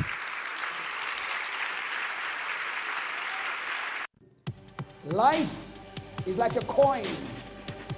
You may use it any way you wish, but you can only use it one time. Tough times never last. Tough people do. One day when you die, people won't remember whether you were rich or whatever. It's your legacy that will remember. It is possible to grow. It is necessary to grow. But at the end of the day, it takes you to grow. I can do my part. You can do your part. Together, let's go out there and continue to make a difference, to grow. David, what are 10 things that I need to remember? I'm not going to finish all of them today. Here it is. Are you ready? Repeat after me, please. Number one thing that I must remember is this: inspiration without perspiration will lead to desperation. Let it sink a little bit fast. Inspiration without perspiration will lead to desperation. In other words, if you want to be stronger than before, God says He will inspire you. Not through some yoga, not through some secular humanism or new age or horoscope. No, no, no, no. Inspiration comes from one word, and that is the word of God. Amen. I have discovered, Pastor Tony, that all inspirational speakers, motivational speakers, all of them are drawing from the word of God. Some of them do not even give God praise, and they don't give God credit. I thank God that I am what I am because of the grace of God. I have what I have because of the grace of God. Inspiration from the word of God is good. But when you are inspired and you do not work, then you become desperate. Some of us are weak tonight because of desperation. And the problem with desperation is this: that when you are desperate, you can be deceived. And when you are deceived, you can be dishonest. If you go to that scripture, Matthew chapter 20, you will discover a woman. Her motive was not pure. She came to Jesus. All she wanted to do was for her sons to be involved with Jesus. Let's go there, read quickly. Matthew 20, verse 20.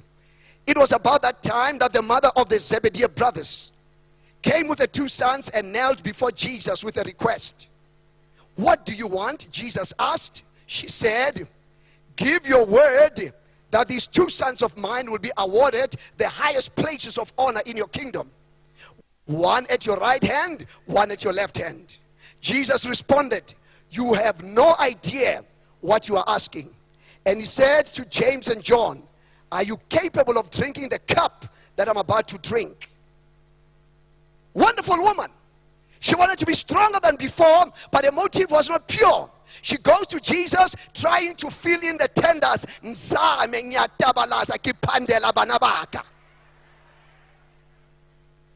see, that's what desperation will do. Some of us, even in relationship, you are desperate to want to get married, desperate to have a house, desperate to have a car. Those things are needed, but be careful that inspiration without perspiration will lead to desperation. Perspiration means work. God created work. My sister, I don't care how fine and how cute he is. The question is this: does he work? Unespani, does he have a job? Hey, David Mulapo, you don't understand. Yes, he's beautiful. I appreciate that. The question is, will he be able to take care of you? The Bible is clear. If you do not work, you shall not eat. Inspiration without perspiration will lead to desperation. This one is desperate. She's asking something so heavy, but let's not blame her. Because the very first woman, Eve, became desperate. And she was deceived. And don't be quick to blame Eve. There are 10 characteristics of a modern Eve. Desperate. Here's number 1. Some of us in this place, we are weak because of number 1. We are female clones. You are a clone. You have lost your identity. You are trying to be someone else. And when all is said and done, you realize you are weak because you are not you. Female clone. Number 2, there is a female pleaser. No backbone. You're trying to be politically correct. You are always pleasing to the external voices. Number 3, there is a woman right here today. You are a female weakling. You wear your heart on your sleeve. You do not appear to know how to handle stresses in your life. You are trapped in self-pity. And somehow you seem like you are a magnet for trouble. Number 4, some of us are weak today. And we become desperate and we become more than Eve. Number 4, you are a female pessimist. No hope in life. Gloom and doom. I remember in 1994, during our TV programs, I said to my pink brothers and sisters, white brothers and sisters, I said to them, good news and bad news. The good news was that all our white brothers and sisters are going to move into the township. Wonderful. The challenge though was this, and the good news was their TVs were already in the township, so they'll also feel happy.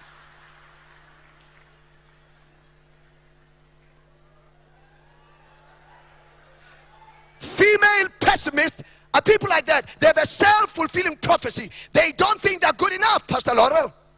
Even right now they came to church, but they came with a baggage, and somehow pastor is singing, people are singing, you are stronger than you before, praise God. They still don't believe it's for them.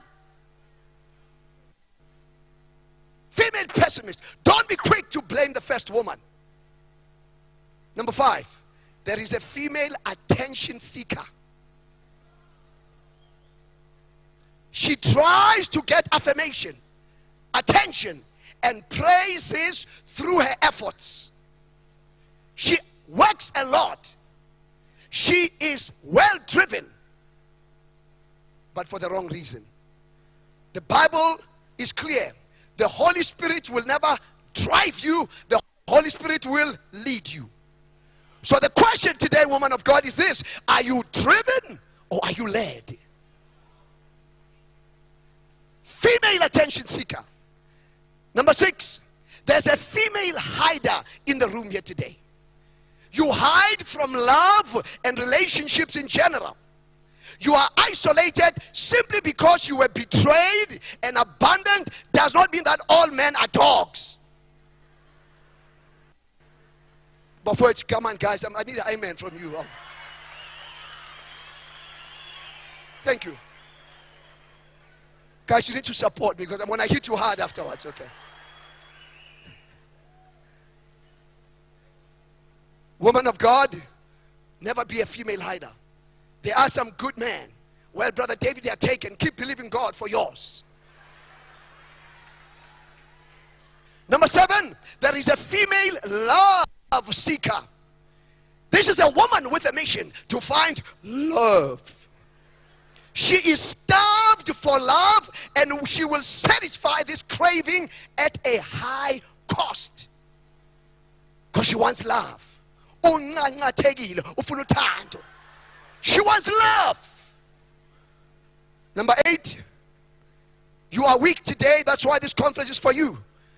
Because if the truth be told, you are a female bully. You are ruthless as a woman. Cruel. You are a cutthroat sister with an attitude.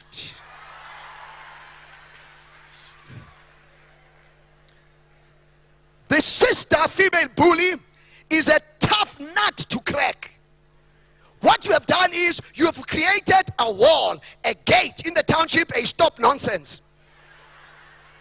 People cannot come into your life, but at the same time, it prevents you from getting out. I declare that tonight is your night. You will get out in the name of Jesus.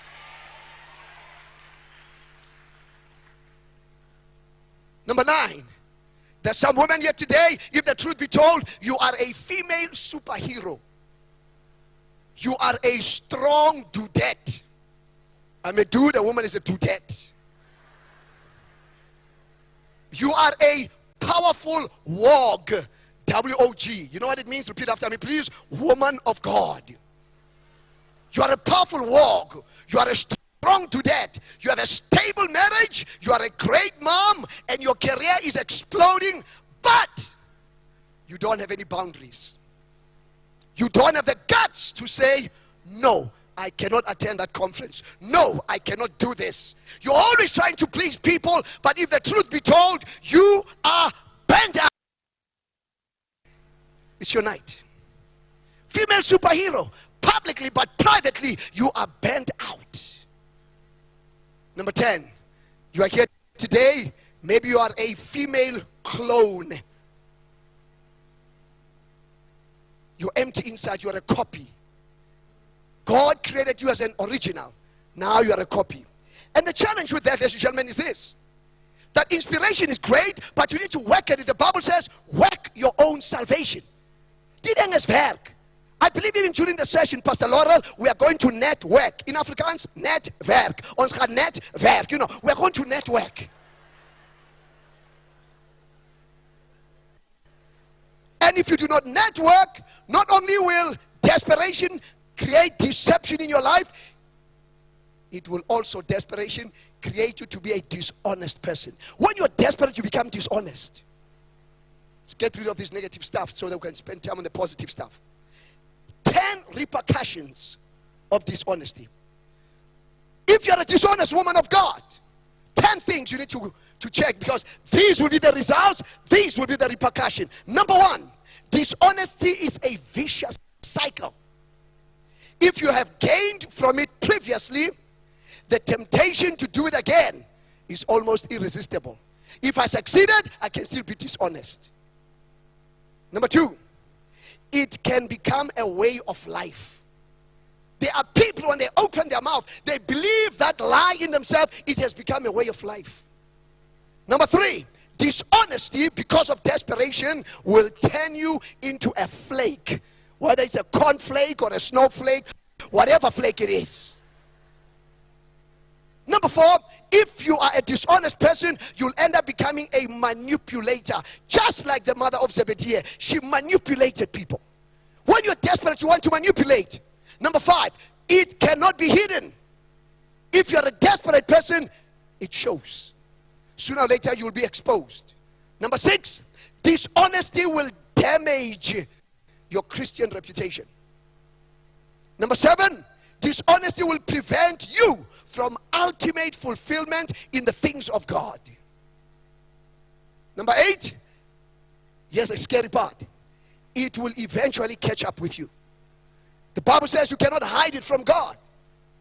Number 9, if you're a dishonest person, that's why you're weak, because of desperation, it will attack your nervous system. Wait a minute, it will even torment your soul.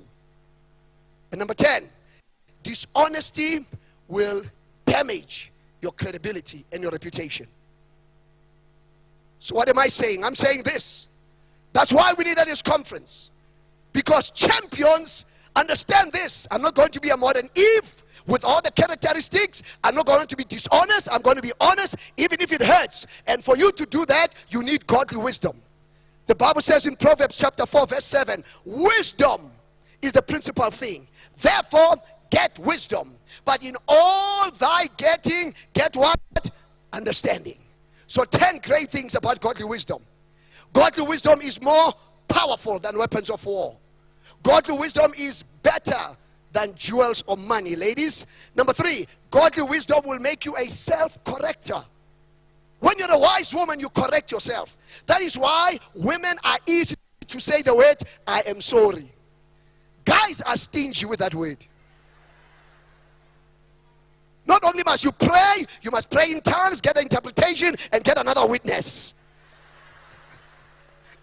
It's difficult for guys to say, I'm sorry. We speak in tongue. So David, what you do?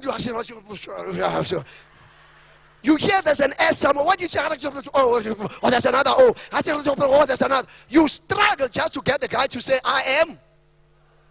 Because you know what, ladies? Man equates I am sorry with I am weak. But you, woman of God, godly wisdom will make you a self-corrector. Number 4, it will guarantee your promotion. I declare even the latter part of 2010 that God will promote you in the name of Jesus. Number 5, godly wisdom will make your enemies helpless against you. Number 6, godly wisdom will enable you to solve tough challenges, tough problems.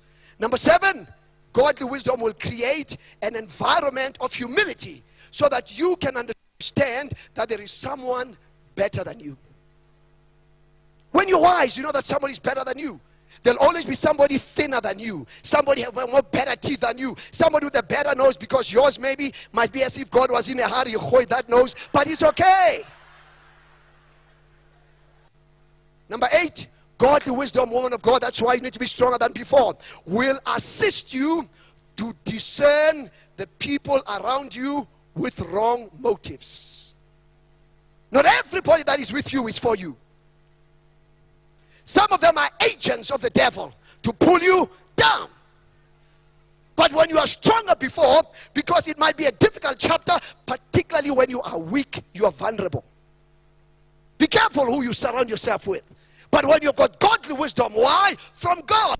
Wisdom from God. You work at it, you depend and you trust on Him. God will give you that spirit of discernment. Number 9, God, through this godly wisdom, God will give you honor. God will give you credibility, and God will give you acceptance by Him. People can reject you, but when you trust in God, He says, I accept you the way you are. Can we have an amen? Number 10, godly wisdom will create currents of supernatural, uncommon, unusual favor upon you. And that is my prayer today, that supernatural,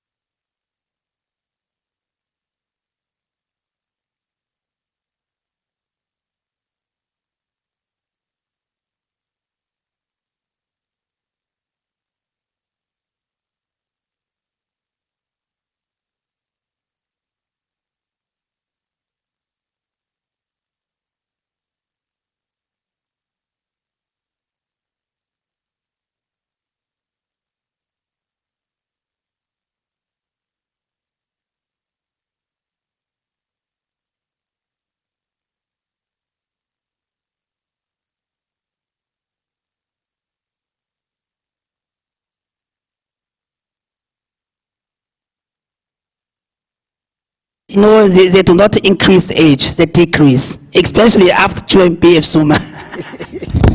The last thing, Nick, because the ladies will expand on this, I want to say thank you so much, because there's also the business opportunity.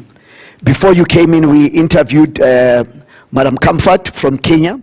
By the way, that's how we knew about BF Suma, because of my relationship. As you know, we're in 28 countries. And then she came with President Susan, a multimillionaire who's a woman. So tomorrow, obviously, we're still going to continue with part 2 on the marketplace thing, because this changed her life. She's going to talk about it. One thing you would say, this is Women's Month. What would you say to women? Because remember, the theme is Choose to Challenge. What would you say to women who are present and also who are watching you online? What would you say to them? Okay. So as women, I already told in the beginning, women can also hold up half the sky. Okay, so now, especially during this COVID time, it's our time. Because everybody, we need to take good care for ourselves and also our family. But the majority of the time, as I learned from doctor yesterday, okay, we forgot ourselves. Okay, so we are, okay, so now it's time to take good care of ourselves first. Otherwise, just give an example. If you, for example, if any of you, get COVID, then how can you take care of your family? How can you take care of your husband? How can you take care of your children? Okay, so first, take care of yourself. Okay, so this is number 1. Number 2, and women, you are, as my sister told me, I learned a lot from Dr. Molapa and Mrs. Molapa as well. Women are gifted and you are needed. Okay, so now it's time for us to grasp this opportunity, because BF Suma, we provided these high quality products. Secondly, we also offer you this great opportunity where you can success. I take Kenya as example. Last time, Madam Susan is a top earner from Africa. Every month, hey, even I'm telling you, you don't believe even.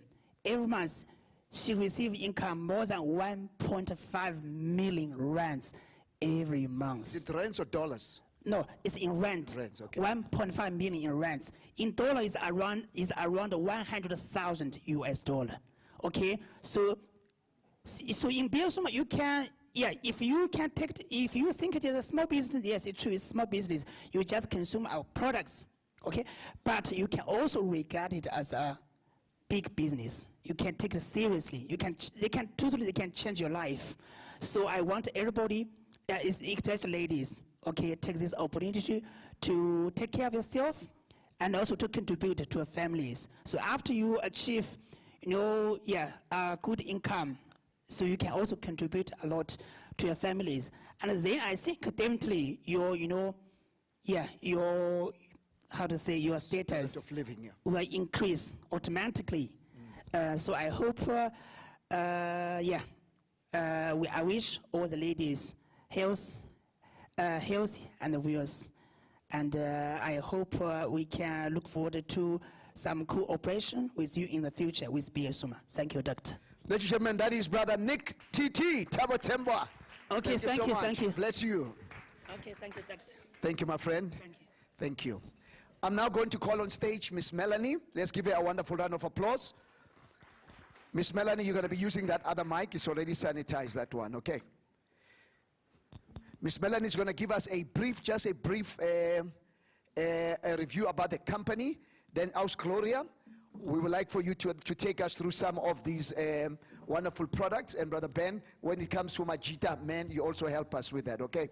The good news, we are on schedule. We can actually finish before 3:30. Can you say amen? Amen. That's it. Miss Melanie, the floor is yours. Arnold, if you can. Oh, there you go. Thank you, but the smallest girl behind the tallest stand.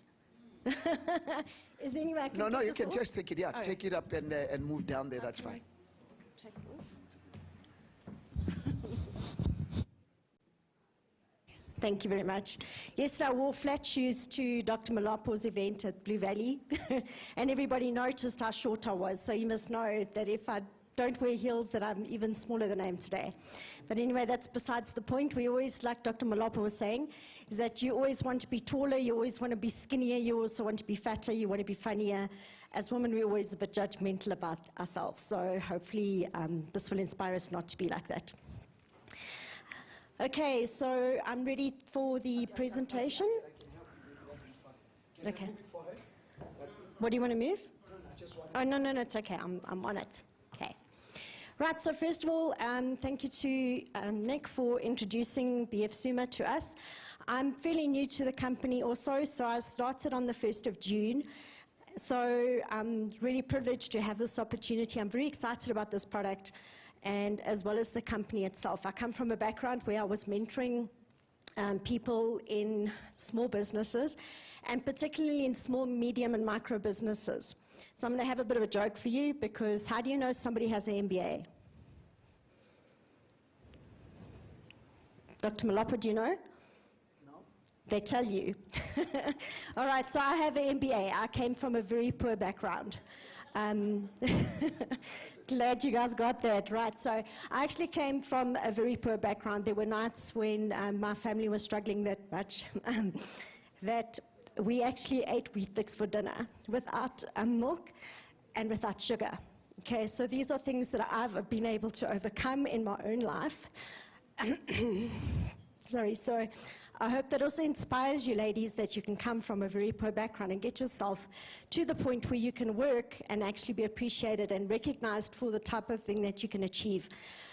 I did my MBA part-time, and I did it when I was divorced. I was divorced at 28, and I had a baby of 2 years old, and I managed to do that. Okay, so don't let anything hold you back, and especially not an opportunity like BF Suma that is served to you on a silver platter. Okay, just in terms of the actual opportunity, it's a low investment, and you don't need to have a stockpile or anything like that to get into this business. I'm currently consulting with ladies predominantly in the townships. I go through to Tembisa, I go through to Soweto, I go through to Olifantsfontein, Ivory Park, and I try and get people from low-income backgrounds to also participate in this particular opportunity, because it really is something worthwhile. Sorry, I'm a little bit emotional. Okay, right. Oh, wait, I'm going backwards. Okay. Okay, so just to give you the company background now, and obviously what I'm supposed to present on, I've obviously just wanted to share that personal experience with you. So BF Suma, as Nick explained to you already, what it stands for, and what we try and do is we obviously try and promote a better life and a brighter life and a better future for people. So what we really stand for is to have healthier, wealthier people in South Africa. So in terms of the target, we're looking at, we try and produce an American lifestyle. BF Suma, unbeknown to a lot of people, is actually an American manufactured product, which is obviously where the name under manufacturer of America comes from. So, right, so what we're trying to do is we're trying to get better, healthier, wealthier people in the world. And you could be part of that solution.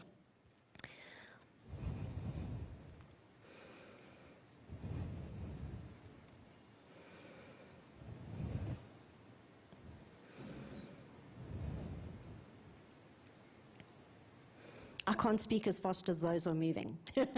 So I wait for them to stop and then speak. Okay, so just some key development milestones in terms of BF Suma.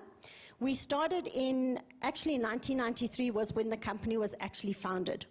So it was founded by a Chinese gentleman, which is obviously where the connection is between the Chinese and the Americans. So what happened in 2006 is that we opened our first office in LA.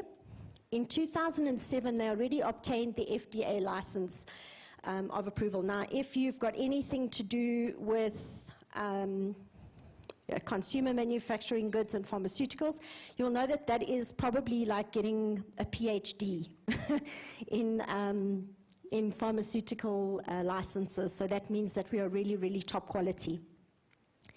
Then in 2008, the owner decided that the founder was going to expand the business into Africa. So what happened is our original brand, it's still, if you go and look for, sometimes if you search BF Suma, Long Green will come out. So Long Green is actually the America pharmaceutical brand that we initially launched. So Long Green is exactly the same product, it's just packaged differently. It also has a completely marketing strategy. So with BF Suma, what they did was when they came into Africa, they saw the opportunity to help people like ourselves, and then also for people to obviously sell the products in terms of a multi-level network marketing opportunity.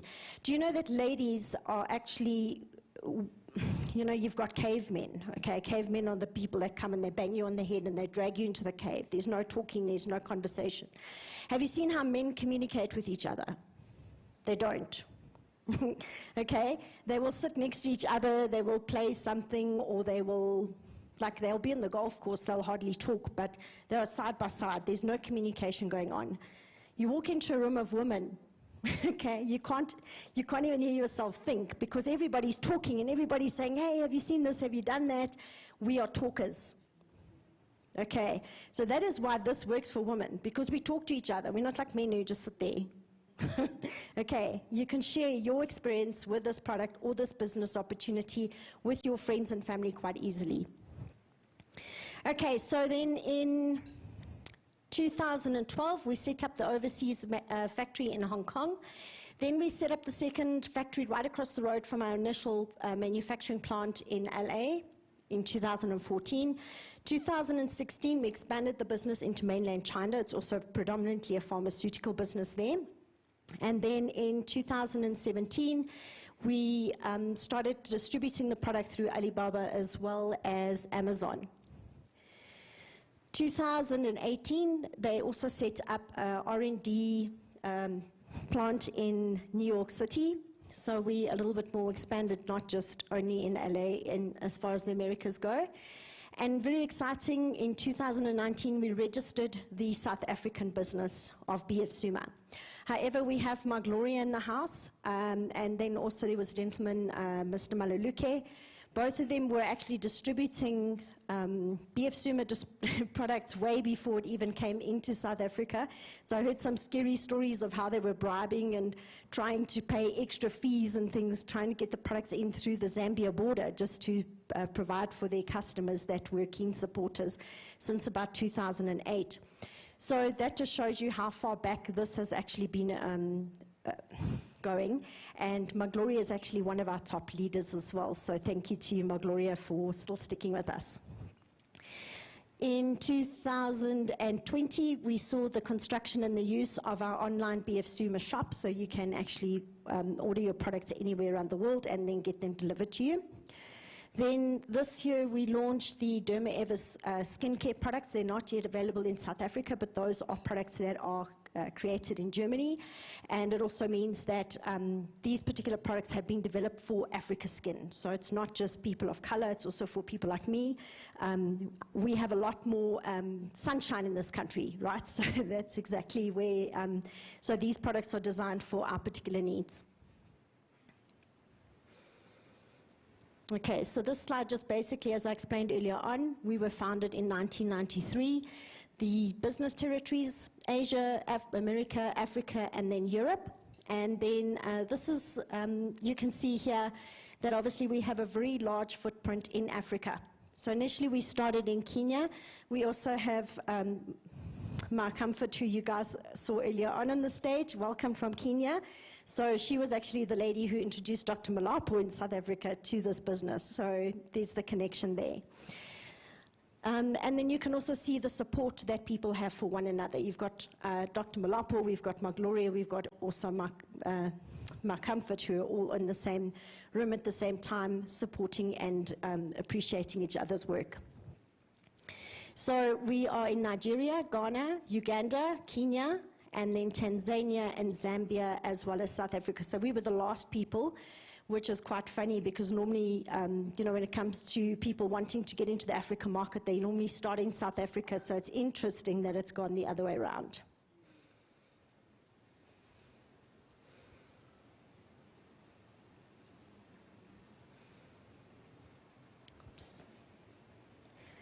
Okay, so just in terms of just going through some of our accreditations, the CGMP, that means that all our products are 100% organically grown. We have plantations in China where we particularly grow our own reishi mushrooms as well as the yinzi and ginseng. So those are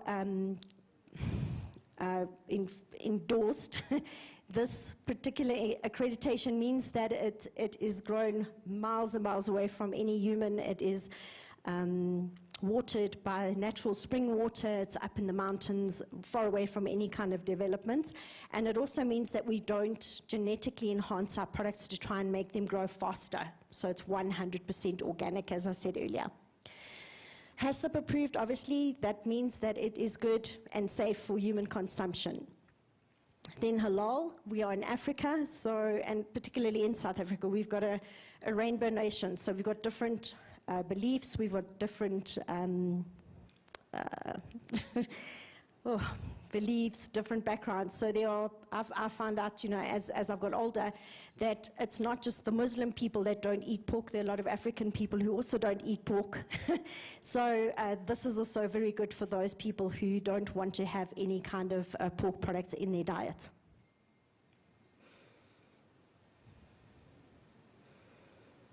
Oh, I've done that again. I think this is a Chinese remote. It goes the other way.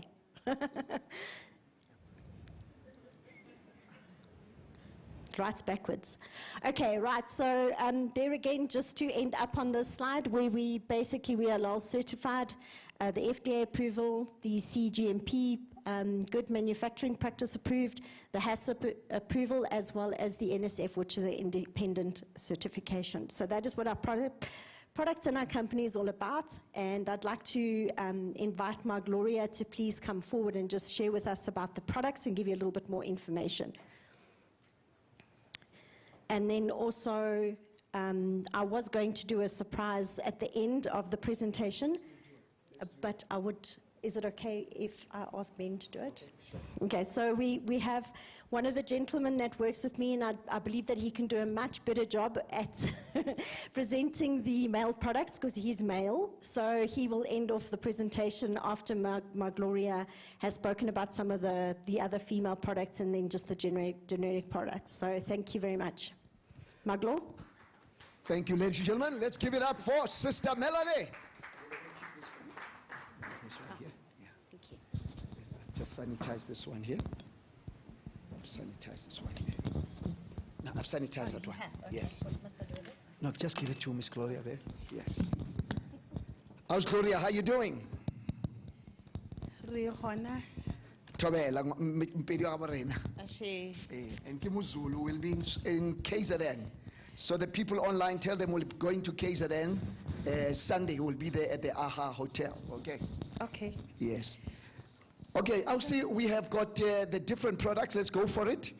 Because we've got one more speaker and we are done. Baba, let me just push the stuff there. Come on. Okay. Must I point that way?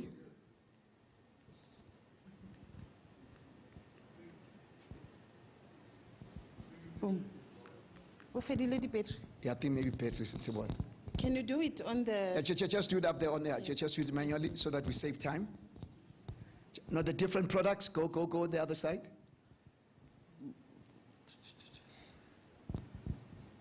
No, you're going backward. Let's go forward. Okay, right now in South Africa, we've got these products. Alcy, take us through all these South African products. And by the way, they're available for sale today and tomorrow. And also tomorrow, we're going to finalize the business opportunity. So, Aus Gloria, take us through the products right now, please. Go ahead. Okay, Dumela. Sawubona sis Comfort. Okay, I'm welcoming everyone this afternoon. My name is Gloria Litiba. I'm one of the BF Suma distributors and the product presenter. And I'm one of the smugglers. Like Melanie just said, we are smuggling products through the borders. No, we are just making means for BF Suma to come to South Africa. We saw it coming. We wanted this to be here, and it finally came and launched officially. So with BF Suma, just feel at home. Everyone who's in the house who's not a member yet, you are welcome to our Money and Health family. At BF Suma, we've got these categories, as you can see them there. We've got the cardiovascular health products, digestive, immune booster, Better Life. With Better Life, it's where we also have the sexual products for both males and females. We also have the Suma Living, that is for our daily use, like the toothpaste and the soaps. We also have the Suma Baby range and the bone and joint supplements. So I'm going to pick some few packs and present them to you. More especially in this Women's Month, we must know what is needed for our health. Next one, please. Okay, let me start with the NMN, that anti-aging product. NMN is very effective because it deals with your cells, your torn DNA, it repairs it, and it also rejuvenates your age because you look more younger and feel more younger when you use it. So it takes you back to 20 years younger than your age. You can just imagine yourself feeling 20 years younger than your age with NMN. It also treats diabetes, and it also activates the vessels and the muscles. Hence, I'm saying it makes you feel younger. It enhances your muscles and your vessels. Ukabona kuku akitima. Kalwa kala hore yena o ja NMN. Patla ba ilahla kwa. It's also good for prevention dementia. Please, please, please, guys, let's buy this product for Abo Koko and Abomkulu, because you know dementia, it kills the mind, the memory. The old people, they suffer a lot from this disease because you can see Ugogo across the street, going to the next door neighbor. So let's buy this product for our parents. It is very good. We also have the Pure and Broken Ganoderma, that is our 100% antibiotic products for any disease that may come and affect your immune system. It is like a shield. It shields you. It protects you against any bacteria and viruses that may attack your health system. It also inhibits tumors, because it does not want to see any abnormal gland in your body. There's no one who was born with an abnormal gland or unfunctioning anything in your body. They develop as we grow because of the life that we are living, because of the toxins that we come across. It's also good for preventing cancer. It also helps the cancer patient. Apart from preventing, it helps those patients who already have cancer because it shrinks and deals with the cancer cells not to multiply in your body. It boosts your immune system, protecting your heart and the liver, and it's also good for balancing the blood sugar. We also give it to diabetic patients. It balances that blood sugar in your body. We also have this COVID pack. In this pandemic, BF Suma have managed to compile this pack that is very effective. We already have testimonies from this pack from the COVID patients. With this pack, as you can see, we have the NMN and the Pure and Broken Ganoderma that I have already presented, because they deal with your DNA and your immunity. So for COVID patients, the immunity becomes weak. So we are strengthening the immunity with those two products, and also with Micro 2 Cycle, we add the oxygen to their lungs so that they can be able to breathe on their own without that oxygenated gas from hospitals. So let me just present Micro 2 a little bit, because it also purifies the blood for those people with too much thick blood. This product is very good. It purifies the blood. Hence, it's also good for stroke patients because stroke patients have got clots or the fat deposits that are blocking the nerves. We also have the anti-dye in a COVID pack case. I can present it as it also kills all the bacteria that block the lungs because we use it as a sweet with the COVID patients. They just suck it like a sweet. It opens the airwaves to your lungs. We also have the Cordyceps coffee that is very good for any chest-related problems like asthma, bronchitis, pneumonia, TB patients. We give them Cordyceps coffee. HIV and AIDS patients, we also give them Cordyceps coffee because it is very good in boosting the CD4 count. We have the fibroid pack. It's only us women who have these problems like fibroids because they only develop in the womb. So men don't have a womb, instead they have the prostate gland. That's what Mr. Ben will present about the male pack. So with us, whenever you feel that you don't feel good, just go for scanners to the doctors to confirm what is wrong with your womb. So the gyno will give you the results. Once they say you have fibroids, you must contact the BF Suma distributors because we've got this pack that is made from the organic products, from the organic herbs. So let me start with the Feminergy. The Feminergy is for a glossy skin, is for balancing the hormones of a woman. That is why we put it in the fibroid pack. It's also good for skin elasticity and skin pigmentation so that your skin looks the same from head to toe. We also have the Novel Depile. It is mainly for hemorrhoids, whether external or internal. Is also good for fibroids because it does not want to see any abnormal gland or nerve in your body. Hence, it's also good for varicose veins. So we have added it to the fibroids pack because the fibroids are abnormal. So it does not want to see anything abnormal in you.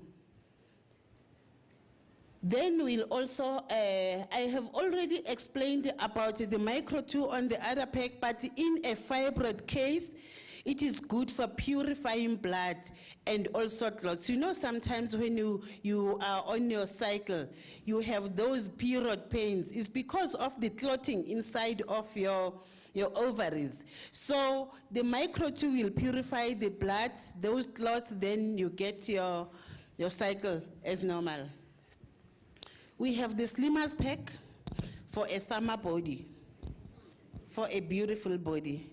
We've been eating amagwinya, malamochodu, we've been eating the sopo the whole winter. So now we are looking for that slim body. We've got this Slimmers pack from BF Suma. With the Slimmers pack, we give you instructions of how to use it. Not only for women, men also here, we can get involved here. Men also, yes, doctor, thank you. Mukaba must fall, hashtag Mukaba must fall. Yes, Abo Baba, you are also welcome on this pack. It's very good.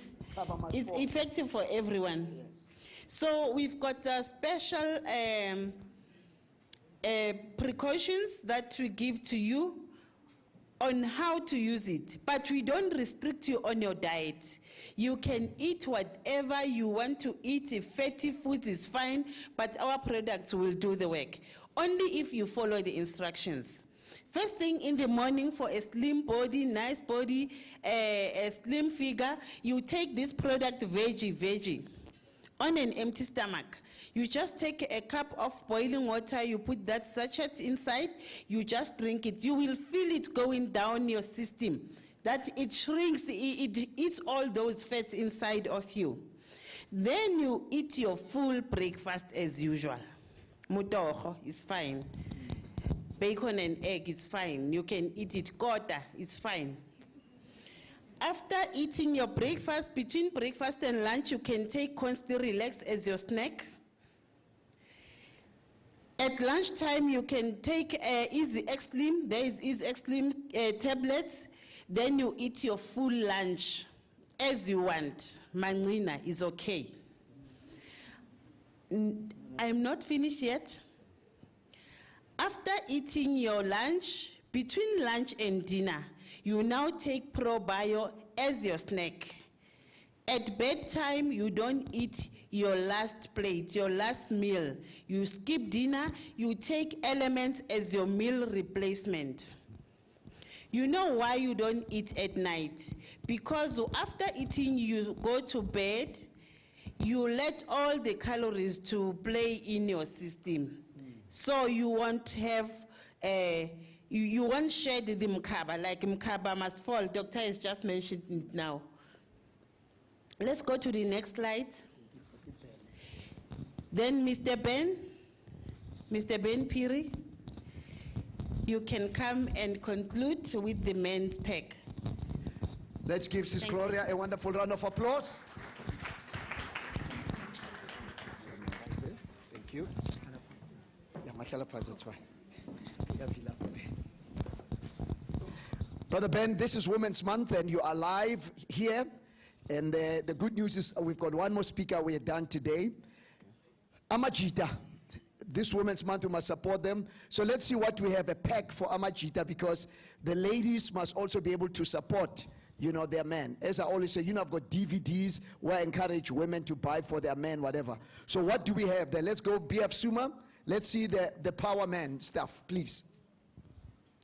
It's called Men's X Power. Why not Y Power? Why X Power? Talk to me. Why X? Okay, it's the Men's X Power pack. Can I just ask, ladies, what would you love as a gift for Women's Day? From your men, what would you like? Yeah? What? She says Rolls Royce. Oh, Rolls Royce. Let's say something that doesn't involve money, nothing materialistic. Eh? Everything, yes. That's why X is extra. Are we together? X is extra for the men to be the whole him. Are we together? A lot of us are having a lot of problems, a lot of stress, and a lot of anxiety. We can't ease ourselves because of the bedroom life not being 100%. Are we together? So this is why the X-Men power is not really for the men. It's a gift for the ladies. Because when the man, yes, because when the man is 100%, you will wake up smiling. You see how Mom Comfort is smiling? That's a natural smile. Natural smile. Are we together? So we have this. They already talked about those two products. We have these three products. No, but don't rush. So also the men. I'm using the NMN. So the NMN is not only for ladies. Yeah, the NMN is anti-aging repair thing for everybody. For everyone, yes. And PNB, particularly during this time of COVID, for immune boosting. Because remember, this was before COVID. Yes. Because when in South Africa we're dealing with HIV/AIDS, we realized most people died because their immune system was compromised. Exactly. So the NMN and the PNB, those are really, it's for everyone. It's good for all of us. Yes. Okay, let's start up now with the Zamino. Start with this one here, and then we'll go that way. So what is this Zamino Cal Plus? The Zamino Cal Plus is very good because it has calcium. It also has zinc inside it. It's also good for ladies because zinc will cultivate your womb and fertilize your womb. Are we together? So that if you're looking for a bundle of joy, you can get one. Are we together? Zinc is also very good for males in sperm quality. Are we together? And calcium, it becomes like a Gautrain, is that right? Like a Gautrain, not like your Omal Metro rail, is that right? Mara, sometimes ingaza njenge Gautrain, marenga yenzi next. Do you understand? Mari zinc yenza uthi ize ne Gautrain, but it must have something. It must have that quality. Uthi umntwana aphume, do you understand? Yeah, so zinc and calcium, very, very good for men, for production and also for repairing their prostate area. Yes. As we can go to the second one, Prostate Relax will help your husbands, your boyfriends, your partners to be serviced down there so that they do not suffer from things like prostate cancer or pain when they are going to pee, things like that. This is its service and helps blood flow. Don't rush the pen because, ladies, do you know the #1 killer in South Africa, actually I might say in Africa, is prostate cancer among men. Yeah. #1, we don't go for testing, and when we go for testing, it's too late. I'm speaking from experience. My dad died because of diabetes and also prostate cancer. So what you're saying is this prostate is important, particularly for guys 35 up, because we need to be sure that our pipes are serviced, because if they clogged in, that's when the cancer comes up, and unfortunately we find it late. Tell us, spend a little time on why this prostate relax is important. It's not only for 35 and above. You must remember, a problem is not developed in one day. It's developed throughout. Even in your early 20s, the problem is starting. The pipes are slowly being closed up. Remember, ladies, for a male organ does not have any bones. It has pipes. Are we together? And yes, your husband, your boyfriend, your partner wants you, he finds you attractive. But what happens is that 75% wants you, but the 25% down there can't perform. Then now you're having problems. So this prostate relax is there to service, open up the pipes, help with blood flow, making the prostate glands open up so that everything flows properly. So it's very, very good for each and every man, even from your early 20s, because you are avoiding problems. It's better, they always say, cure is better than, or prevention is better than cure. Thank you very much. And that is why in the month of September, I want to focus on men. Because, you know, at least women, you talk, as one of the speakers spoke about, amachita astamti. So some of you know that as part of ICANN, we've got a whole fathering thing that we do. And you would be surprised. And thank God for BF Suma, because I have also learned a lot. Even though I've got PhDs, you know, passing high school with difficulties, PhDs, I praise him daily. Let me tell you this, what I like about BF Suma, because of the university, I have learned more about the prostate that I wish I had that knowledge to give to my father. So we're saying we're going to give you an opportunity to buy, to be part of our family as a distributor.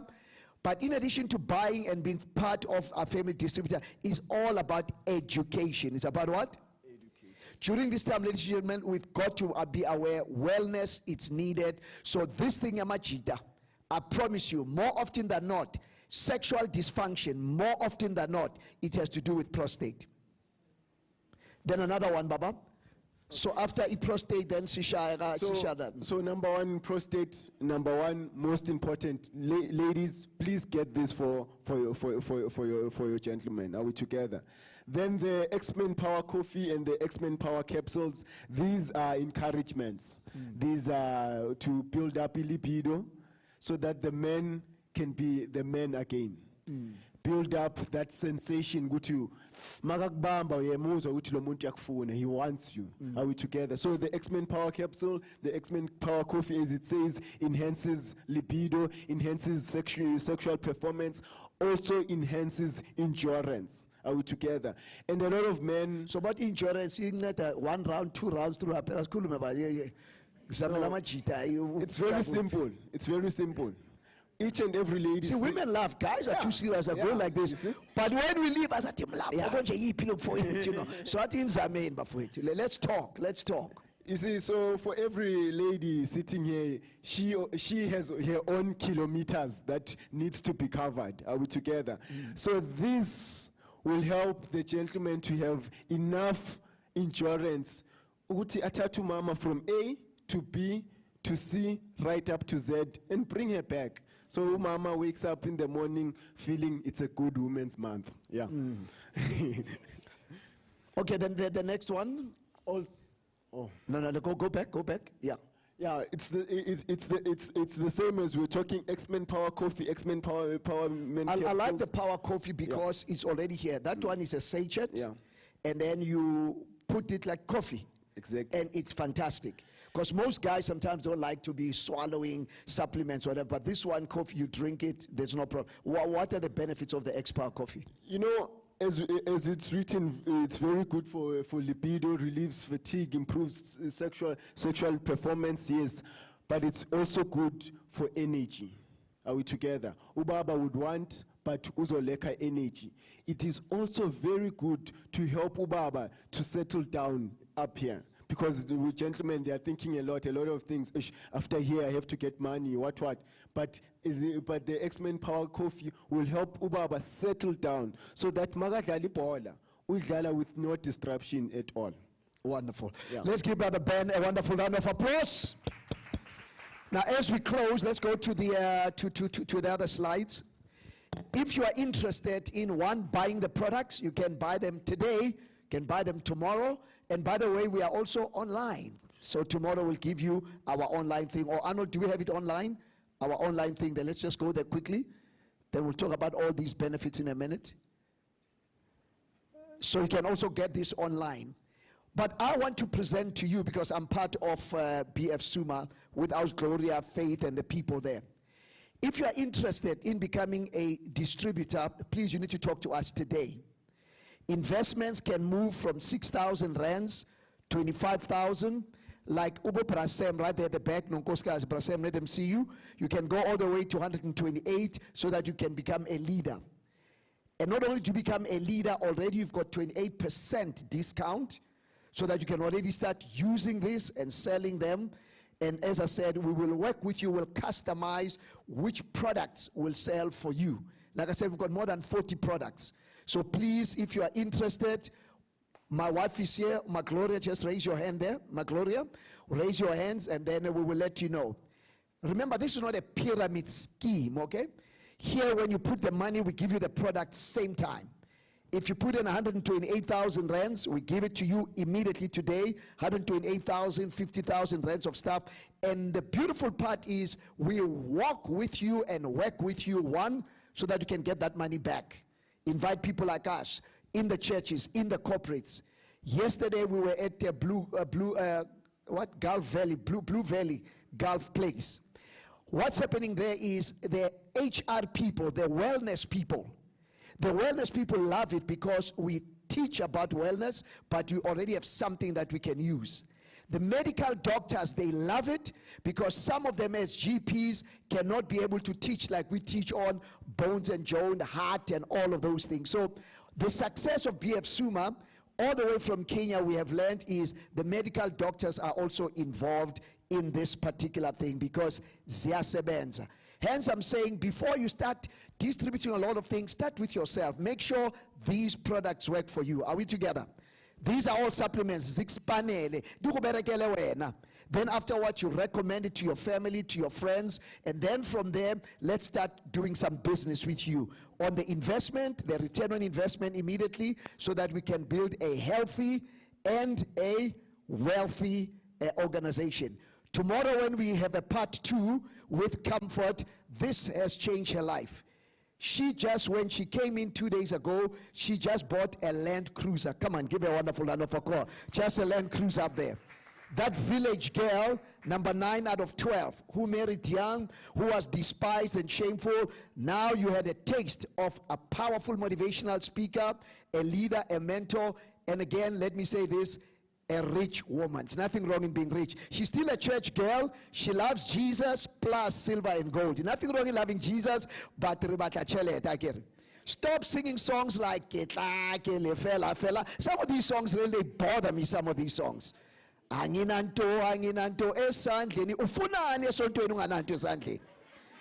then this one makes me angry. Of all the jazz Yolanda Lila Maniginig. That story must change. We need to choose to challenge. Are we together, ladies? So again, before our last speaker, he's already here. Bruce, come on here. We want to close on a positive note, and we give it to our program director. Brother, I have sanitized this. We've got our closing speaker. I know you're going to be blessed. Bruce, have a seat here, my friend. Yeah, right here.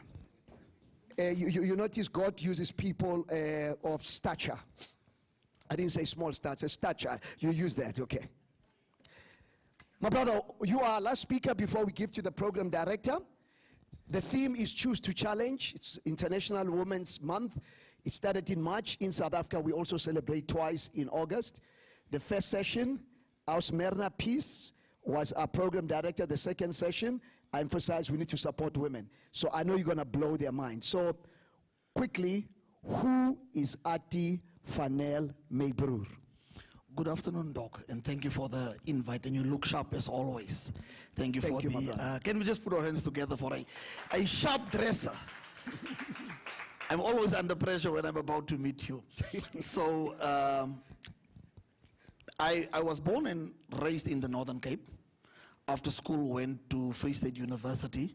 In the very, very difficult, transformative years of the university, we were only the second black intake back then. And then moved back to Kimberley, started business, left corporate with my wife. We are in the skills development space, and we relocated to Joburg in about 2018. It's our third year. We love Joburg. We have our first book out that we're here to talk about today. We've got 4 kids, 2 boys and 2 girls. And so, yeah, that's how we roll. Thank you so much, Brother Ati. And let's go straight because people online, I know we promised to finish on time. I met you when I was going through my difficult time, and you were a blessing to me, my brother. People need to know that. Because yes, a lot of people consider me as a mentor, but you can also learn from mentees. Why is mentorship important? Start with your mom, Betty Yates first. Why is mentorship from a woman's perspective important? Remember, the problem that we have as men with this gender that we're here today to support, God has never said it's not good for them to be alone. They can cope without us. The only gender... Be slow up there, bro. What did you just say? I told these guys going to confuse us. Let's be slow. It's the last speaker. Go ahead. Don't let me repeat difficult things, man. It's not nice. Being part of the only gender who God ever did an appraisal of and said, these ones, they're not good alone. We can't cope alone. God never said that about them. They can do it without us. If you look in the book of Timothy, the Bible says, Paul says to Timothy, I discern in you something powerful that you carry. That you, the thing that I see in you was first in your grandmother Louise and then in your mother Eunice. So it is clear that if a boy or a girl is going to have only one parent, God forbid, it must be a woman. The greatest son that Paul ever raised was the product of women. So mentorship is simple. We're dealing here with a gender that can cope without us. So we need them more than they need us. Now, if you that deserves a round of applause right there. That's powerful stuff. If you look at my mom was a backstage operator. My father was very strong, a very strong leader, a very, very limelight type of person. But even on his deathbed, he says his biggest accomplishment, his biggest failures were in the areas where he didn't listen to her. His biggest accomplishments were in the areas that she agreed with him, let's do this together. So that is to me the height, if I'm forced, is because of a lack of time. Mentorship from a woman starting in the home. While daddy took care of the vision parts, mom took care of caring. So let me make an example. I ride a bike, I fall. It is daddy's job to get me back onto that bike. Because daddy must bring the harsh realities. Don't quit. You're not the first one to fall. You're not the last one to fall. But while daddy deals with the vision and the character development, mom deals with the preservation of that boy, the caring, binding up that wound, kissing that wound, caressing the forehead. I need both to function. And so when there's character and vision today, thank you, daddy. But when there's the compassion that must give my wealth a humane face, thank you, mommy. Wow. Yes, sir. Now let's come straight to the stuff. This is your first baby that you've delivered. Why Mary did not miscarry? Yes, sir. Tell us about how did the Lord give you a title like that? You're a multimillionaire, you're a businessman, you're a pastor, you're a philanthropist. Why this title? Why Mary, like in the Bible, did not miscarry? How did you come up with this title? Doc, before I go into that, let me first publicly acknowledge your role as my Mary to get that book done. My wife said to you at a prestige function that we had on Saturday evening that a man of your caliber who were prepared to write the foreword, he wrote the foreword to the book, to people who are still emerging.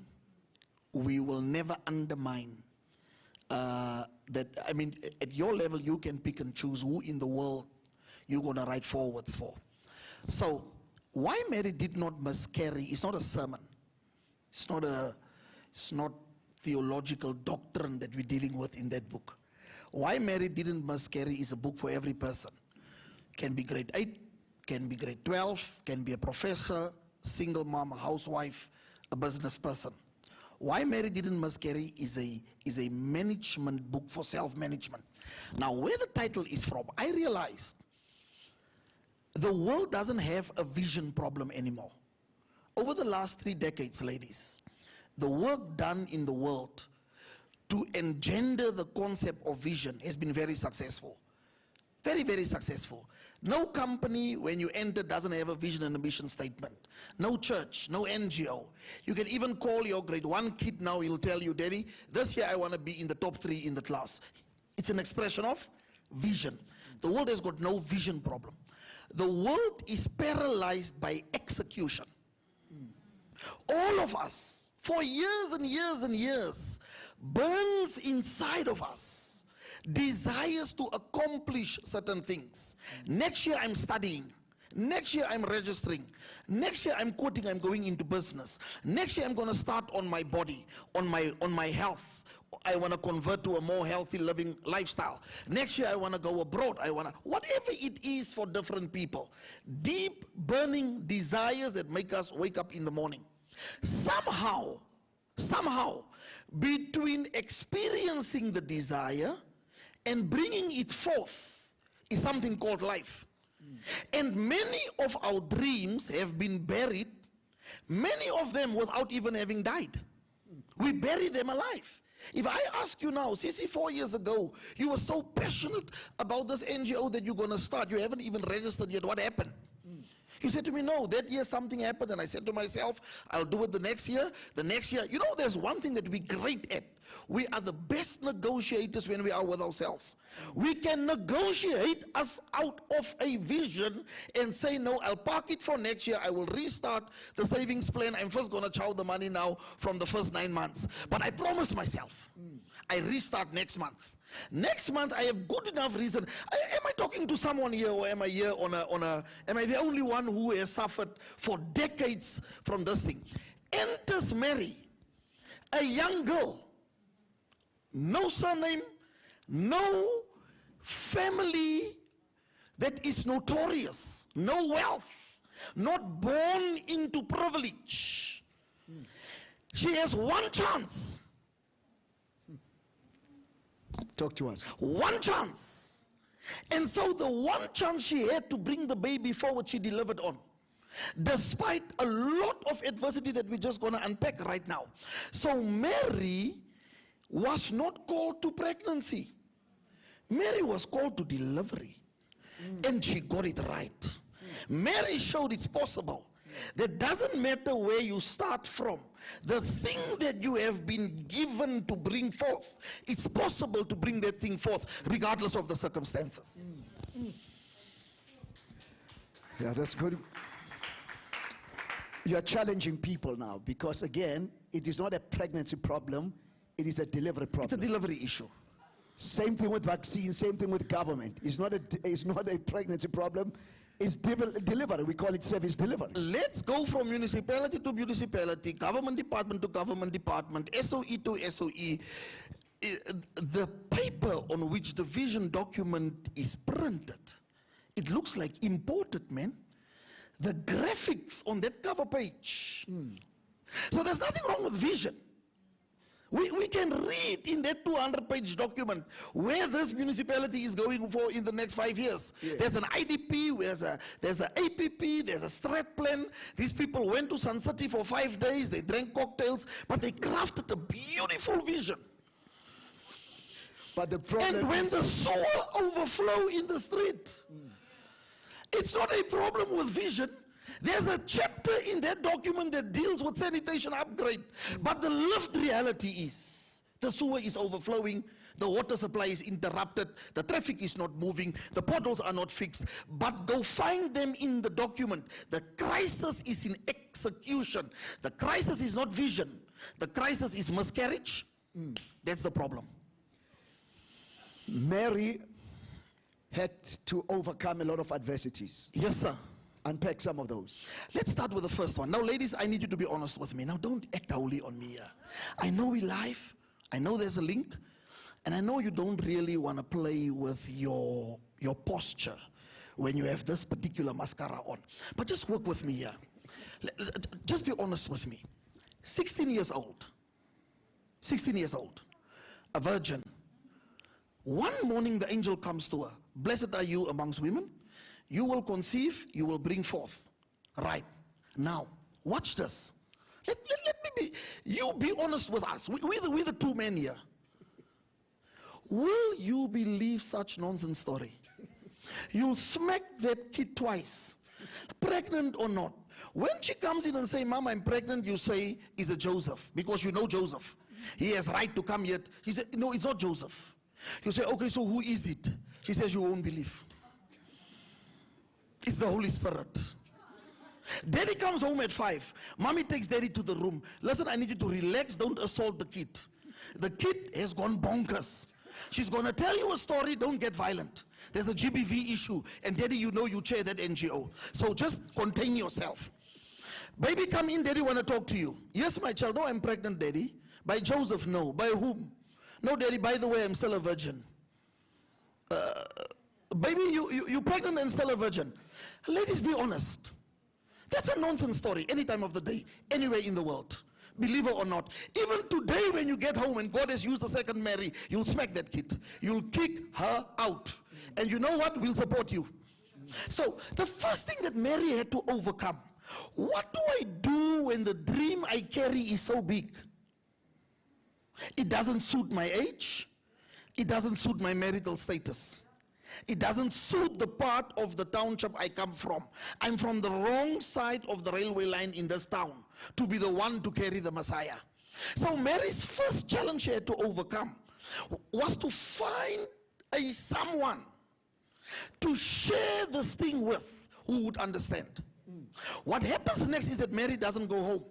There's nothing in the Bible to suggest that Mary and her mother had beef.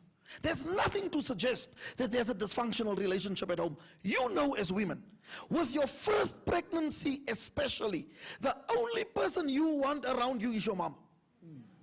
Even if your mom and your husband don't get along, you will tell your husband, I'm in my 8th month now, mommy is arriving on Sunday, fetch her at the bus stop. She'll be here for 3 months. Whether the two of them don't even talk is none of your business. You bringing your first baby, you want your mother. With the second and the third, it can be mother-in-law, auntie, cousin, the neighbor, but your first. Mary has a first baby, she doesn't go home. She runs to the house of her aunt, a woman by the name of Elizabeth. Elizabeth is in her 60s, married to a man by the name of Zechariah. He's the priest. 6 months ago, God said to Zechariah while at church, your wife will conceive miraculously. When Mary knocks on that door, Elizabeth is already 6 months pregnant. Here's an important lesson, especially for women, because you find talking easily. You find talking so easily that when you go to relational trouble, everyone at work knows. Because you talk easily. You sit next to someone in the taxi you just met, that person asks you, why do you look so sad? You just give that person the whole story. I'm sorry, ne? Buy the book. Yeah, but I had to get that one out, you know, so it's just out there. Mary teaches all of us, but particularly your gender, an important lesson. It matters who you confide in first. That is the first thing. If there's anything you're going to miss while reading the book, you cannot miss the fact that you cannot celebrate a dream. There is no such party. Of all the parties you've ever attended, you have never attended a house application party. You attend a housewarming. We have to learn to find the right people to share the thing with while the thing is not yet manifested. You have never been invited to a university registration party. Someone saying you must come over this weekend, it's skit daarby ons. Wat gaan aan? No, I've registered. Keep quiet. Register in silence. Work quietly. We'll see them at the graduation. They will ask you, so when did you study? You say 3 years. Yes. So Mary takes a dream about pregnancy, that's a miraculous pregnancy, to a woman who is already 6 months into a miraculous pregnancy. You gotta find someone who represents where you headed. Let me stop there. So you mentioned something important. Yes, Doc. Confiding. Why is that important, to confide to people you trust?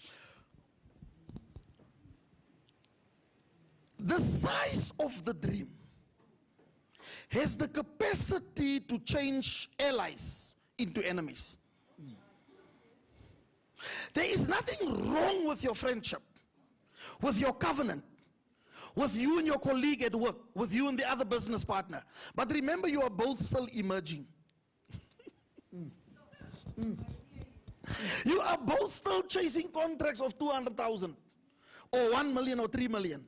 Suddenly you start speaking of hundreds of millions. Suddenly you start speaking of branching into the continent. There's one thing that you must know. Joseph is a young boy. He gets along with his brothers well. There's nothing in the Bible to suggest animosity. When he tells them he had a dream, that's a problem. They connive to kill him. So because you don't know the true nature of your current relationships, because they were made at this level, that person likes you at this level. Remember, now and then you have to borrow also 200, 300. Now and then you have to confide. The husband didn't come home. Now and then you have to confide. The one kid does not seem to be able to get off drugs. So at this level, that relationship was cemented. Now you're getting ready to exit. They're not necessarily ready to exit with you. If I can give you something to remember this morning, always remember the dream keeps you and your haters awake. You're not the only one not sleeping. The thing that keeps you awake at night for its size keeps your critics awake for its size. It's more than just your bedroom where the light is on. It's on by you because you're thinking and planning. It's on by the hater because also they have diarrhea issues there. Right. So when you confide, you cannot use, this is my sister, we grow up together, this is my cousin, oh, we are tight. They know about everything. No. Your dream, when I got ready to write this book, I had to go to a writer. You're not with me. I am an emerging author. It's my first book. I had to go to an established and celebrated author in the name of David Molapo and say to him, hold my hand, be my Mary. Because when you confide in someone who has been where you headed. So someone must have a semblance of the destination towards which you're traveling. I can't discuss writing a book with people who have not authored. When I'm under pressure and say, you know what, I've got writer's block, they're going to say, you work on your nerves with this thing is going to give you high blood and cholesterol, leave this thing. Look at you since you started with this book story of yours. Just be the jolly guy that you are. I will not sit here today. You will not know me because I won't be an author. What brought me here is an author, but I confided in an author. So is that why then, when Mary connected with Elizabeth, something leaped? Talk to us about it. So here's the issue. The reason why you have to find an Elizabeth is 2 reasons. Because an Elizabeth has her own miracle, she can never compete with yours. Come on now. You can put your hands better together than that. I'm telling you, ladies, you have to take your time and find the right people. Sometimes the right person is a stranger. Sometimes the right person is someone you have to go and pay and say, I read about you in the magazines, I'm following you on Instagram. What will you charge me to hold my hand? Because a true Elizabeth cannot be competitive because she has her own. Watch this. If Mary had gone home and Mary tried to convince her mother, there's no Tabo or Ati involved here. Holy Spirit. Right. By day 7, the pastor has been called, the uncles. The house is such a tense place because Mary don't want to lose this lie. And the parents don't want to buy this lie. No one is eating, no one is laughing, the TV is off. Mary can go into natural abortion because of the stress. She can induce and lose the baby. Many of us have buried our dreams along the way because we shared it with the wrong people. And the stress that it caused us to convince them let us abandon the studies and the business. Once you find yourself in a conversation where you have a burden to convince, it's the wrong conversation. It's the wrong conversation. It's the wrong conversation. So the reason the baby slept at the door, because when Elizabeth opened the door, Elizabeth is in her 60s, Mary is 16, there's a 50-year difference. Elizabeth says, who am I? That the mother of my Savior. Mary hasn't said a thing to her. No, I must sit down. That is an interview. Yes, yes. That is not church. Ladies, calm me down. Calm me down. Take your time. Yo. Go ahead. Choose to challenge. You're challenging Let me status take, quo. that is why you sit like that. Yeah. It is to stop yourself. Now you understand. Now you're no, learning. man, You're I'm learning. I'm learning. Ladies and gentlemen, my Elizabeth. Okay. Mary never said a word. Elizabeth says, who am I? Mary is pregnant 1 hour. The angel just left. Elizabeth says, who am I? That the mother of my Savior would come to my house. Your Elizabeth, for the project that you're dreaming about, must be someone who can see in you that which you have never explained to them. But what happens if they don't see that? I saw great things in you, but what happens if you block me? This is probably going to be the question of the day, Doc. Or let me not say that you have such great questions and incisive questions, but so far it's the question of the day. Let us quickly speak a little bit of theology before I proceed. Mary carries Jesus. Elizabeth carries the Apostle John. Who carries the greater gift? Mary. Who went in search for help? Mary. The size of the favor on Mary does not release Mary from the burden to subject herself to mentorship. That's good. That's good. Even if Mary outcarries Elizabeth, it is Mary who needs Elizabeth, not the other way around. If there's one thing I could teach young, gifted people, it is that the giftedness is not a license to live a life outside of submission. You have to go and find people. Some of you carry a business dream. Somewhere there's someone who have retired having 10 million. Your dream will produce 100 million. It's bigger, but that person knows stuff that you cannot buy in a book. So the giftedness was never permission to say, I'll go with myself. That's the problem. We sign contracts because we didn't take that contract to anyone else to say, read this thing for me and tell me should I sign. We get done in, we lose, we enter into agreements. It's your first ever agreement. Where did you get the confidence that you can do this agreement and enter into it without someone who holds your hand and say, no, this is a bad deal you went here for. Let's go and renegotiate. We're on the same page. Yebo. 2 more questions and we're done. I know that the book is available now, today, just like all other books are available now. If there are 2 things during this theme, Choose to Challenge for Women, contextualizing with this book, what would you say? 2 things. When Mary is 8 months pregnant, there's a census in Bethlehem. So Joseph must go, the husband. In those days, the census didn't come to our houses. We went to where you were born. So if that census was run in Joburg, there would be no one here.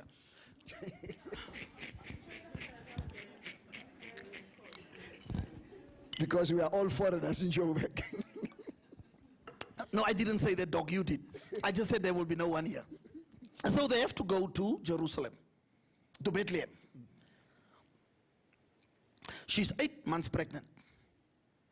You know better than me the symptoms. Swollen feet, a backache that can never go away, permanent fatigue. You wake up, then you're tired. Right? Mood swings. She must now travel 112 kilos by foot and donkey. There's one thing about women, and that's why you are God's preferred partner in salvation. Salvation was between God and a woman. There was no place for a man there. You can handle adversity. They come into their town. Imagine 112 kilos by foot and donkey, 8 months pregnant. The only thing you need at 8 months is a husband you can order around. Go buy me almond ice cream. No, I didn't mean ice cream. I actually meant nuts. I didn't mean that. I mean a massage. Right? It's all you need at 8 months. And someone who can handle it without talking back and giving you a teaching on mood swings. She had to hit that road by foot, dog. 8 months pregnant. They come into their town.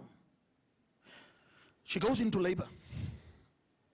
There's no hospital, no Sunninghill, no private hospital is available to receive the king. By design, there's no place in any guest house. The Houghton Hotel is full.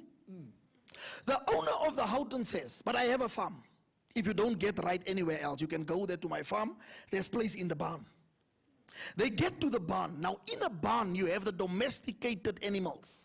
So the domesticated lambs are there, and the goats, and the pigs. And where there's animals, there's flies. Compare the environment of a barn with the sanitized environment of a maternity ward. No mother, no doctor, no midwife. Let me say it's just for cheek. No baby shower. Baton. Nothing. Only Joseph beside her.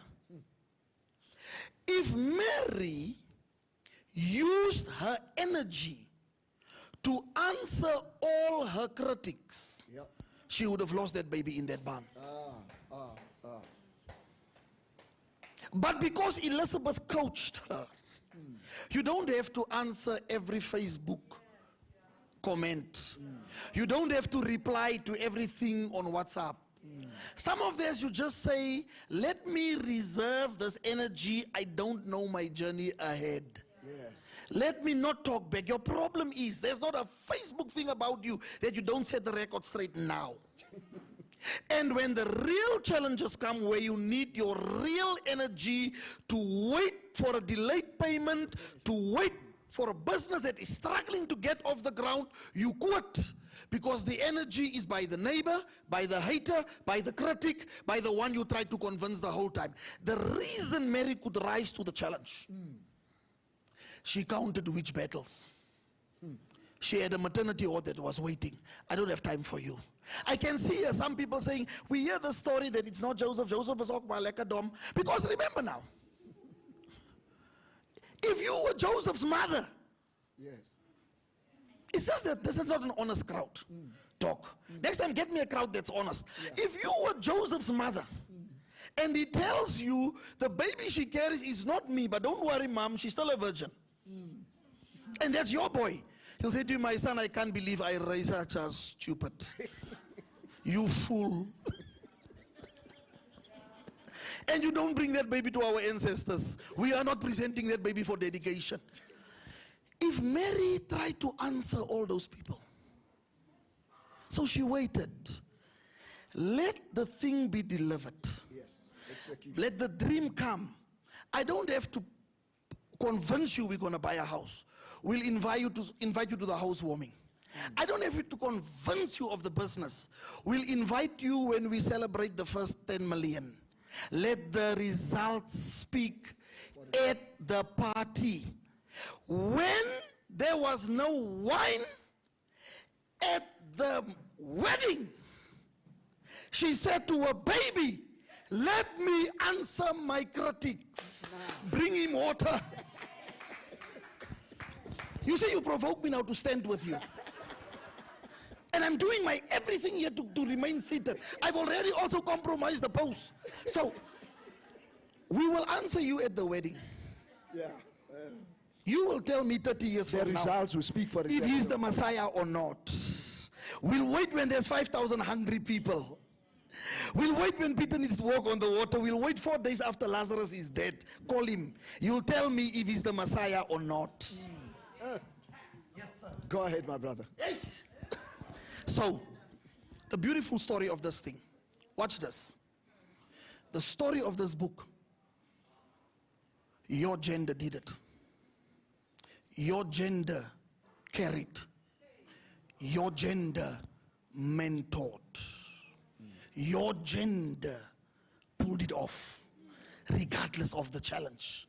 If there's one thing that is in your DNA as a female, it is the ability to overcome adversity. And the book is simply there to remind you. You need to go and dust off all your prematurely buried dreams.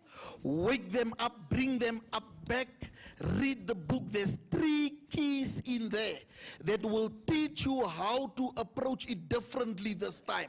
You will see the mistakes that you've made in having spoken to the wrong people about it. Because remember, you meant well. Because you were excited, you assumed everyone else was going to be excited. Mary didn't make that mistake. Mary didn't go home. Mary said, let me find someone who understands this language of miracle pregnancy. The last one, that was 2. Then the last one, last words as we close, choose to challenge day 1. What would you say to the people online and the live people here? To our online family, why must they get this book? The book is assisting you not so much to understand what others did to you. The first part of the book is a heavy read. You must read it with some twin savers. The book tries to let you take responsibility. Because when the angel came, Joseph was not there. Mary cannot even blame Joseph. If she loses the baby, she loses the baby. Can I say that again? Yes, go ahead. If she loses the baby, she loses the baby. Even if Joseph didn't want to marry her, even if her mother didn't want to believe her, the angel spoke to Mary only. Only you understand what is it that you truly dream about. Only you are driven by that thing.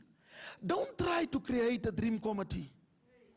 Don't try to encourage others to share your passion. You've got no obligation to establish a family dreaming the way you do. And the book will assist you to discover the areas in which you have failed yourself. The book will also help you to forgive yourself. And then the book will take that madness and redirect it into the passion for the dreams that starts now. Because if Mary was 16, you're not 16, you're much more wise. You're much more wise. And the book's purpose is to help you uncover your personal journey and to turn your life around. Ladies and gentlemen, my friend Arthur J. Farnell, Why Marriage Did Not Be Scary. Those people online, how can they get a hold of this book? For now, it's important for this year, we've made the decision that we will sell the book in this fashion. And that we're going to use the online platforms only from next year. The only place where you may find it for now is on the ICANN website. But we truly want to, Doc said something so nice to me. Most authors have the ability only to master the written word. By the grace of God, I can also speak a little. So we want to deliver the book in this fashion. We're going to do about 4 launches. We've launched in the Northern Cape, then 1 in Cape Town. We had 2 in the Eastern Cape, 1 in Gqeberha, and 1 in East London. We're going to do about 4 in Gauteng in between September and middle October. Watch the press for details. Bring your people with. If you're already a business owner, that is a good investment to buy 1 for every employee of yours. Because at the end of every chapter, there's a worksheet where someone gets asked questions to answer personally so that the developmental trajectory of the book is maximized. Watch the press for details. We've got a few books that we brought with outside here for 200 Rand. It's just when you go out, look for a handsome hunk. You will see my looks in him. It's my boy. You just go to him and say, I can see what your father meant. Don't give him any more details, right? And then you get your book for 200. If you want to place an order for your staff, for your business partners, for people in whose lives you want to invest, and only in January will we go online. For this year, you have to attend the launches. Give him another round of applause. Thank you, ladies and gentlemen. As we close, remember the book Why Marriage Did Not Be Scary is available. It will be there today and tomorrow for $200. And again, if you want Brother Ati to come and speak at your church, in your business, whatever, still get in touch with ICANN so that we can make sure we let this wonderful gift to be a blessing to you. We also have some materials, Dr. John C. Maxwell, my mentor, on leadership in tough times and how to deal with discouragement. The other one is I'm speaking to about 10,000 men on responsible, engaged fatherhood at the Rhema Church. And then for leaders, the 360-degree leader. How do you lead up, down, and across? It's available also there. For fathers, and we're going to be doing a lot of work. Remember, with the BF Suma's product, with fathers, September, October, November is going to be a busy 3 months because apparently the second week of December, there's this 4th wave, and we come against it in Jesus' name. So we're going to be working hard the next 3 months. For fathers of adolescent, there is no parenting school. So for men, we've got this book and also this one, Championship Fathering. And again, when Brother Art speaks, it doesn't matter whether it's church people, secular people, saved people.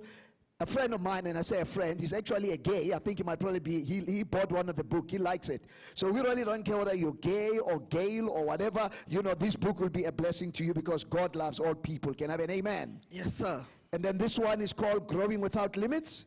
And my 2 best-selling book, Choose to Change and Take Charge in Times of Challenge. They will be available there. Ladies, did you have a good day today? Come on, you can do better than that. Did you have a good day today? We want to say thank you so much to the Deputy Minister.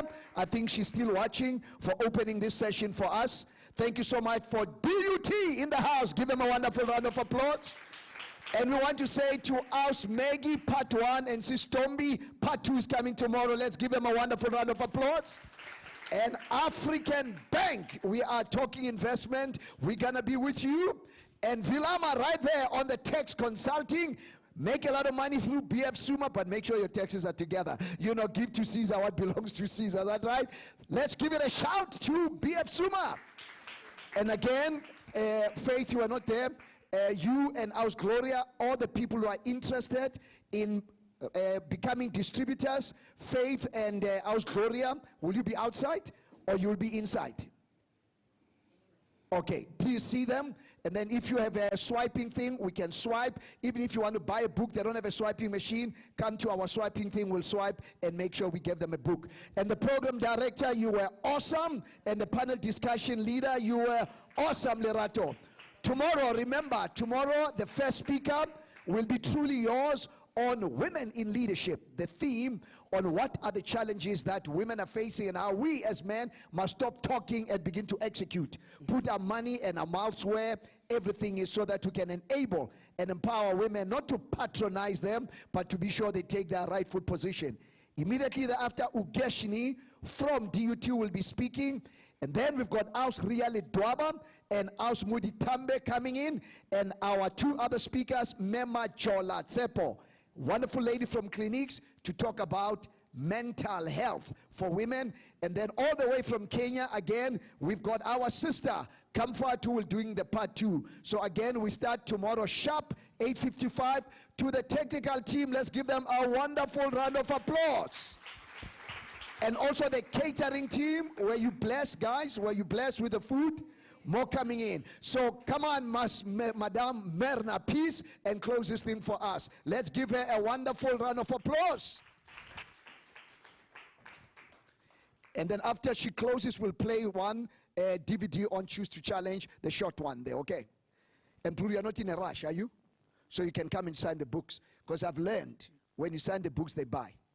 Yes, again, I'm teaching you. Sign the books, bro, okay? Thank you. Go ahead.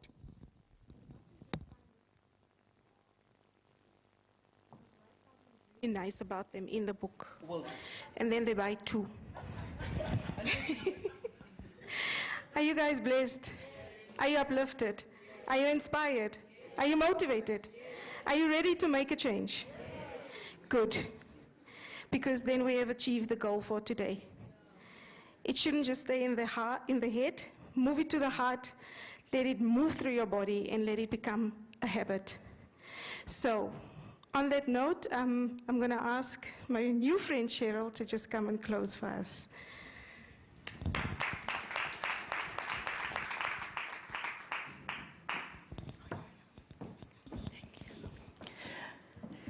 Most gracious Heavenly Father, we just want to thank you today for Dr. Malapo, for the ICANN, for IR, and we want to thank you for every other person that have been here today and those that are online. Your word declares that transformation comes when there's a renewal of our minds. And we believe today that knowledge has been imparted to us. So we pray that the Holy Spirit will take this knowledge and cause it to be a revelation to our hearts, so much that we can impact our families, our lives, our societies, and the whole world. We trust in you, Father, that what is said today, that not one word will return void, but it must accomplish what you purpose and sent it to do. The word declares that the steps of a righteous man is ordered by the Lord.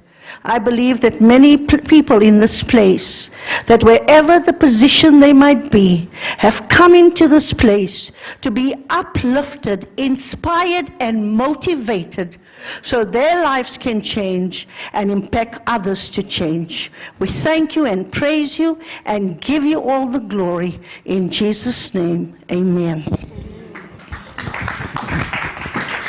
Ladies, see you tomorrow morning, 8:55, bright and early. We're doing this again tomorrow. But come early for tea, because it's really nice. And you don't have to make it yourself. For a change.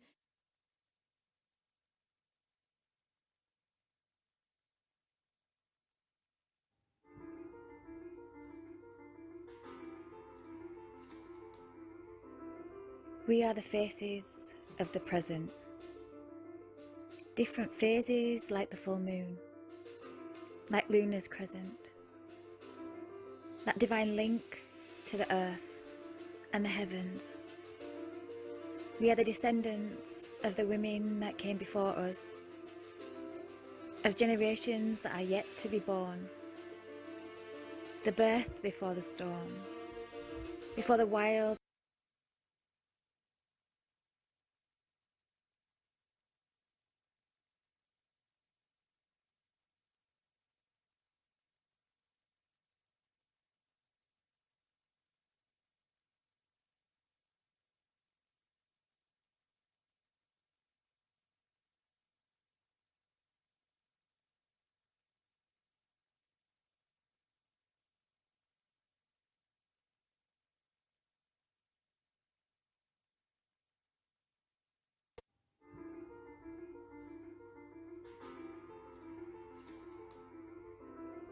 We are the faces of the present. Different phases like the full moon, like Luna's crescent. That divine link to the earth and the heavens. We are the descendants of the women that came before us, of generations that are yet to be born. The birth before the storm, before the wild wind breathes into a life that believes in her warrior soul. We are leaders, leaders of love and compassion, of freedom and self-expression. We are the women that stand firmly against oppression, seeking justice and equality in all that we do, raising our voices so that all women's voices are heard too, shattering that silence, that deathly silence. With every breath that we breathe and every echo we scream, we will not allow women to suffer at the hands of violence, at the hands of any abuse, or to be used and seen as the weaker sex. We are not objects, we are life. We hold the divine universal power. We are waves, waves that ripple in every ocean, and every ripple that rings expands into the sea, creating this universal energy that's beyond any human being. It's a sisterhood, it's a connection that can only ever be understood by she, by her, by me, by understanding that once one woman stands her ground, raising the volume and speaking loud, her voice travels through the whispers of the fine-bladed grass, through the thick fog that sweeps across mountain tops and crashes against the raging sea. Her voice is the very heartbeat that bonds hearts of unity. We are the faces of the women that stand proudly together, to be the change we want to see, for every woman to be heard.